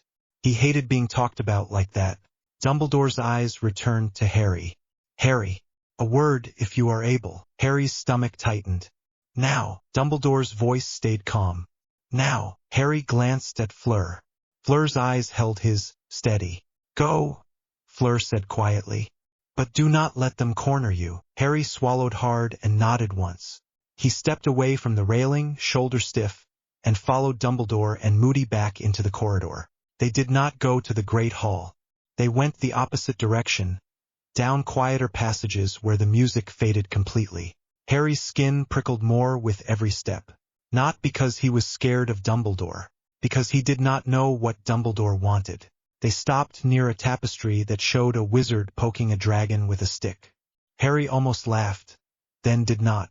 Dumbledore turned to face him. Moody leaned against the wall, watching like a guard. Dumbledore's voice was gentle. How are you feeling, Harry? Harry's jaw clenched. Fine, Moody snorted. Liar. Harry shot him a look. Dumbledore's eyes held Harry's. I am glad you are enjoying the ball, he said softly. Harry's stomach tightened. Is that why you pulled me out? Dumbledore's gaze sharpened slightly. No. Harry's chest tightened. Then what? Dumbledore hesitated for the first time, and it made Harry's stomach drop harder. Dumbledore's voice lowered. I have received reports. Harry's jaw clenched. From who? Moody's mouth twisted. From people who can see, Potter. Harry's fingers curled. I'm not blind. Dumbledore held up a hand slightly, a calming gesture. Harry, the dragon in the first task spoke. To you. That is not something I can ignore. Harry's throat tightened. So what? Dumbledore's eyes were steady, but there was a weight there. So we must consider what it means. Harry's chest tightened. It means I'm a freak. Dumbledore's voice went firmer. No. It means you are a person with a rare circumstance. Harry's jaw clenched. That's a polite way to say freak. Moody's magical eye spun toward Harry, and his good eye narrowed. Watch your mouth. Harry snapped. Watch yours. The corridor went tighter, like the air had shrunk. Dumbledore did not raise his voice, but something in him shifted. Authority. Calm power. Harry, Dumbledore said quietly, I am not your enemy. Harry's throat tightened. You keep saying that. Dumbledore's gaze sharpened slightly. And you do not believe me. Harry swallowed hard. The heat under his ribs surged again, defensive. Dumbledore's voice stayed gentle. Tell me what the Horntail said. All of it. Harry's jaw clenched. Why? Dumbledore's eyes held his. Because if the dragon recognized the shadow that touched you, then someone has been near you in ways we have not seen. That is dangerous. Harry's stomach twisted. He thought of Nest Breaker. Stolen spark. Harry forced his voice low. She said I smelled like ash, like stolen spark, like Nest Breaker. Dumbledore's eyes darkened slightly. And she said hatchling. Harry blinked. How do you know that? Moody's mouth twisted. Because you answered her. Harry's jaw clenched.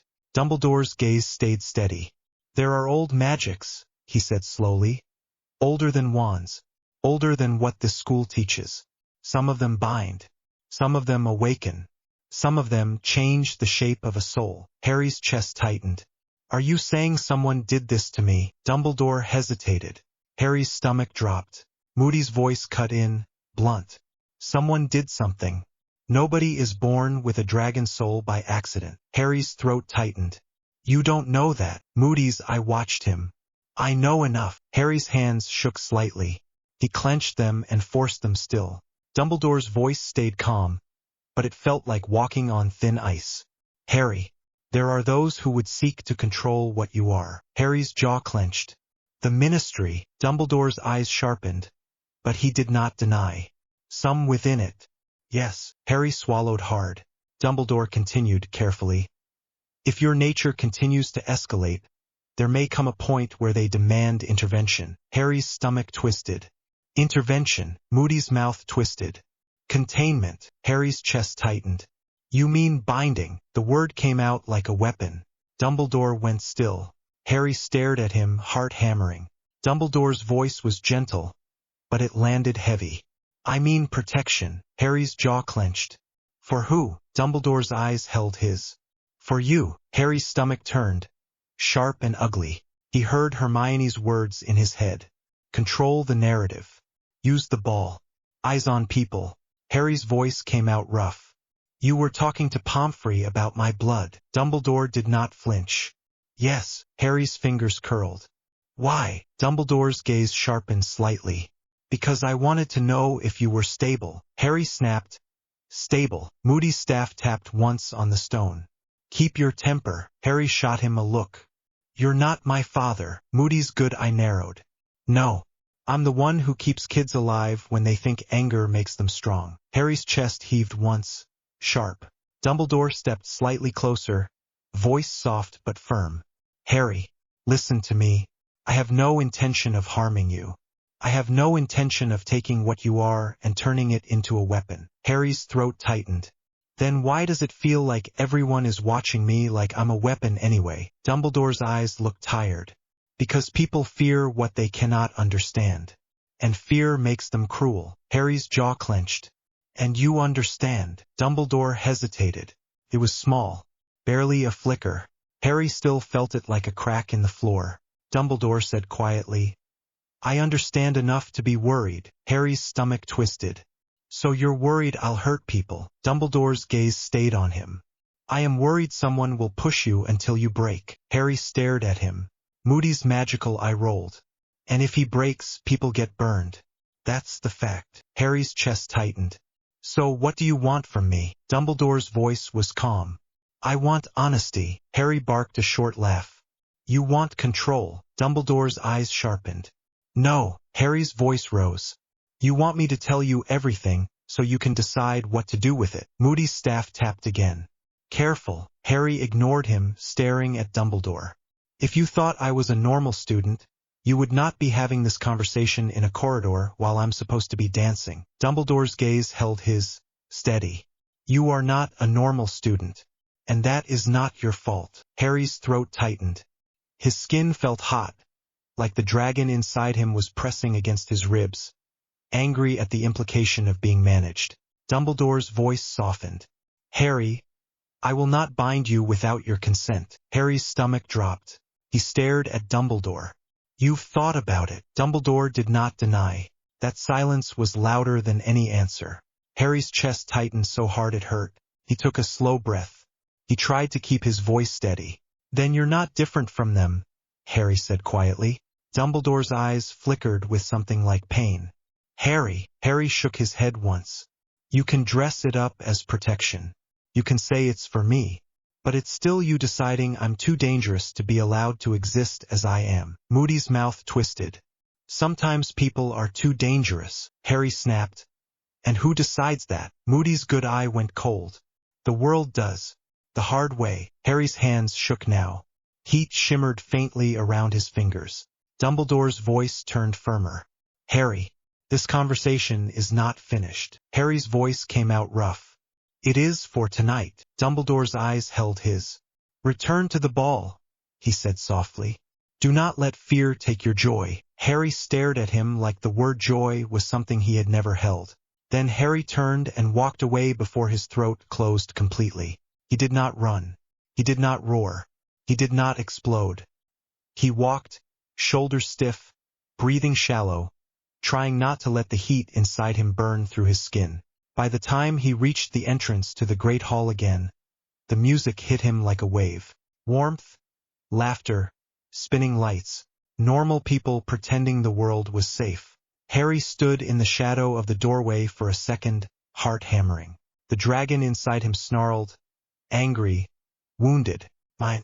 Harry swallowed hard and forced his feet forward. Fleur found him almost instantly, like she had been watching the doors. She stepped out of the crowd and stopped in front of him, eyes sharp on his face. What did they say? Harry's mouth opened, then shut. He did not know how to answer without sounding like he was about to fall apart. Fleur's gaze narrowed. Harry swallowed hard. They talked about binding. Fleur went still. Her eyes hardened like ice. Dumbledore. Harry nodded. Fleur's jaw clenched.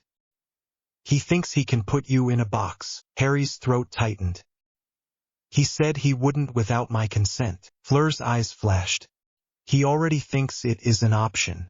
That is enough. Harry stared at her face, and the anger in her expression made his chest ache because it meant she cared. Fleur stepped closer, lowering her voice. Do you want to leave? Harry's stomach twisted. Part of him wanted to run out into the cold and never come back. Part of him wanted to stay and glare at the whole room until they flinched. Harry swallowed. No. Fleur's eyes sharpened. Why? Harry forced himself to breathe. Because if I leave, they win. Fleur's mouth softened slightly. Good. Harry's throat tightened. But I don't know how to stand here and pretend I'm fine. Fleur's gaze held his. Do not pretend, she said quietly. Stand here and be you. Angry, scared, alive. Harry stared at her. The heat under his ribs surged again, but this time it felt less like hunger and more like something protective. Mine. Harry swallowed hard. He forced himself to say the truth out loud, low and rough. I'm scared of myself. Fleur's eyes softened. I know. Harry's voice shook. Sometimes it feels like it wants to keep you, like it wants to claim you. Fleur's gaze sharpened, but she did not step back. And you do not let it, she said firmly. You do not own me. You do not own anyone. Harry's throat tightened. I don't want to. Fleur stepped closer until she was right in front of him. The noise of the hall blurred again. Fleur's voice dropped, fierce and gentle at once. Then prove it, she murmured. Harry blinked. How? Fleur reached for his hand and laced her fingers through his, cool and steady. By holding my hand like a person, she said. Not a dragon. Harry's breath caught. He looked down at their hands. He could feel his own heat against her cool skin. He could feel his fingers wanting to tighten too much. He forced them to stay gentle. Fleur watched his face. Yes, she said softly. Like that. Harry swallowed hard. Fleur tilted her head slightly, eyes gleaming.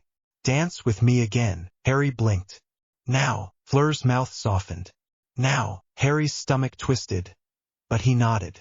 They moved back onto the dance floor. The music had changed to something slower, softer. Couples swayed more than they danced. Fleur placed her hand on Harry's shoulder again, careful of the ache. Harry placed his hand at her waist like he had been taught earlier, and he tried not to be too tense.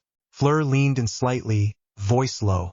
Breathe. Harry exhaled slowly. They moved. Harry's feet found the rhythm faster this time. His shoulders loosened. The hall noise softened again.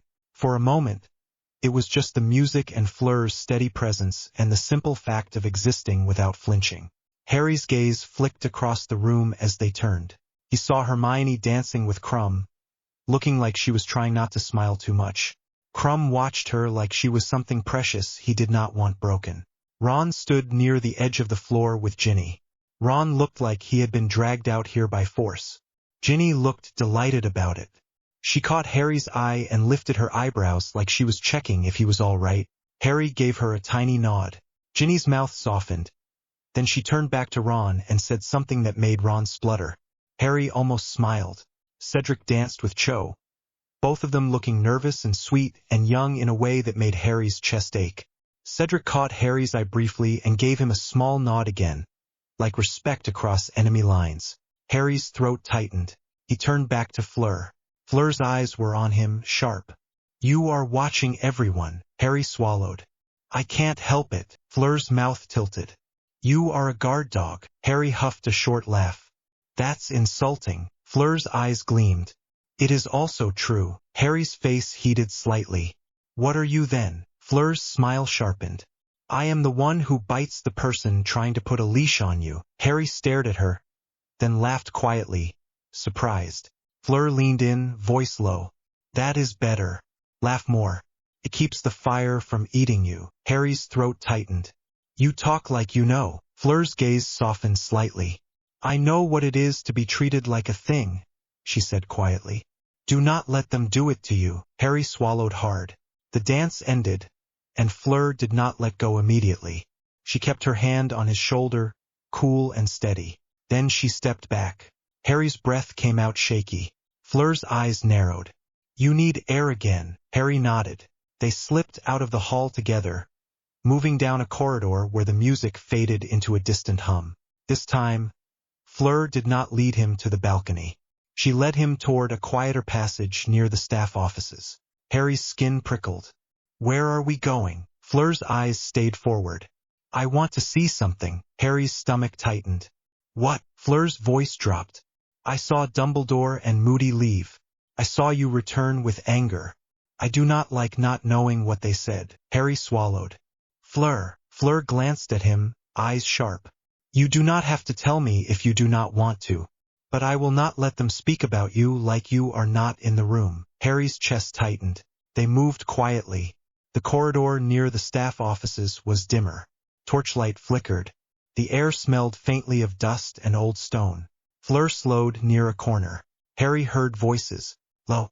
Familiar. Dumbledore's voice, gentle and measured. Moody's voice, rough and blunt. Harry's stomach dropped. Fleur leaned in, voice barely above a breath. Listen. Harry's chest tightened. He hated this. He hated feeling like a thief in his own school. But he also needed to know. They edged closer, staying in shadow. The voices became clearer. Dumbledore was saying, It is escalating faster than we expected. Moody's voice came back, hard. Because it's being pushed. The tournament is pushing it. The attention is pushing it. The boy is pushing it himself. Dumbledore sighed softly. He is resisting out of fear. Moody snorted. He's resisting because he doesn't want to be owned. Can't blame him. Harry's chest tightened. Dumbledore's voice lowered. And yet the Ministry will not wait forever. Moody's staff tapped once on stone. So we keep him alive until the end. Then we deal with the fallout. Harry's stomach dropped. Fleur's fingers tightened on Harry's sleeve like a warning to stay still. Dumbledore said, I will not allow them to take him. Moody's voice was blunt. Then you better have a plan that isn't hoping the kid stays stable. Dumbledore's voice was quiet. There are old protections. Old bindings. Harry's blood went cold. Fleur went still beside him, rage like ice in her posture. Moody's voice dropped. Sharp. You say that word like it's gentle. Dumbledore's voice held a warning edge. You know as well as I do that sometimes a binding is the only way to keep a power from consuming its host. Harry's chest tightened so hard it hurt. Mine. The dragon inside him snarled, furious and wounded. Moody's voice came back, quieter, dangerous. And sometimes a binding is a cage people pretend is kindness. Dumbledore did not answer immediately. That silence was worse than any argument. Then Dumbledore said softly, If it comes to that, I will do what I must. Harry's stomach dropped like the floor had vanished. Fleur's hand slid into Harry's, gripping tight. Harry's fingers wanted to clench back too hard. Mine. Harry forced his grip gentle, even while his chest felt like it was cracking. Moody spoke again, voice hard. Keep your eyes on him tonight. He's raw. He'll either burn himself or burn someone else. Dumbledore's voice was quiet. He will not be alone. Moody's voice was rough. He will be. He always is. That's the problem. Harry's throat tightened so hard he could barely breathe. Fleur pulled Harry back, away from the corner, moving fast and silent like a predator. They retreated down the corridor until the voices faded. Harry's heart hammered. His skin felt too tight. The heat inside him was roaring like a storm. Mine. Harry swallowed hard, trying not to shake. Fleur stopped in a quiet alcove and turned to face him. Her eyes were bright with anger. They are planning to cage you, Fleur said, voice low and furious. Harry's mouth opened, but nothing came out. Fleur's hands came up to Harry's face, cool palms pressing his cheeks gently but firmly. Harry, breathe. Harry tried. His breath came out shallow and sharp. Fleur's eyes held his. Breathe, she repeated, slower, like she was forcing him to match her rhythm. Harry forced air in. Cold, dusty, real. He forced it out. The heat inside him surged again, then settled slightly, like it was listening to Fleur too. Harry swallowed hard. He said he wouldn't without my consent. Fleur's eyes flashed. Consent can be taken, she said sharply. They will frighten you. They will corner you. They will make you think you have no choice. Harry's throat tightened. Dumbledore. Fleur's mouth tightened. Dumbledore is not your enemy, she said, and the words sounded like they hurt to admit. But he is not only your friend either. He is a headmaster. He is a strategist. He will choose the many over the one if he believes the one is a threat. Harry stared at her, breathing hard. The dragon inside him snarled, furious at the idea of being controlled. Harry's voice came out rough. So what do I do? Fleur's eyes held his, fierce. You do not let them isolate you, she said. You do not let them make you ashamed. You build your horde with people who choose you, not people who want to own you. Harry's stomach twisted at the word horde, but Fleur said it like it could be something human. Harry swallowed. People. Fleur nodded. People. Harry's throat tightened. He thought of Hermione, Ginny, Ron, Neville, Cedric, Fleur, mine. Harry flinched and forced himself to correct the thought. Not mine. Not owned. Chosen. Harry's breath shook. Fleur's thumb brushed his cheek gently. You are shaking. Harry huffed a short, broken laugh. Yeah. Fleur's eyes softened. Come back to the ball, she said quietly. Do not let them steal your night too. Harry swallowed hard. I don't want to go back in there. Fleur's gaze sharpened. Then do not go back for them, she said. Go back for you. For the fact that you are alive. Harry stared at her. Then he nodded once, slow. Okay. Fleur's mouth softened slightly. She leaned in and kissed him again, quick and warm, like a promise and a warning at the same time. Harry's breath caught. When she pulled back, her eyes were sharp. "Now," she murmured. "We go in with our heads high." Harry swallowed, throat tight, and nodded. They walked back toward the great hall. Harry's shoulder ached. His chest felt too tight. The heat inside him still simmered, angry and wounded. But Fleur's hand was in his, cool and steady. And for the first time since the goblet spat his name, Harry did not feel like he was standing alone in the center of a pit. He felt like he was building something. Not a cage, not a weapon, a choice.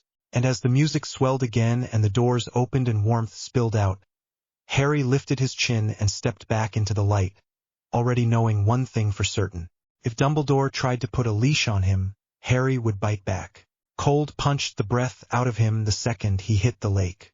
It was like the world had been holding its own air, waiting for him to mess up, and the moment he broke the surface it took everything it could from his lungs. Water shoved up his nose, down his throat. His robes went heavy instantly and tried to drag him under like hands. Harry kicked hard, more instinct than thought. His arms cut the water, clumsy at first, then stronger when something inside him snapped awake and got angry about the cold. Not fear, not panic, possession. Mine, the dragon part of him said. Not in words, in a hot pressure behind his eyes. Mine was taken. Mine is down there. Harry forced himself under. The lake swallowed him whole. The roar of the crowd vanished. The sky disappeared. Light turned into a thin gray smear above his head, and then even that faded, because the deeper he went, the more the water ate it. It got dark fast. The egg song flashed in his head, the awful, warped thing he'd heard when he'd opened it. Not with his ears, with something deeper. "Come seek us where our voices sound." It had screamed through the water in the prefect's bathroom, and Myrtle had laughed like it was the funniest thing she'd ever seen. Harry's teeth clenched so hard his jaw hurt. He hadn't slept properly in days. Every time he shut his eyes, the dragon in him would tug, tug, tug, like it could smell the lake even through stone, like it already knew what was waiting. He pushed down harder. The cold got worse. It crawled into his fingers, into his wrists, up his arms. His skin prickled. His chest started to burn from holding his breath, and that was the part that almost made him surface. Almost. No, he thought, sharp and practical. Not yet. Not now. Harry let the heat out. It started in his ribs. A simple decision like unclenching a fist. The warmth poured through him, not like a fire in a fireplace, but like a furnace door opening. His blood felt too hot for his veins. Steam hissed off his hair in tiny bubbles. The water around him trembled. Then it did something it had no right to do. It pulled away from his face, like it didn't want to touch him anymore. A bubble formed around his mouth and nose, wobbling, thin as a skin. It would not last long if he panicked. It would not last if he tried to make it perfect. He could feel that. Dragon magic did not care about perfect, cared about force. Harry kicked again. His legs burned. His muscles cramped from the cold, trying to seize them. He pushed more heat down into his thighs and calves, trying to keep them moving. Something brushed his ankle. Harry twisted, heart slamming, and for a second he saw nothing but black water. Then pale shapes darted in. Fast. Low. Grindylows. Their fingers were too long, their faces too sharp. One of them opened its mouth and it was full of needle teeth. It went straight for his bubble like it knew exactly where he needed to breathe. Harry yanked his wand out without thinking and the wood smoked in his grip. Stupefy, he tried anyway. The spell came out wrong, a sputtering red flicker that died in the water. Harry's stomach turned with frustration. His wand was a joke down here. He could feel it, the way the wood resisted him like it wanted to burn. Fine. He let the wand go. It sank, slow and accusing. The first Grindylow hit him and it felt like a handful of cold knives. It grabbed his arm and tried to pull him down and twist him, like it wanted to drag him into something deeper where his bubble would fail. Harry grabbed its wrist. The skin felt like wet leather. His fingers tightened. Heat surged through his hand. Not a flame, not a spell, just pressure and temperature, shoved into the thing like he was trying to melt it from the inside. The Grindylow jerked. His mouth opened wide. Bubbles burst from it like a scream. His grip loosened. Harry shoved it away and kicked at the second one that was already coming in. He caught it in the chest. His boot connected with something soft, and it folded, but it did not stop. It snapped at his calf. Pain flashed white. Teeth scraped skin. Blood bloomed in the water, dark and thin. Harry hissed into his bubble. His breath sounded too loud, trapped with him. He did not have time for this. He threw his hand out, palm open, and pushed. Heat burst outward. The water around him boiled for half a second. Not enough to turn it to steam, but enough to make everything nearby flinch away like it had been slapped. The Grindylows twisted and scattered, their bodies twitching as they fled. Harry's skin prickled from the sudden shift. His bubble wobbled, threatened to collapse. He steadied it with sheer stubbornness and kept going. Down.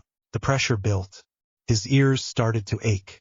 The cold tried to creep back in as soon as he stopped pushing heat out. Harry's lungs wanted air. His throat ached. He thought of Daphne, and it wasn't soft or romantic in that moment.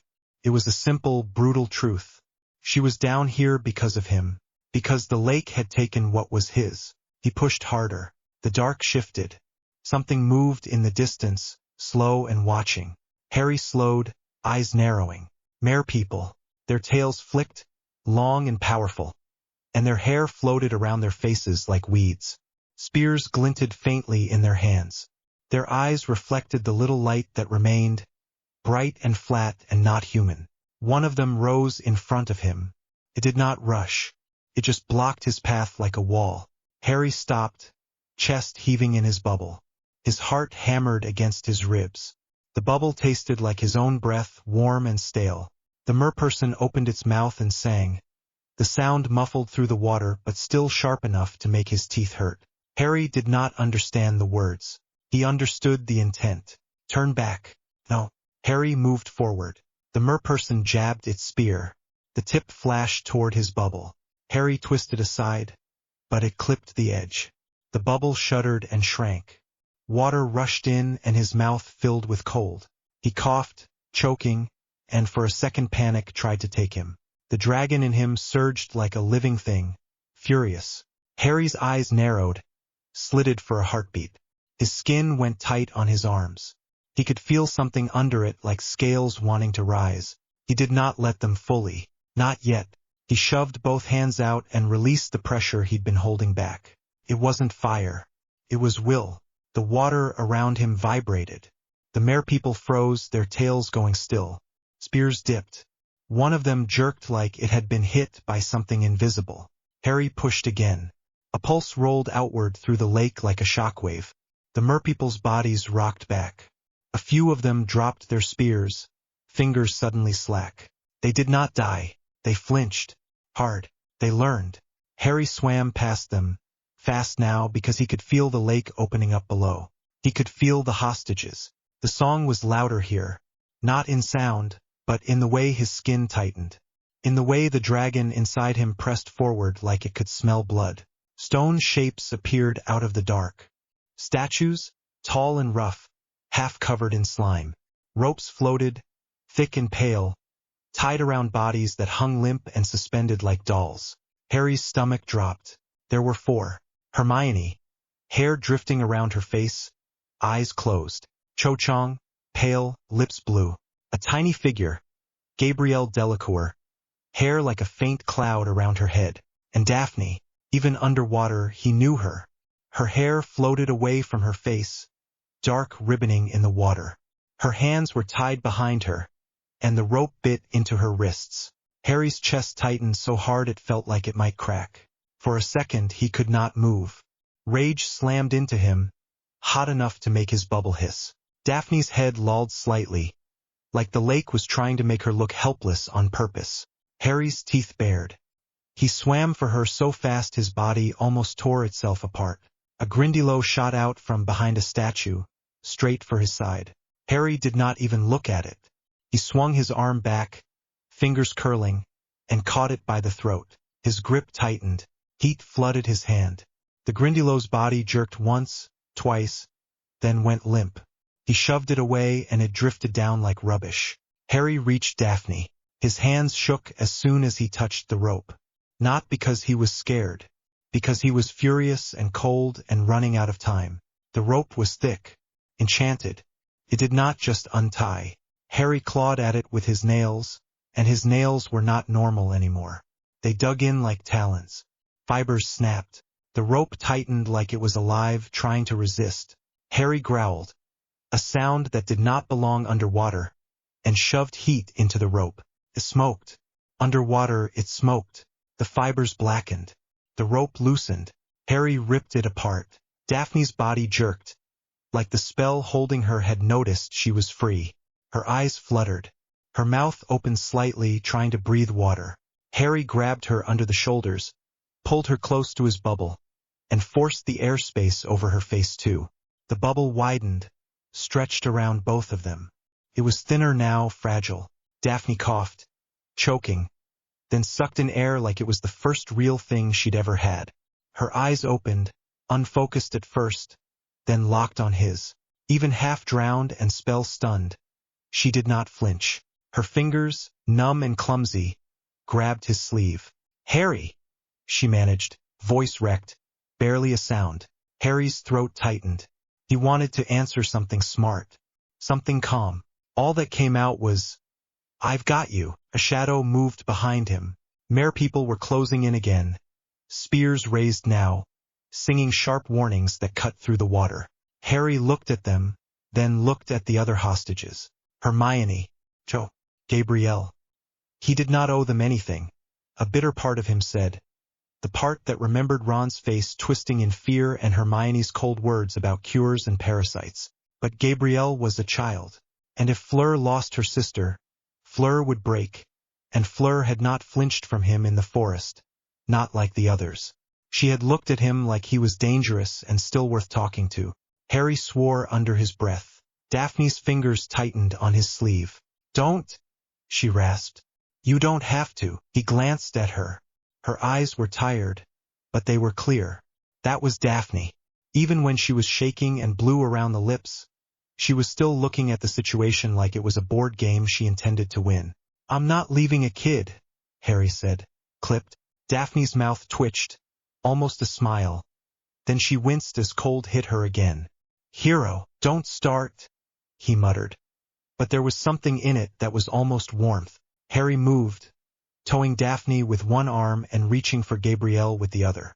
The rope around Gabrielle was tighter, smaller knots, more cruel somehow. Harry snapped it with brute force, then shoved his bubble over her face for a second, just enough for her to breathe.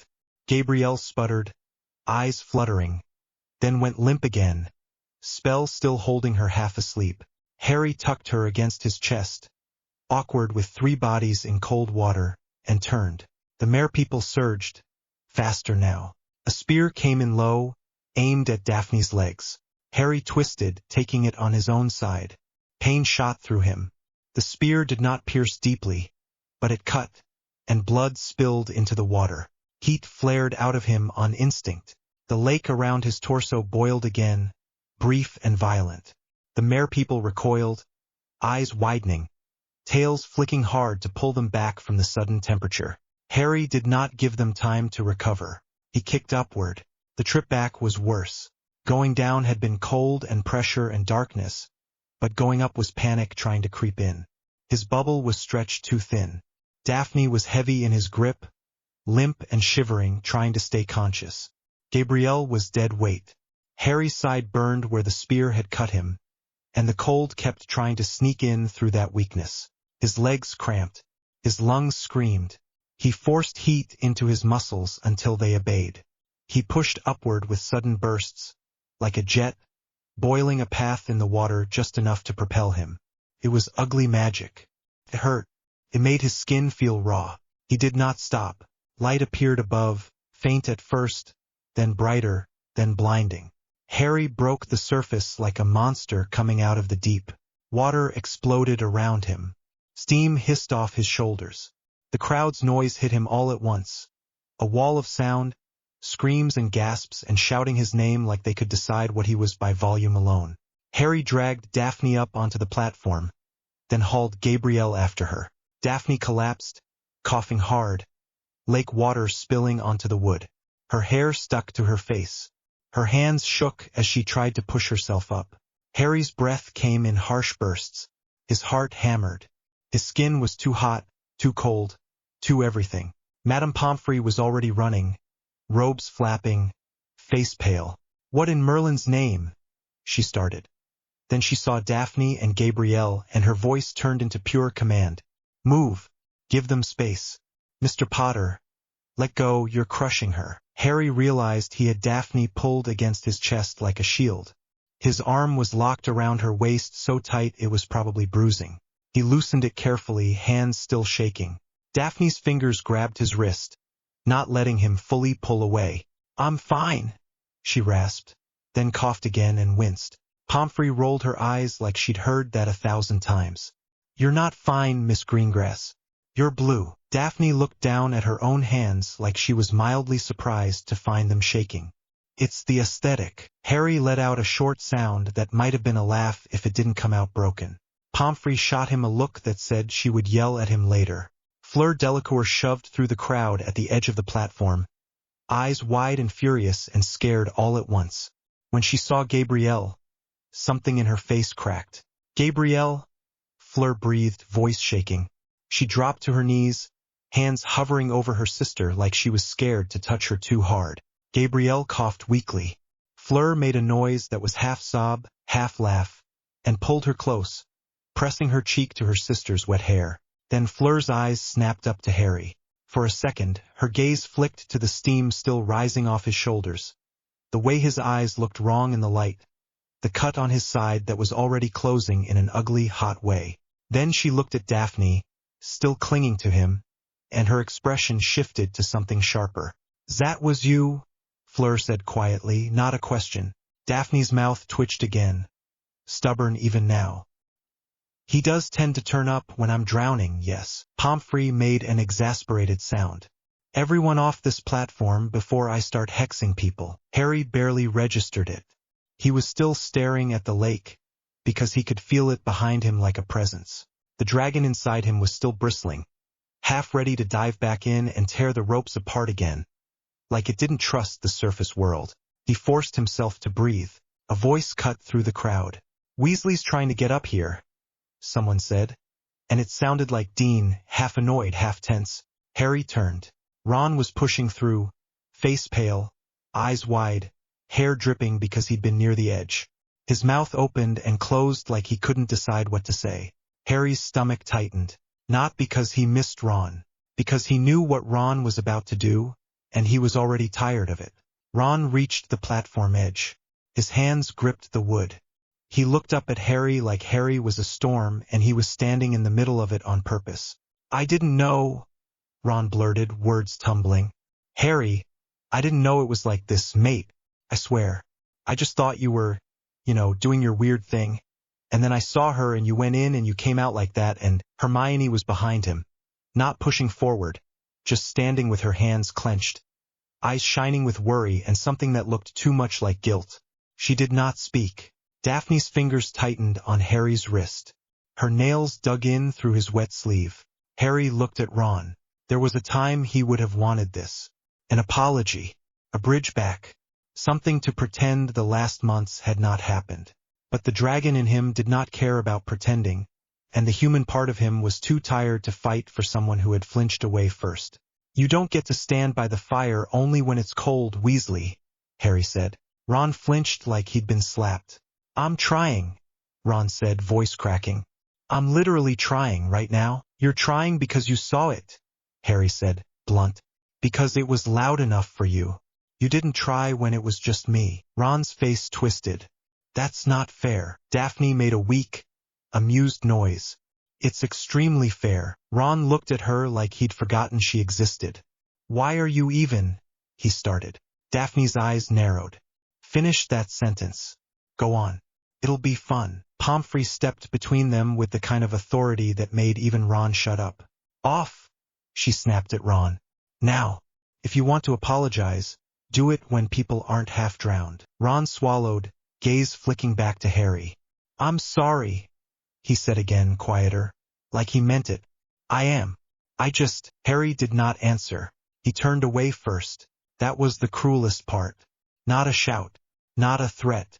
Just turning away like Ron's words did not matter enough to burn. Pomfrey herded Daphne and Gabrielle toward the castle. Fleur stayed close, one arm wrapped around her sister, eyes darting between Harry and the lake like she was trying to decide which one she was more afraid of. Harry walked beside the stretcher they put Daphne on, even though she insisted she could walk. "I can walk," Daphne said hoarsely for the third time. "You can barely blink," Pomfrey snapped. "I can blink perfectly," Daphne insisted, then promptly failed to blink for a second too long and looked mildly offended by her own body. Harry stayed close anyway. His hand hovered near her shoulder like he was scared she would disappear if he let her get too far away. Daphne noticed. She always noticed. "You can stop hovering," she murmured, voice low so Pomfrey couldn't hear. Harry's jaw tightened. "No," Daphne's mouth twitched. "Romantic." Harry shot her a look. It was supposed to be annoyed. Came out softer than he wanted.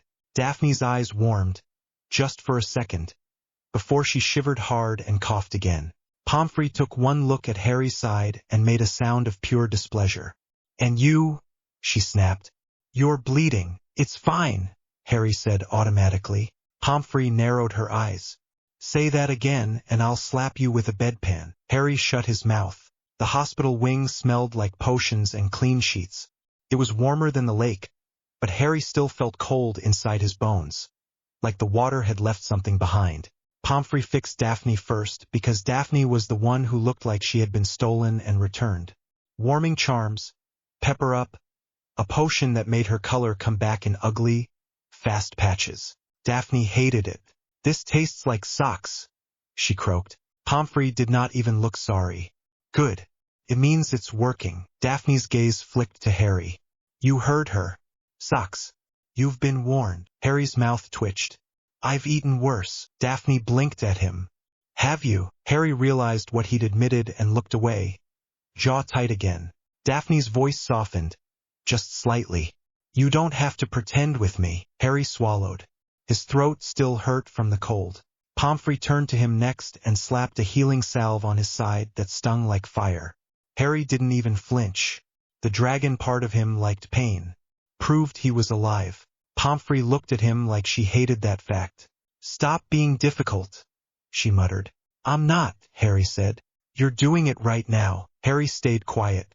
Daphne watched him from her bed, hair damp, cheeks flushed now with warmth. Her eyes tracked every movement, like she was counting his breaths without making it obvious. When Pomfrey finally turned away to check on Gabrielle in the next bed, Daphne spoke again, voice low. "Were you going to let them keep me?" Harry's eyes snapped to hers. "What?" he said, sharp. Daphne held his gaze, unblinking. "If you couldn't get down there, if your magic failed, would you have let them keep me and tell yourself it was the rules?" Harry's stomach turned. He stepped closer, stopped at the edge of her bed. His hands were still damp, still cold in places. His nails were still too sharp, and he curled his fingers into his palms to hide them. "No," he said. It came out like a promise and a threat at the same time. Daphne's throat bobbed when she swallowed. "Good." Harry stared at her. His heart beat too hard, like it wanted out of his chest. The dragon inside him was calmer now that she was safe, but it was not quiet. It was watching. Daphne shifted, winced, then reached for his hand anyway. Her fingers closed around his, warm and steady. Harry's breath caught. She did not flinch. She never did. "You were terrifying," Daphne said, voice almost amused. Harry's jaw tightened. "You should be scared." Daphne's eyes narrowed, but her thumb stroked his knuckles anyway, slow and deliberate. "I'm not an idiot, Potter. I'm aware you could bite my head off. I'm also aware you didn't." Harry's voice came out rough. "That's a low bar." Daphne leaned forward slightly, ignoring the way her body protested. "It's not. Not for you. Not right now." Harry's throat tightened. He looked away because if he looked at her too long, he might do something stupid. Daphne tugged his hand gently until he looked back. "Look at me," she said softly. Harry did. Daphne's eyes flicked over his face like she was checking him. Not judging, just making sure he was still here. Then she leaned forward more and kissed him. It was not elegant. It was not a grand moment with music.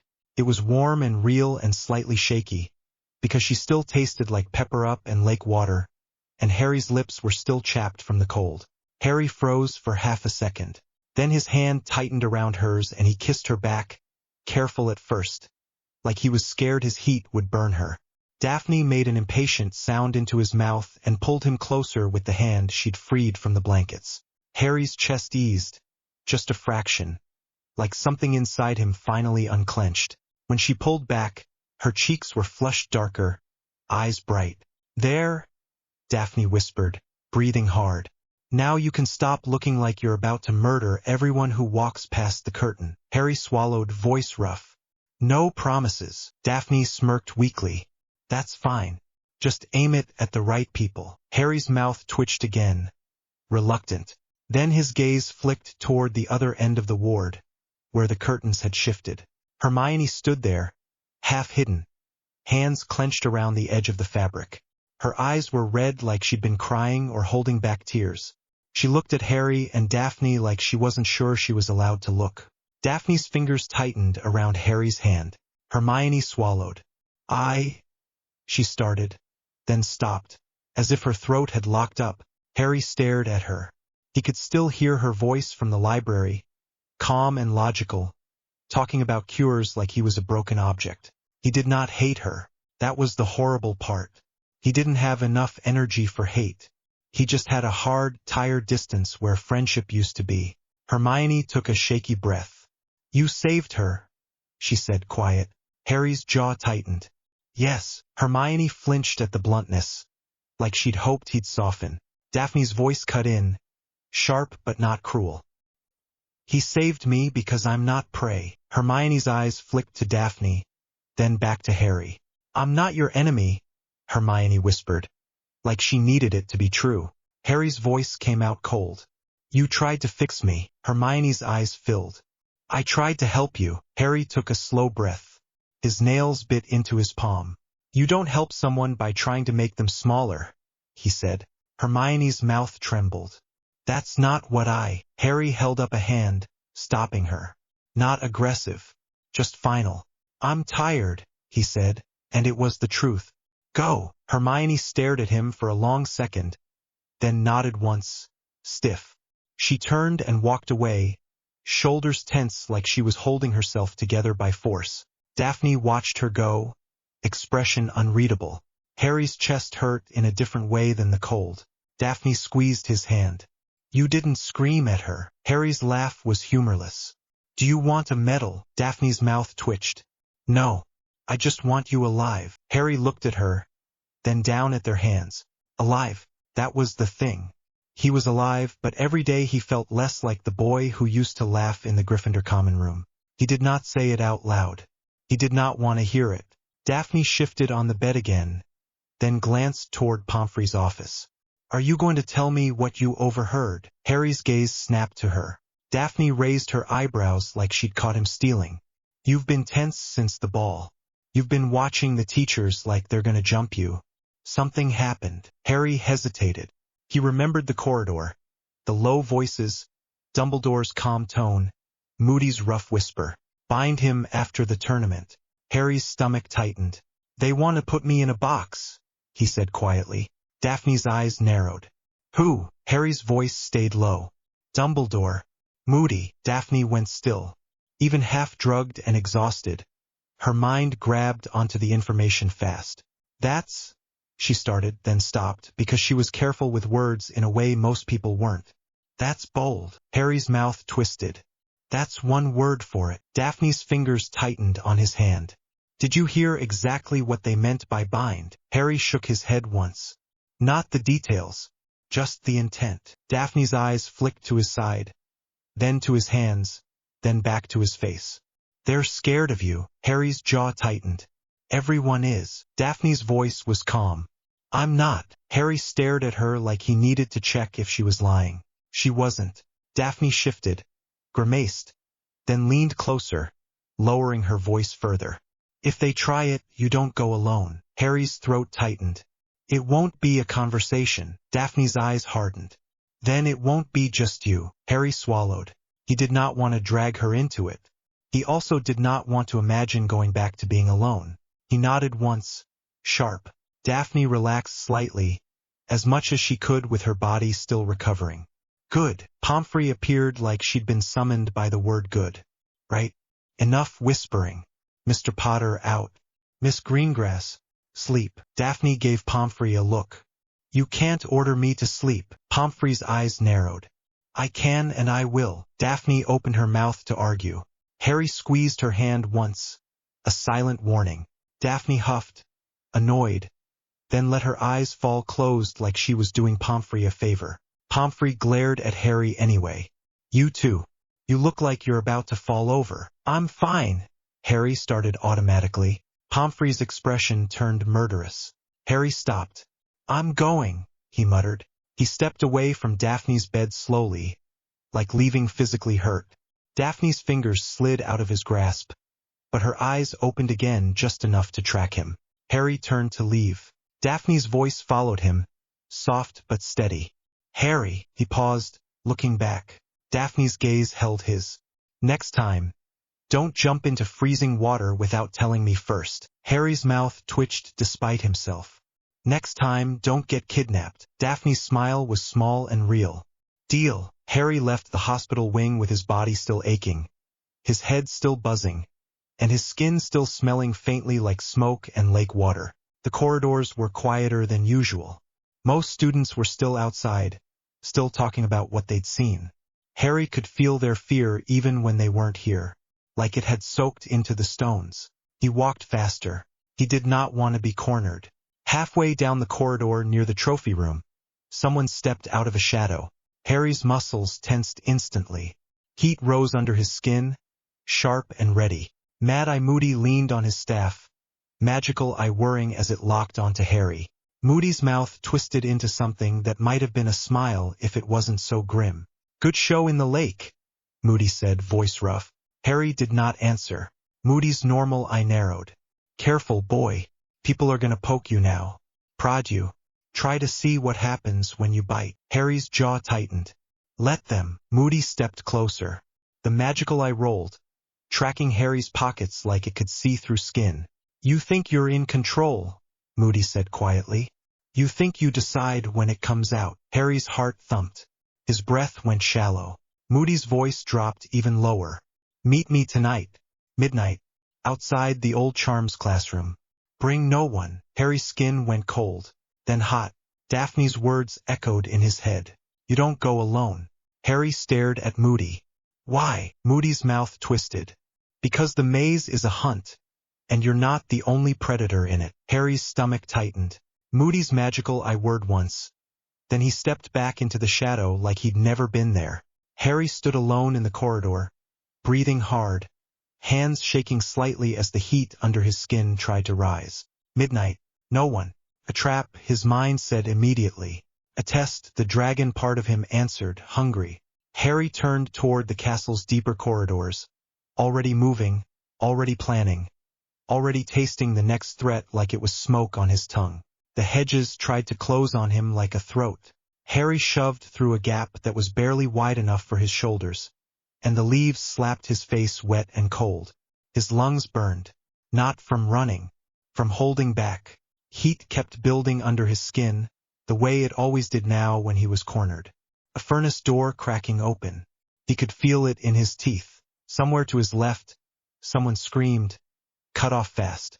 To his right, spells popped like fireworks behind the hedge wall, flashes of red and blue leaking through the leaves. The maze smelled like damp earth, crushed greenery, and magic that felt old and mean. He forced his hands to stay human.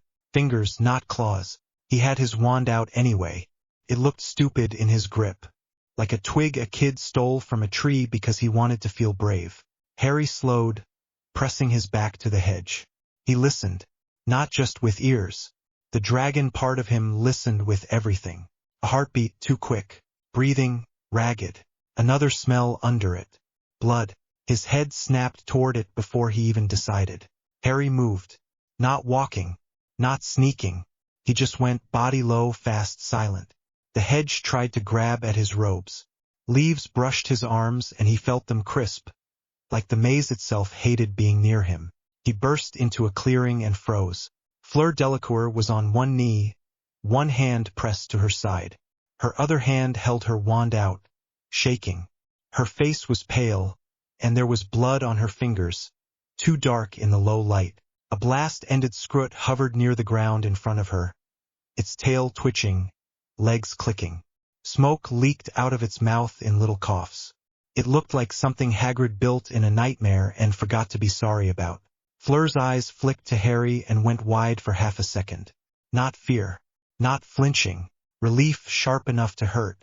"Harry," she breathed, like she had been holding his name back so it would not make her feel weak. The scrut snapped toward him, tail lifting. Harry did not even think about a spell. His skin hardened over his knuckles without his permission, scales pushing up like a rash. He hated that, loved that, both at once. The scrut fired. A hot jet, loud and violent, slamming into Harry's chest. He grunted, stumbled one step back. Robes smoked. Pain hit like a punch, then slid off into something distant, like it could not get through properly anymore. Harry looked down at his chest. The fabric was burned. Under it, his skin was red and blistered, but the blisters already looked like they were trying to seal. He looked up at the scrut. "Yeah," he said out loud, voice rough. "Good try." He moved, fast enough that Fleur's head jerked like she almost lost track of him. Harry grabbed the scrut by the back ridge of its shell. Kicked, legs scraping at his arms. The tail whipped around, trying to stab him, and his body shifted again.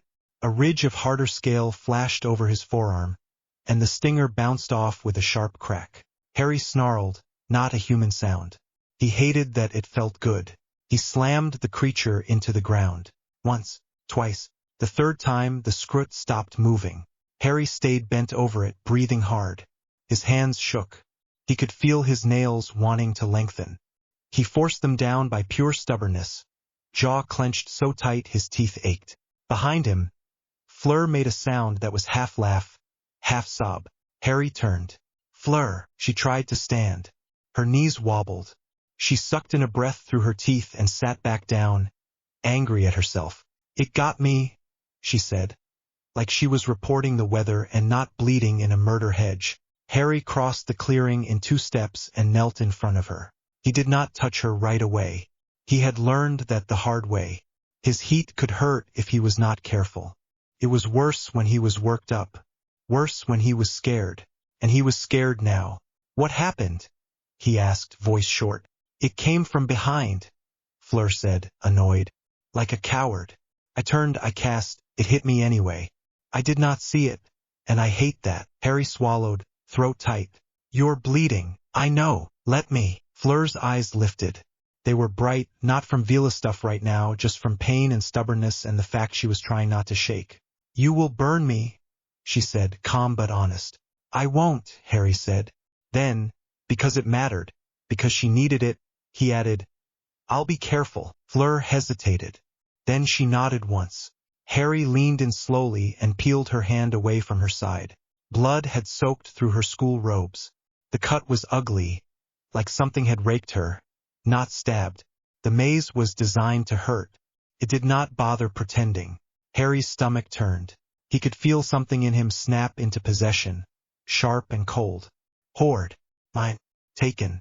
He hated how simple it was. Harry forced his hand steady and placed his palm near the wound. Not on it. He could feel the heat in his skin. He pulled it back. Not all of it. Just enough to warm. Fleur hissed and grabbed his wrist, not pushing him away, just grounding herself.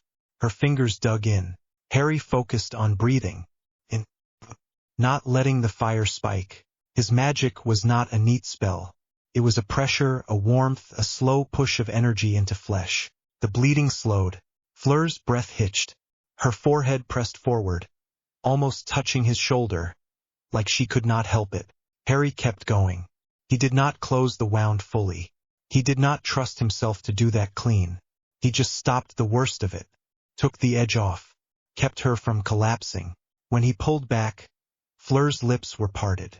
She looked exhausted, angry at herself, still alive. "Can you walk?" Harry asked. Fleur nodded, then made a face like the nod was a lie. I can, she insisted, because of course she did. Harry looked around. The hedge walls, the dark, the distant noise of the crowd was gone in here. The maze swallowed sound like it was hungry. Harry's eyes narrowed. Where's your bag? He asked. Fleur blinked. I dropped it when it hit. Somewhere. Harry's jaw tightened. Forget it. Fleur's head snapped up. No, it has my. Forget it. Harry repeated, voice harder. You're getting out. Fleur stared at him for a second, like she was deciding whether to fight him. Then her shoulders sagged. You do not get to decide everything, she muttered. Watch me. That got a small, weak smile out of her. It lasted half a second. Harry turned his head slightly, listening. He could hear movement in the hedges. Not human. Something big, sliding. They did not have time. Harry stood and held his hand out. Fleur took it, grip tight. He pulled her up carefully. She swayed, then steadied, chin lifting like she was daring the world to comment. Harry kept his body between her and the maze. He did not look back at the scrut. It was just meat now, just something he had put down. Harry, Fleur said quietly, and her voice was different, softer. Do not lose. Harry shot her a look, confused for a second. Fleur's mouth tightened. Not because of the tournament, she said. Because if you lose yourself, if you let the fire take you, then they will be right about you. And I hate them for it, but I will not pretend it is not a risk. Harry's throat went tight again.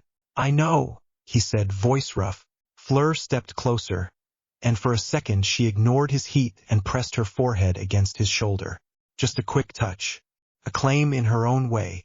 Then she pulled back and lifted her wand. I will make a flare, she said. The teachers will come. Harry stiffened. They'll try to take you and question you. Fleur's eyes flashed. Let them. Harry hesitated, then nodded once. Do it. Fleur raised her wand. Her breathing shook. She still did it anyway. A thick stream of silver shot up through the hedge gap above them, bright and sharp, sparkling like it wanted the sky to pay attention. Harry felt the maze twitch, like it did not like that someone had reached outside it. Fleur exhaled hard and leaned into him again for balance. Harry held her steady. Go, he said. When they cut through, you go. Fleur's grip tightened on his hand. And you, she said low. Harry's voice went quiet. I finish this. Fleur stared at him. He could see fear there now. Not of him, of what was coming. Then she did something that made his brain short out for a second. She leaned in and kissed him. Not a long, dramatic thing. Not some stupid show. Just her mouth on his, warm, firm, like she was telling him, without words, that she was not going anywhere in her head even if they dragged her away. Harry froze. Then his hand curled around the back of her neck and he kissed her back. Careful, shaking, too hot and too alive. Fleur pulled away first, breath unsteady. Come back, she said, voice rough, like it hurt to say it. Harry nodded once. Sharp. I will. Fleur stepped back. She turned, limping, wand still up, and shouted into the hedge gap, loud enough to carry. I am here. I am injured. Her accent made it sound like a dare. Harry did not wait for the reply. He turned and ran, leaving her flare behind like a promise. The maze changed when he left Fleur. Felt colder, meaner. Like the hedge walls were offended he was not distracted anymore. Harry ran until his lungs burned properly, until sweat slid down his spine and his hands shook with the effort of staying human. A mist rolled across the path ahead, pale and low. Harry slowed. The mist was wrong. It smelled like nothing, like someone had taken the air and scrubbed it clean. That was dangerous. He tossed a pebble into it. The pebble vanished. No sound of it hitting the ground. Harry's heart thumped hard. He took one step closer and felt his skin prickle. His magic recoiled, not from fear exactly, but from disgust. The dragon part of him hated things that erased. A voice drifted out of the mist. Lo, male. Who is there? The voice called, calm, like it was asking politely. Harry knew the voice. Victor Crumb. Harry did not answer. He circled wide, trying to find another path. The hedge wall on his left shifted, and he realized the maze was guiding him toward the mist, like it wanted him to go in. No. Harry's jaw clenched. He stepped forward, heat rising, and forced his magic outward, not as flame, but as pressure, like he was pushing the air away from his body. The mist shivered. It did not move.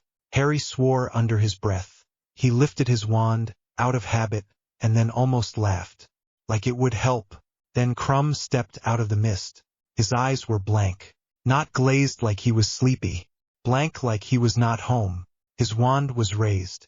Crucio, Crumb said flatly, voice not quite his. Harry moved. At the same second the curse fired. Pain exploded across his skin, lightning and knives, ripping down his nerves. Harry's knees buckled. His wand flew from his hand. He caught himself on one palm, fingers digging into the dirt hard enough to leave a dent. He gasped, teeth clenched. Sweat burst out instantly. The curse ended like someone cut a wire. Harry looked up, breathing hard. Crumb stepped forward, wand still up. Imperious, Harry said, and his voice sounded weird in his own ears, because it was not a spell he had ever practiced. Came out anyway, not from his wand. From his throat, like a growl. Crumb's body jerked. His wand lowered a fraction. Then his mouth twisted, fighting something. Harry pushed harder, not with control but with dominance, like an animal pinning another animal down. Crumb's knees hit the ground. His eyes flickered, just for a second. Confusion. Fear. Then the blankness tried to swallow him again. Harry lunged forward and grabbed Crumb's wand hand, twisting. Crumb grunted. His wand clattered into the dirt. Harry slammed his fist into the side of Crumb's head. Not enough to kill. Enough to drop. Crumb crumpled, unconscious, face hitting the ground. Harry staggered back, chest heaving. His whole body shook from the curse pain. It lingered, like a burn that would not fade. He crouched, grabbed Crumb's wrist, and felt a pulse. Strong. Good. Harry leaned in close, voice low, like he was talking to himself as much as Crumb. Sorry, he muttered. You're not prey. He looked around. The mist was still there, rolling like it wanted to eat him next. Harry backed away fast, then turned and ran again. He had lost his wand. He did not go back for it. He did not have time for being normal. By the time he reached the next clearing, the maze had gotten louder again. Screams, cracks of spells, the distant roar of the crowd, muffled but rising and falling like waves. Harry's chest tightened. The crowd could feel him. He knew it. The way animals could feel a predator move. His breath came out hot. He hit a dead end. The hedge wall in front of him was thick, taller than a building, bristling like it had teeth. Harry stared at it, annoyed. He could go around, waste time, or he could stop pretending. Harry pressed his palm to the hedge. It trembled under his touch. He focused on the heat inside him and let a small part of it out. Not a blast, not a roar, just enough. The leaves blackened. The hedge hissed and pulled back, like it had been burned by a stove. Harry stepped forward through the opening he had made, sweat dripping down his temples, jaw tight. I hate this, he whispered, and he did not know if he meant the maze or himself. The opening sealed behind him, leaves knitting together fast. Harry kept moving. Minutes blurred. He jumped gaps, ducked curses from creatures he did not bother identifying, shoved through narrow corridors, senses wide and sharp. He smelled blood. Not Fleur's anymore, farther away now. Another. Maybe Cedric. Maybe Crumb. Maybe something else. He heard a laugh, high and cold, and his spine went stiff. That laugh did not belong here. A boggart, he thought, then realized it was not. The laugh came again, closer. Harry rounded a corner and saw Cedric Diggory. Cedric was standing with his back to a hedge wall, wand raised. His hair was damp with sweat, and there was blood on his sleeve. In front of him, a thing floated, pale and tall, face hidden under a hood, hands like claws. A Dementor. Not a real one, Harry told himself immediately. The teachers would never. But his skin screamed anyway. Cold hit him like a wall. The kind of cold that made his lungs seize and his stomach drop. The kind of cold that did not belong in summer. Cedric's wand shook. Expecto Patronum, Cedric shouted, voice cracking. Nothing happened. The Dementor glided forward. Harry felt rage spike, sharp and violent. Not because it was attacking Cedric. Because it was bringing that cold near his fire. Harry stepped into the clearing and did not bother with a wand. He inhaled. Air rushed into his lungs, and with it came the smell of fear, the damp hedge, Cedric's sweat, the Dementor's nothingness.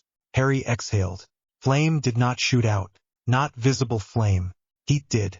A wave. The air shimmered. The grass at Harry's feet browned. The Dementor halted like it hit a wall. Cedric's head snapped toward Harry, eyes wide. Potter? Cedric choked out. Not relief exactly, more like disbelief. The Dementor hissed, a sound like ice cracking. Harry took one step closer, then another. The cold pushed against his heat. Harry's skin prickled. His scar burned, sharp and ugly. Something inside him stirred. Annoyed. Hungry. Harry's voice dropped into something rougher. Go, he told Cedric. Get out of the way. Cedric blinked. What did I say? Harry snapped, and his voice carried weight in it that made Cedric move without arguing. Cedric stumbled sideways, keeping his wand up, breathing hard. Harry faced the Dementor. It floated toward him again, slow, confident. Harry's lips pulled back from his teeth. Try it, he said. The Dementor lunged. Harry grabbed it. His hand sank into cold like ice water, and his skin hardened at the same time, scales pushing through. Pain flashed, not sharp, deep, like something trying to pull his soul out through his fingers. Harry roared, not loud enough to shatter windows, just enough to shake the hedge leaves. The Dementor jerked back, and the hood slipped. There was no face under it, just darkness. Harry squeezed. Heat surged down his arm, raw and furious, and the darkness shrank like it was being cooked. The Dementor made a sound that was almost a scream. Then it burst apart, not into smoke, but into scraps of cold that evaporated fast. Harry staggered back, breathing hard. His hand hurt. It ached like he had grabbed a frozen metal bar. Cedric stared at him. What are you? Cedric said, voice quiet, not accusing, just stunned. Harry swallowed. He could taste smoke. Or maybe that was just him. A problem, Harry said, dry. Cedric's mouth twitched, like he almost smiled, then remembered where they were. You all right? Cedric asked, nodding at Harry's hand. Harry flexed it. The scales faded slowly, like his skin was reluctant to let go. Fine, he lied. Cedric's eyes flicked toward the path ahead, where the maze corridor narrowed, twisting. The cup has to be close, Cedric said, voice more focused now. You feel it too, right? Harry nodded, jaw tight. He did feel it. A pull. Ancient magic calling to ancient magic. Like the goblet had lit a match months ago and Harry's soul had been burning toward it ever since. Cedric stepped closer, lowering his wand just a bit. Potter, he said, and his voice was steady now. I know things have been weird. For you. For everyone. But if we get out of here, whatever this is, we tell Dumbledore together. All right? Harry's stomach twisted. Dumbledore. The word tasted complicated. Harry did not answer right away. Cedric held his gaze, not flinching. Harry realized, sharply, that Cedric was doing something the others had stopped doing months ago. Treating him like a person. Not a monster. Not a weapon. Not a problem to be solved. Harry exhaled hard. Yeah, he said finally, voice low. Together. Cedric nodded once, satisfied. Then let's move, Cedric said. They ran. Not side by side like best mates. More like two people who understood that if they split up, the maze would eat them separately. Harry took the front. Cedric covered behind, wand ready. A sphinx blocked their path in the next clearing, gold eyes bright in the dark. It spoke, voice smooth and bored, asking a riddle. Cedric slowed, breathing hard, eyes narrowing in concentration. Harry just stared at it. His dragon side wanted to burn it and be done. Harry forced himself to stop, forced patience. Cedric answered, voice quick, and the sphinx stepped aside with a flick of its tail, annoyed but obedient. Harry shot Cedric a look. Cedric shrugged, breathless. I read, he said like it was obvious. Harry huffed something that might have been a laugh. Then the hedge wall ahead split, opening into a final stretch. And there, in a small clearing, sat the Triwizard Cup. It gleamed, cold and silver, sitting on a stone plinth like it had been waiting for them specifically. Harry's pulse hammered. Cedric slowed, eyes locked on it. For a second, neither of them moved. The crowd noise outside the maze surged, muffled but excited, like the world could feel the ending coming. Cedric looked at Harry. "We could," Cedric started, then hesitated. Harry knew what he meant. One of them could take it, win, glory, points, whatever. Harry stared at the cup. His dragon side wanted to take, hoard, claim. His human side remembered Fleur's kiss, her blood, her voice telling him not to lose himself. Harry swallowed. "We take it together," Harry said, voice flat, like he was daring the universe to argue. Cedric blinked. Then he smiled, quick and real. "You sure?" Cedric asked. Harry's eyes narrowed. "Are you going to argue?" Cedric shook his head, still smiling, and stepped closer. They reached the cup at the same time. Harry's fingers brushed the metal, and magic snapped. The world yanked sideways. Harry's stomach lurched, like he had been punched in the gut by a giant. Cold air slammed into him. The ground beneath his feet was not grass. It was hard dirt, uneven, littered with stones. A graveyard. Harry stumbled, knees bending to absorb the landing. Cedric landed beside him, also stumbling, eyes wide. The air smelled like rot and old rain. Fog clung low to the ground. Harry's scar flared, pain sharp and sudden, like a nail driven in. He hissed, hand flying to his forehead. Cedric's voice came out tight. "Potter, this isn't—" "I know," Harry snapped. A laugh broke through the fog. High, thin, familiar in the worst way. Then a voice, wheezing and disgusting. "Good," it said. "Good." The portkey worked. Harry's head snapped up. Wormtail stepped out from behind a tombstone, wand raised. He looked thinner than Harry remembered from the one time he had seen him properly, like a rat trying to pretend it was a man. His hand shook. His eyes were wild. And in his arms, wrapped in cloth like a baby, was something that made Harry's stomach drop. A small, twisted body. Not a baby. Not human. A thing. Harry's scar burned harder. Cedric raised his wand. "Who are you?" "Stand still," Wormtail snapped, voice cracking. "Both of you." Cedric's wand shifted, ready to curse. Harry moved first, not toward Wormtail, toward Cedric. He shoved Cedric sideways, hard enough to make Cedric stumble. A green curse flashed past where Cedric's chest had been. It hit the tombstone behind them and left nothing. Cedric froze, eyes wide, staring at the empty space where stone had been. Wormtail's breath hitched. "No, no. The spare is supposed to." Harry's voice came out low. "Dangerous. You were going to kill him." Wormtail licked his lips, shaking. "It doesn't matter." "The Dark Lord." The cloth bundle writhed. Harry's skin prickled. Heat surged, angry. Cedric turned toward Harry, voice urgent. "Potter, what's going on?" Harry did not answer. His eyes were locked on Wormtail, on the bundle, on the pain in his scar that was turning into a scream. Wormtail backed up, clutching the bundle. "Do not," he squeaked, pointing his wand at Harry. "Do not move." Harry took a step forward anyway. Wormtail fired a curse, red this time, not green. Harry lifted his arm. The curse hit his forearm and burst like a firework against scales that were not visible a second ago. Harry grunted, felt the impact, but it did not stop him. Cedric swore, voice sharp. "What the hell?" Harry turned his head slightly. "Run," he told Cedric. Cedric stared at him. "I'm not leaving you." Harry snapped, loud. "Run." Cedric flinched, then lifted his wand and fired at Wormtail. "Stupefy." Wormtail yelped and dove behind a tombstone. The spell hit stone, cracking it. The bundle in Wormtail's arms squirmed harder. A thin, high voice hissed from inside it. "Bring him. Now." Wormtail scrambled up, breathless, eyes frantic. "Yes, my lord. Yes." He raised his wand again, shaking so hard Harry could see it. Harry moved, He sprinted at Wormtail, feet pounding the dirt. His breath steamed in the cold air. Wormtail's eyes went huge.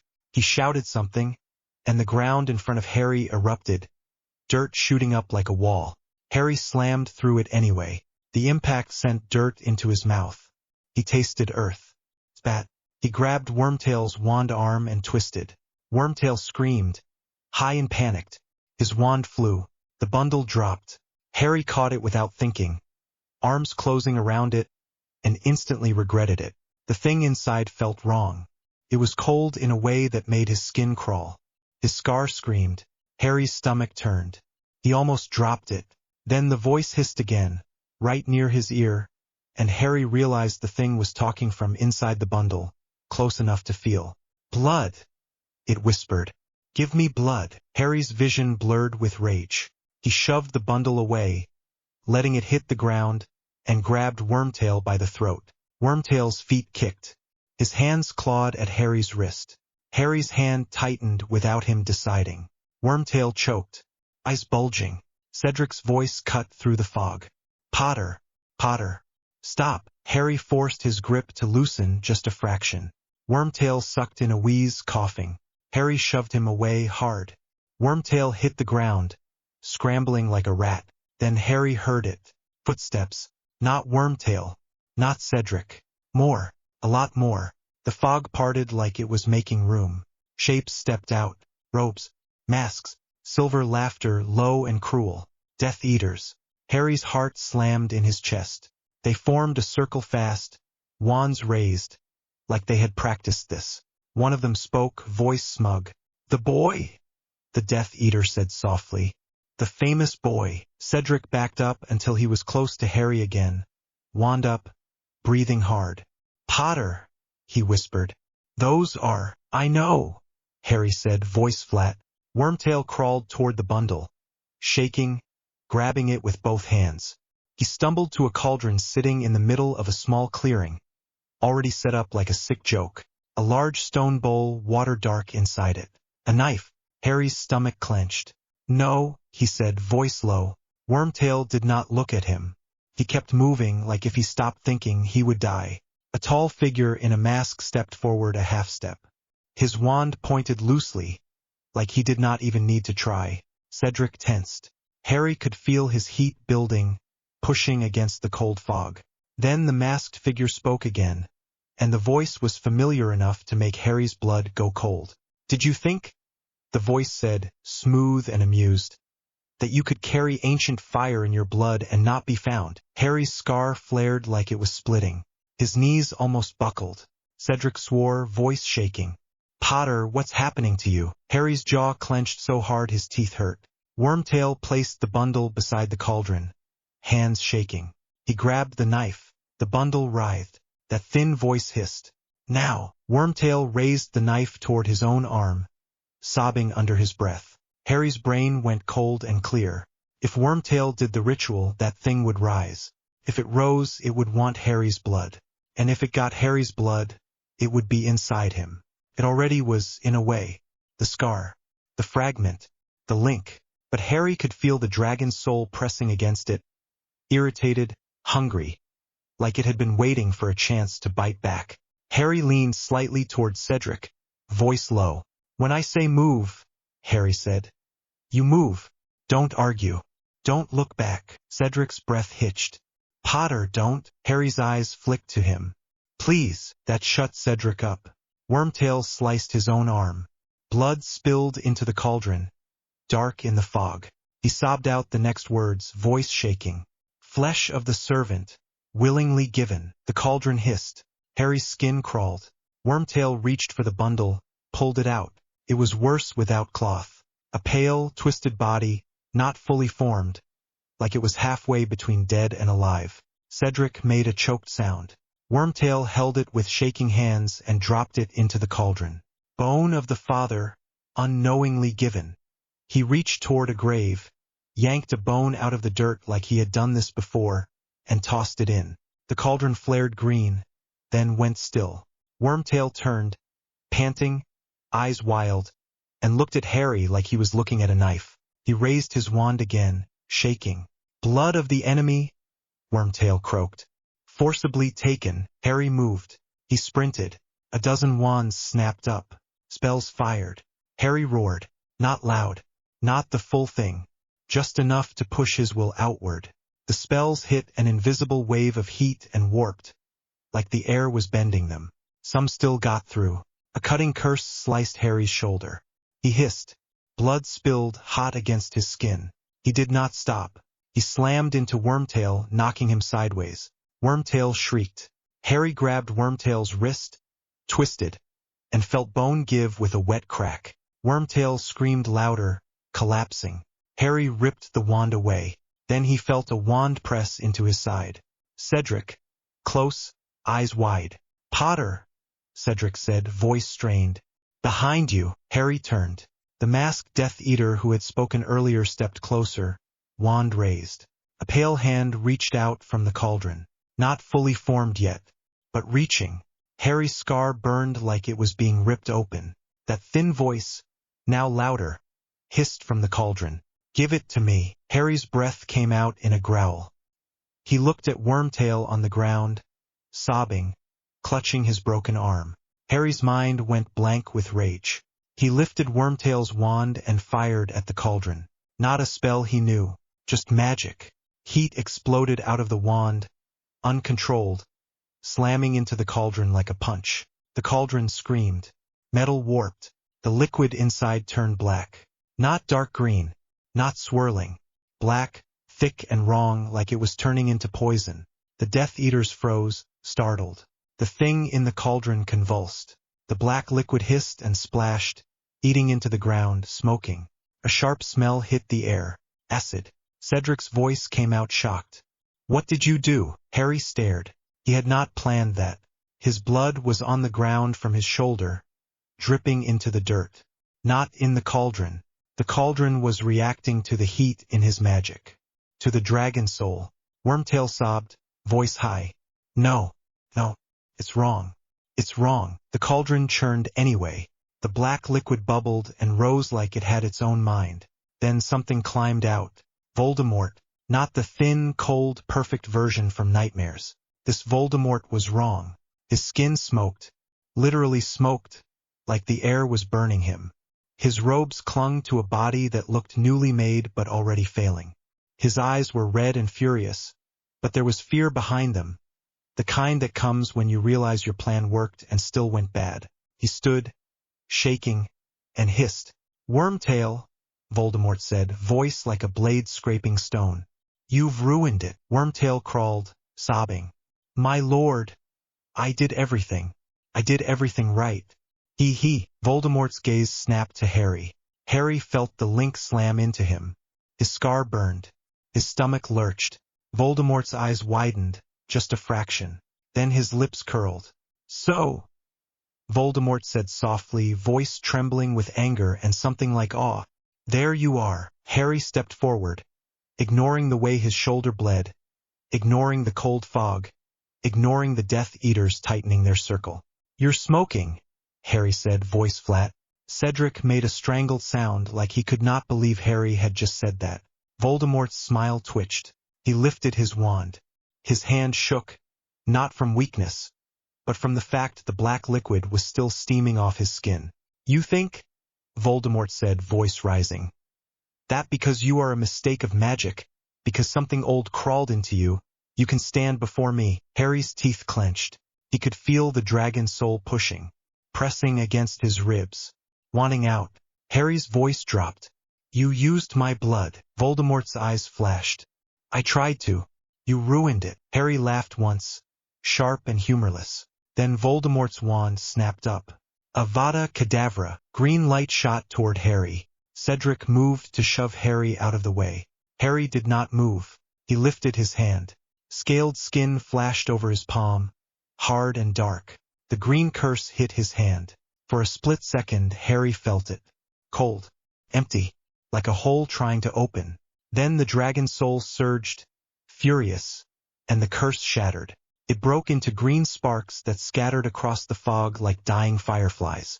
The Death Eaters gasped, a ripple of shock. Cedric stared, mouth open. Voldemort froze. Then, Slowly, his face shifted. Disbelief, then anger, then, finally, something that looked a lot like terror. Harry's hand smoked where the curse hit.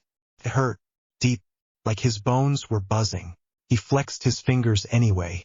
"You don't get to," Harry said, voice shaking now. Not from fear, from rage. "Touch me." Again, Voldemort's voice went cold. "Kill him." The Death Eaters raised their wands. Harry inhaled. He did not say a spell. He roared. This time it was the real sound.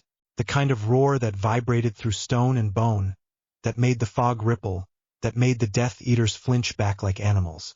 Several of them dropped their wands. Cedric's hands flew to his ears, face twisted in pain. The sound slammed into Voldemort too. Voldemort staggered, smoke pouring off his skin faster, like his body could not handle being challenged by something ancient. Harry moved. He sprinted into the circle. A curse fired. Harry ducked under it, heat flaring, and his shoulder wound tore wider. Blood spilled down his arm. He ignored it. He slammed his fist into the first Death Eater's mask. Metal crumpled. The Death Eater went down hard, cracking into the dirt. Another Death Eater fired a slicing curse. Harry twisted, felt it cut his ribs. Pain flashed. He snarled and grabbed the Death Eater's wand hand, twisting until fingers broke. The Death Eater screamed. Harry did not linger. He moved like he had in the arena with the Horntail.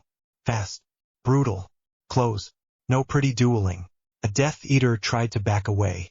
Harry lunged, grabbed the front of his robe, and headbutted him. Bone cracked. Blood sprayed onto Harry's face, hot against the cold fog. Harry spat. His vision sharpened. His hearing narrowed. He could hear his own heartbeat, loud and drum-like. Voldemort screamed a spell, voice high with fury. A blast of magic hit Harry's side and threw him back. Harry hit the ground hard, wind knocked out of him. Dirt filled his mouth. He rolled, gasping, hands clawing at the earth. Pain raced through him. Cuts, burns, bruises. The curse had hit deep.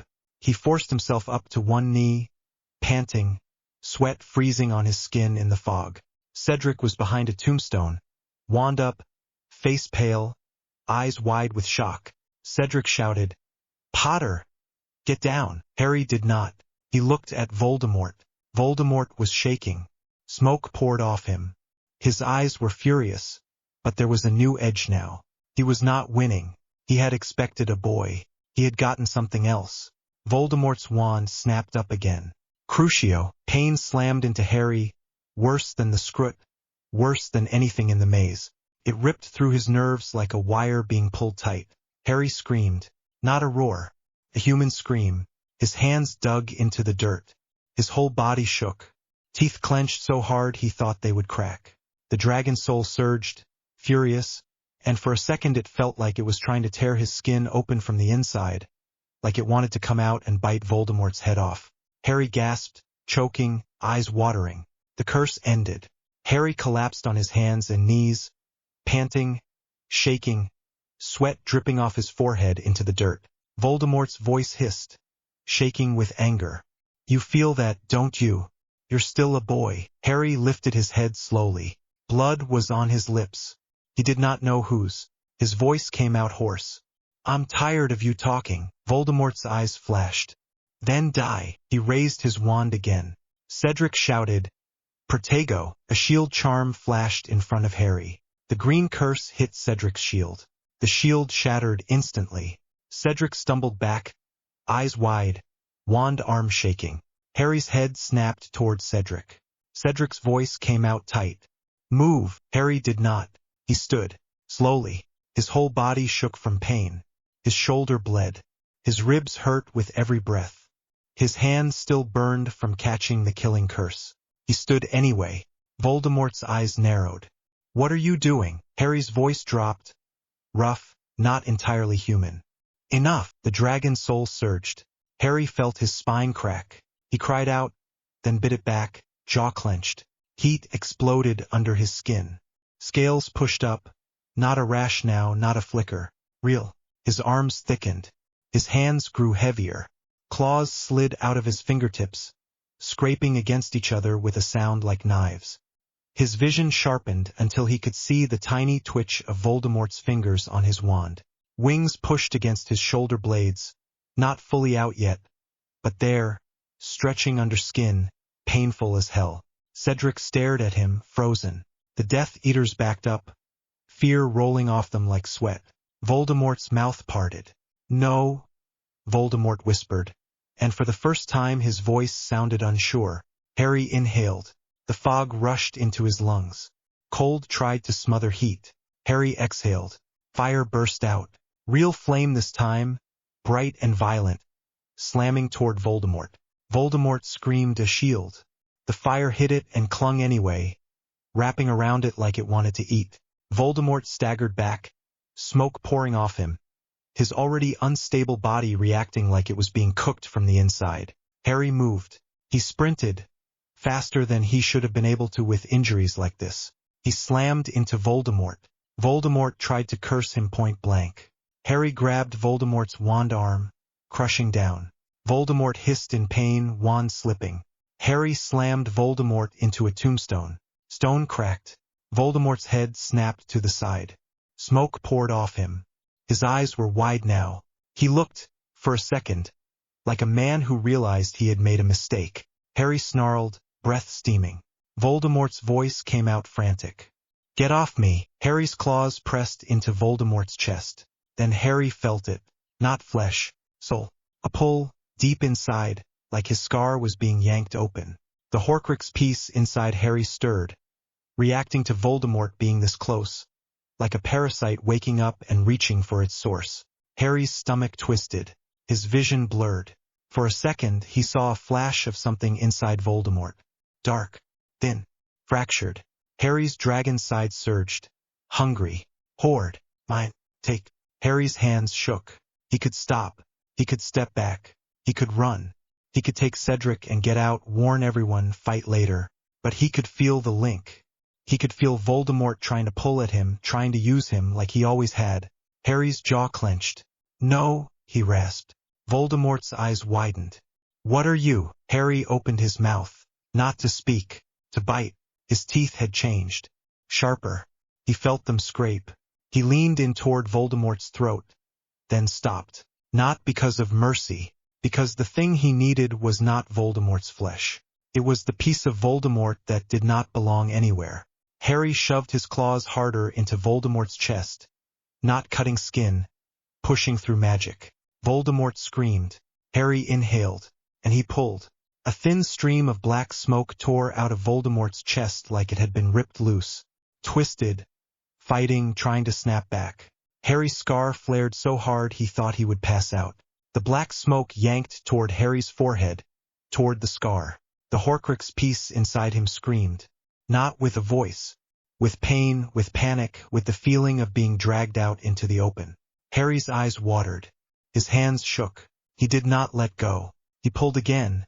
Harder, breath ragged. The black smoke thickened, turning into something almost solid, like a strip of torn shadow. It whipped in the air between them, caught. Harry forced his head forward, and he ate it. It was not clean, tasted like ash and rot and cold. It burned going down like swallowing poison. Harry gagged, stomach convulsing. He swallowed anyway. The black thing screamed inside him for a second. Then it went quiet. Harry staggered back, claws still out, breathing hard, eyes wide. Voldemort crumpled against the tombstone, shaking violently. His skin cracked like dried mud. Smoke poured off him in thick waves. He looked like he was collapsing from the inside out. Voldemort lifted his head, eyes wild, lips pulled back. "You," Voldemort wheezed. "You can't." Harry's voice came out low and shaking. "I just did." Voldemort's eyes flicked to the Death Eaters, frantic. "Help me!" Voldemort hissed, voice breaking. "Do something." The Death Eaters did not move. They were staring at Harry like he was the thing they had been warning stories about for years. Harry's chest heaved. His stomach twisted hard. He dropped to one knee and vomited into the dirt. It was violent, painful. His whole body shook. Bile burned his throat. In the vomit there was nothing visible. No smoke. No fragment. Just human mess. Harry wiped his mouth with the back of his scaled hand, panting, shaking. He looked up. Voldemort was still trying to stand. His wand was on the ground, a few feet away. Forgotten. Harry stood again, slower this time. Every muscle ached. He could feel blood drying on his skin. He could feel the heat inside him spiking and dipping like it was trying to stabilize after swallowing something it should not have. Cedric's voice came out small. "Potter!" Harry did not look back. He walked toward Voldemort. Voldemort's eyes narrowed, trying to summon cruelty again. Trying to be the thing he had always been. But his voice shook. "You think you've won? You think this ends it?" Harry stopped right in front of him.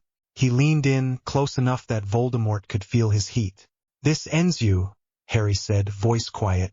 Voldemort's lips parted. Fear flashed again. Harry lifted his hand. Not a spell. Just a claw. He shoved it into Voldemort's chest. Voldemort screamed. Harry's claw ripped downward. Not gore. Not dramatic. Just brutal. Voldemort's body cracked and collapsed. Like it could not hold itself together anymore.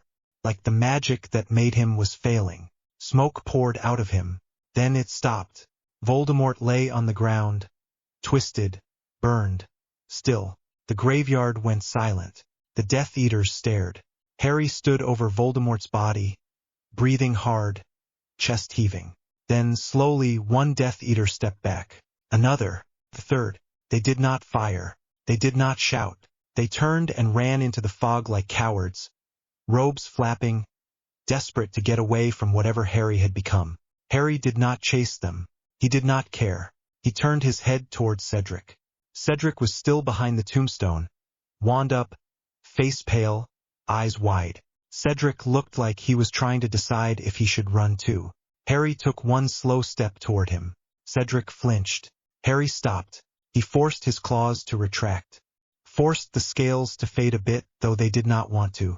His wings under his skin still pressed, aching. He swallowed, throat raw. "Cedric," Harry said, voice hoarse. "We leave." Cedric stared. Then, slowly, he nodded, swallowing hard. "Okay," Cedric whispered. Wormtail was still on the ground, sobbing, clutching his broken arm, staring at Voldemort's body like his whole world had just collapsed. Harry looked at him. Wormtail looked up, eyes huge, tears streaming. "My lord," Wormtail choked. "My lord." Harry's jaw clenched. He could kill him. He could end it. He wanted to. The dragon side wanted to crush.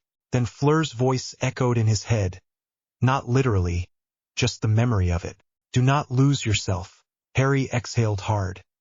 He walked to Wormtail, grabbed him by the back of his robe, and hauled him up like he weighed nothing. Wormtail squealed, limp with fear. Harry shoved Wormtail toward Cedric. "Bind him," Harry said. Cedric blinked, then moved, fast, like he was grateful for something normal to do. "Incarcerus," Cedric snapped. Ropes shot out and wrapped Wormtail tight, pinning his arms, legs, mouth. Wormtail muffled a scream.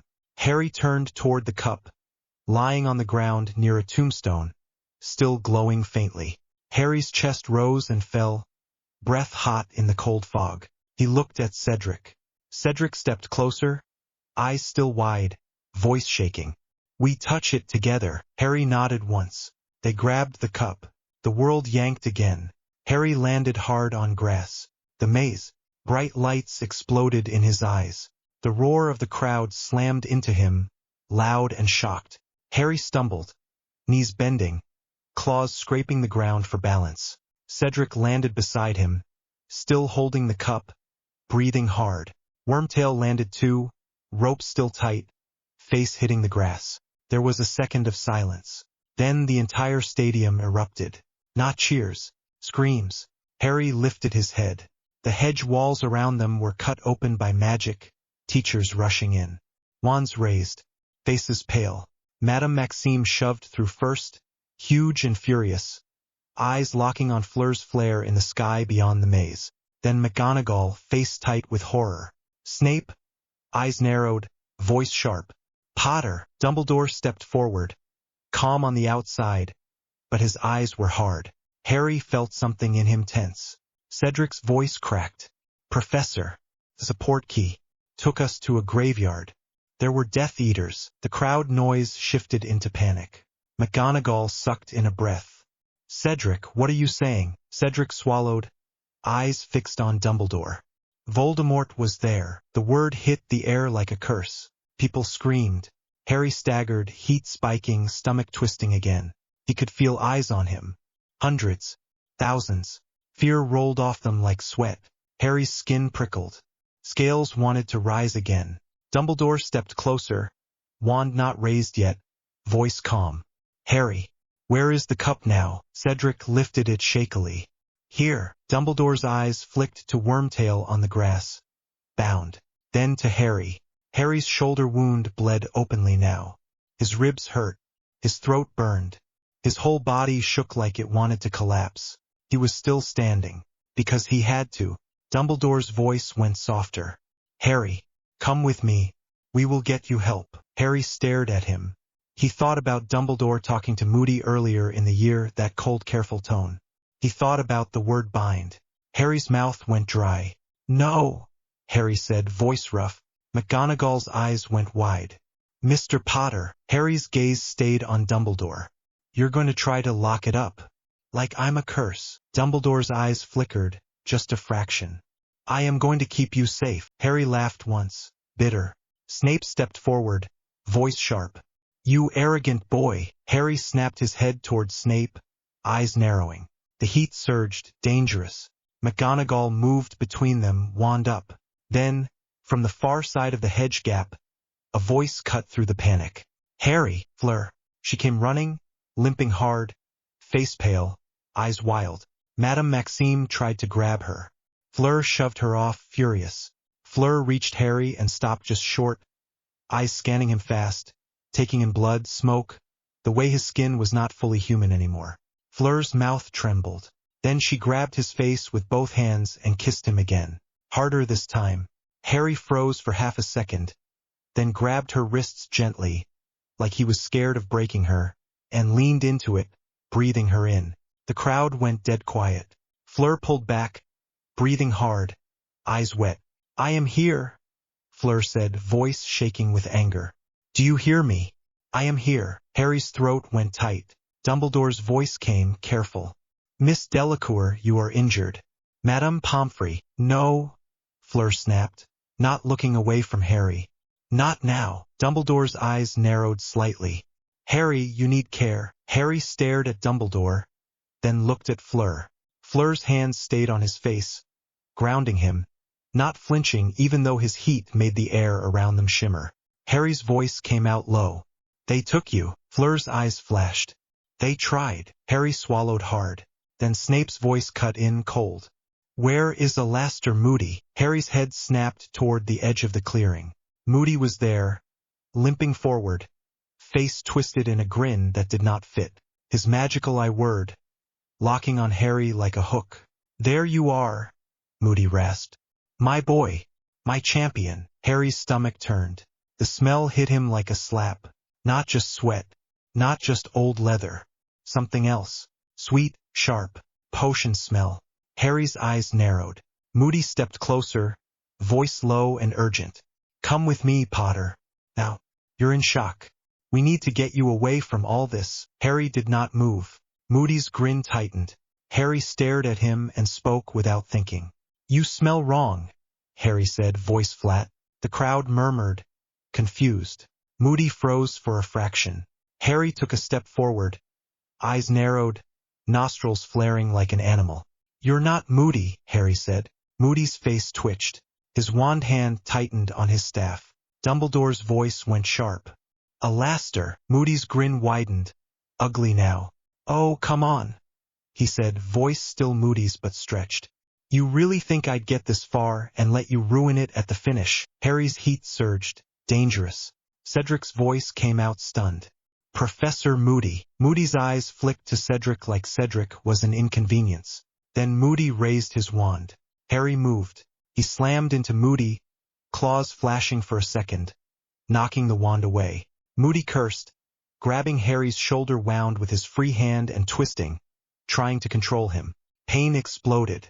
Harry roared, shaking, and shoved Moody back. Dumbledore raised his wand.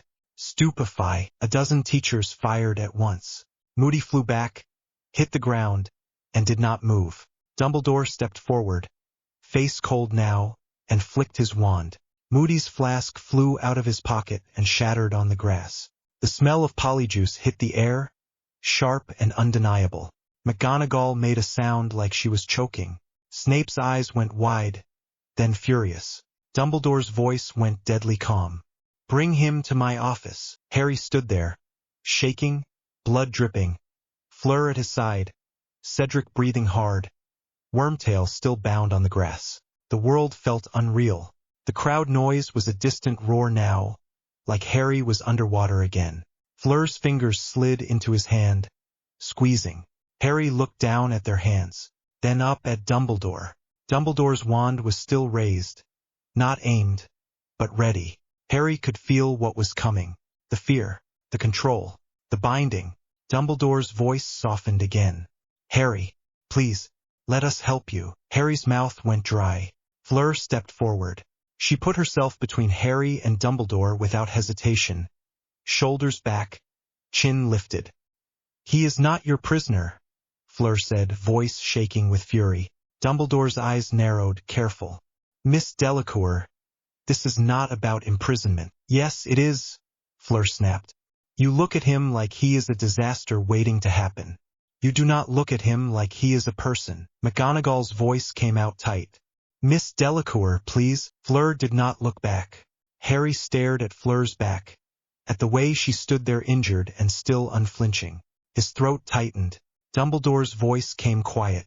Harry, you have just faced something horrifying. You are hurt. You are changed.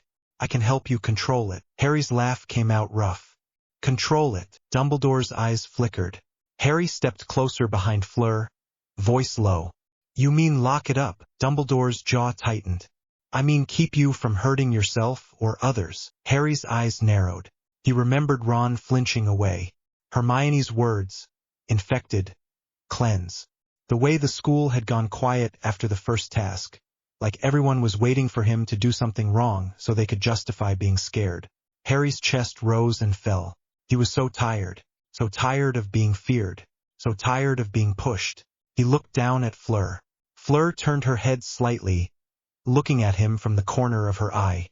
Her voice went quiet only for him. Do not let them make you smaller, she murmured. Not after all that. Harry swallowed hard. He looked at Dumbledore again. I'm not staying in a cage, Harry said, voice shaking but clear. Dumbledore's eyes went sad. Just a fraction. No one is trying to cage you. Harry shook his head, bitter. You say that now. Snape snapped. He's unstable. Look at him. Harry's head snapped towards Snape, heat flaring. But Fleur's hand squeezed as hard. Harry forced himself to breathe. McGonagall's voice broke slightly. Harry, please. You're bleeding. Harry looked down at his shoulder. Blood. He felt weirdly distant from it, like his body was someone else's problem. Fleur's fingers moved to his sleeve, careful. You need Pomfrey, she said, voice softer now. Please. For me. Harry hesitated. Dumbledore's wand lowered slightly, cautious. Harry stared at Fleur's face. She was pale, hurt, still trying to stand straight.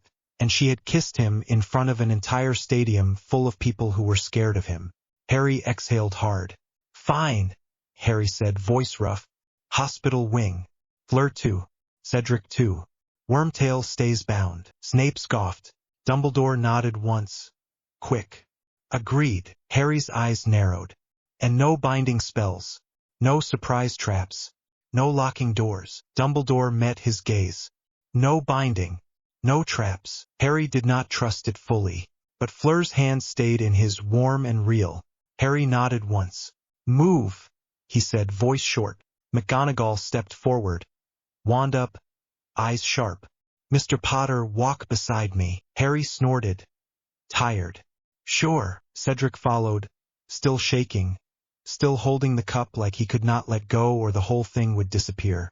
Madame Pomfrey arrived at a run, face furious, hair flying. What happened? She barked. Then froze when she saw Harry's blood and the burn marks and the way the air shimmered around him. Pomfrey's eyes narrowed. Do not you dare faint on me, Mr. Potter. Harry tried to laugh and almost coughed instead. Fleur leaned into him slightly, whispering, "She terrifies me." Harry's voice came out dry. "She should." They moved. The teachers parted the crowd with spells and sharp words. Students stared, faces pale. Some looked sick. Some looked fascinated. Ron Weasley stood near the front, frozen, mouth open, eyes wide and shiny. Hermione was beside him, hands clenched around her own arms, face tight like she was holding herself together by force.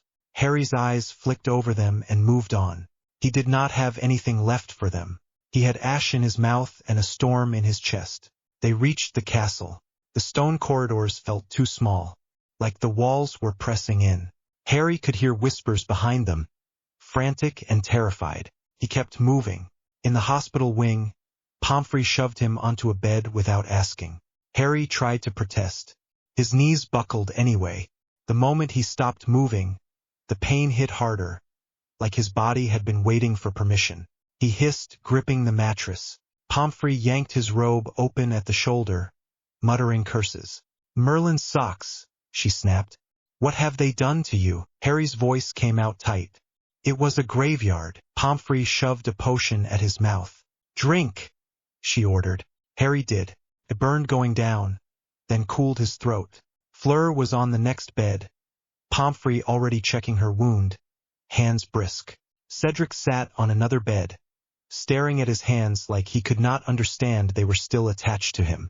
Wormtail was gone, dragged away by Aurors, still bound. Dumbledore stood near the door, watching, face unreadable. McGonagall stood with him, arms crossed, jaw tight. Snape hovered like a crow, eyes sharp. Harry lay back, breathing hard, eyes half closed.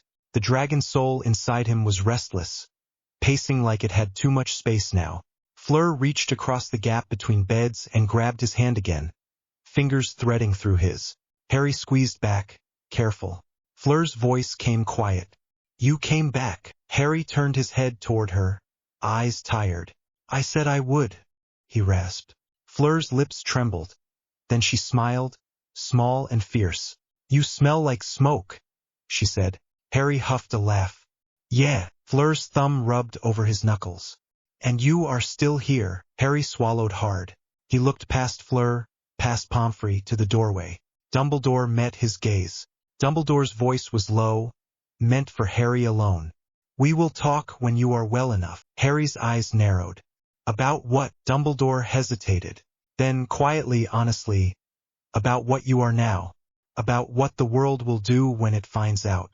About what you want." Harry stared at him, breath slow. He did not know what he wanted. Not fully. He knew what he did not want. He did not want to be used. He did not want to be locked away. He did not want to be alone. Fleur's fingers tightened in his. Harry closed his eyes for a second, exhausted. When he opened them again, Fleur was still there. Pomfrey was still fussing. Cedric was still breathing. And Voldemort was dead. Harry let out a long breath. Not a roar, just air. For the first time in months, the fire inside him did not feel like it was only going to burn. Felt like it could be held. Not by chains. By choice. Fleur leaned closer, voice soft. "Sleep," she said. "Just for a bit. I will bite anyone who tries anything stupid." Harry's mouth twitched. "You're injured," he murmured. Fleur's eyes flashed. "So." Harry's laugh was quiet and tired. He let his eyes close. His last thought before the darkness took him was simple. If the world wanted a monster, it would have to go through Fleur first.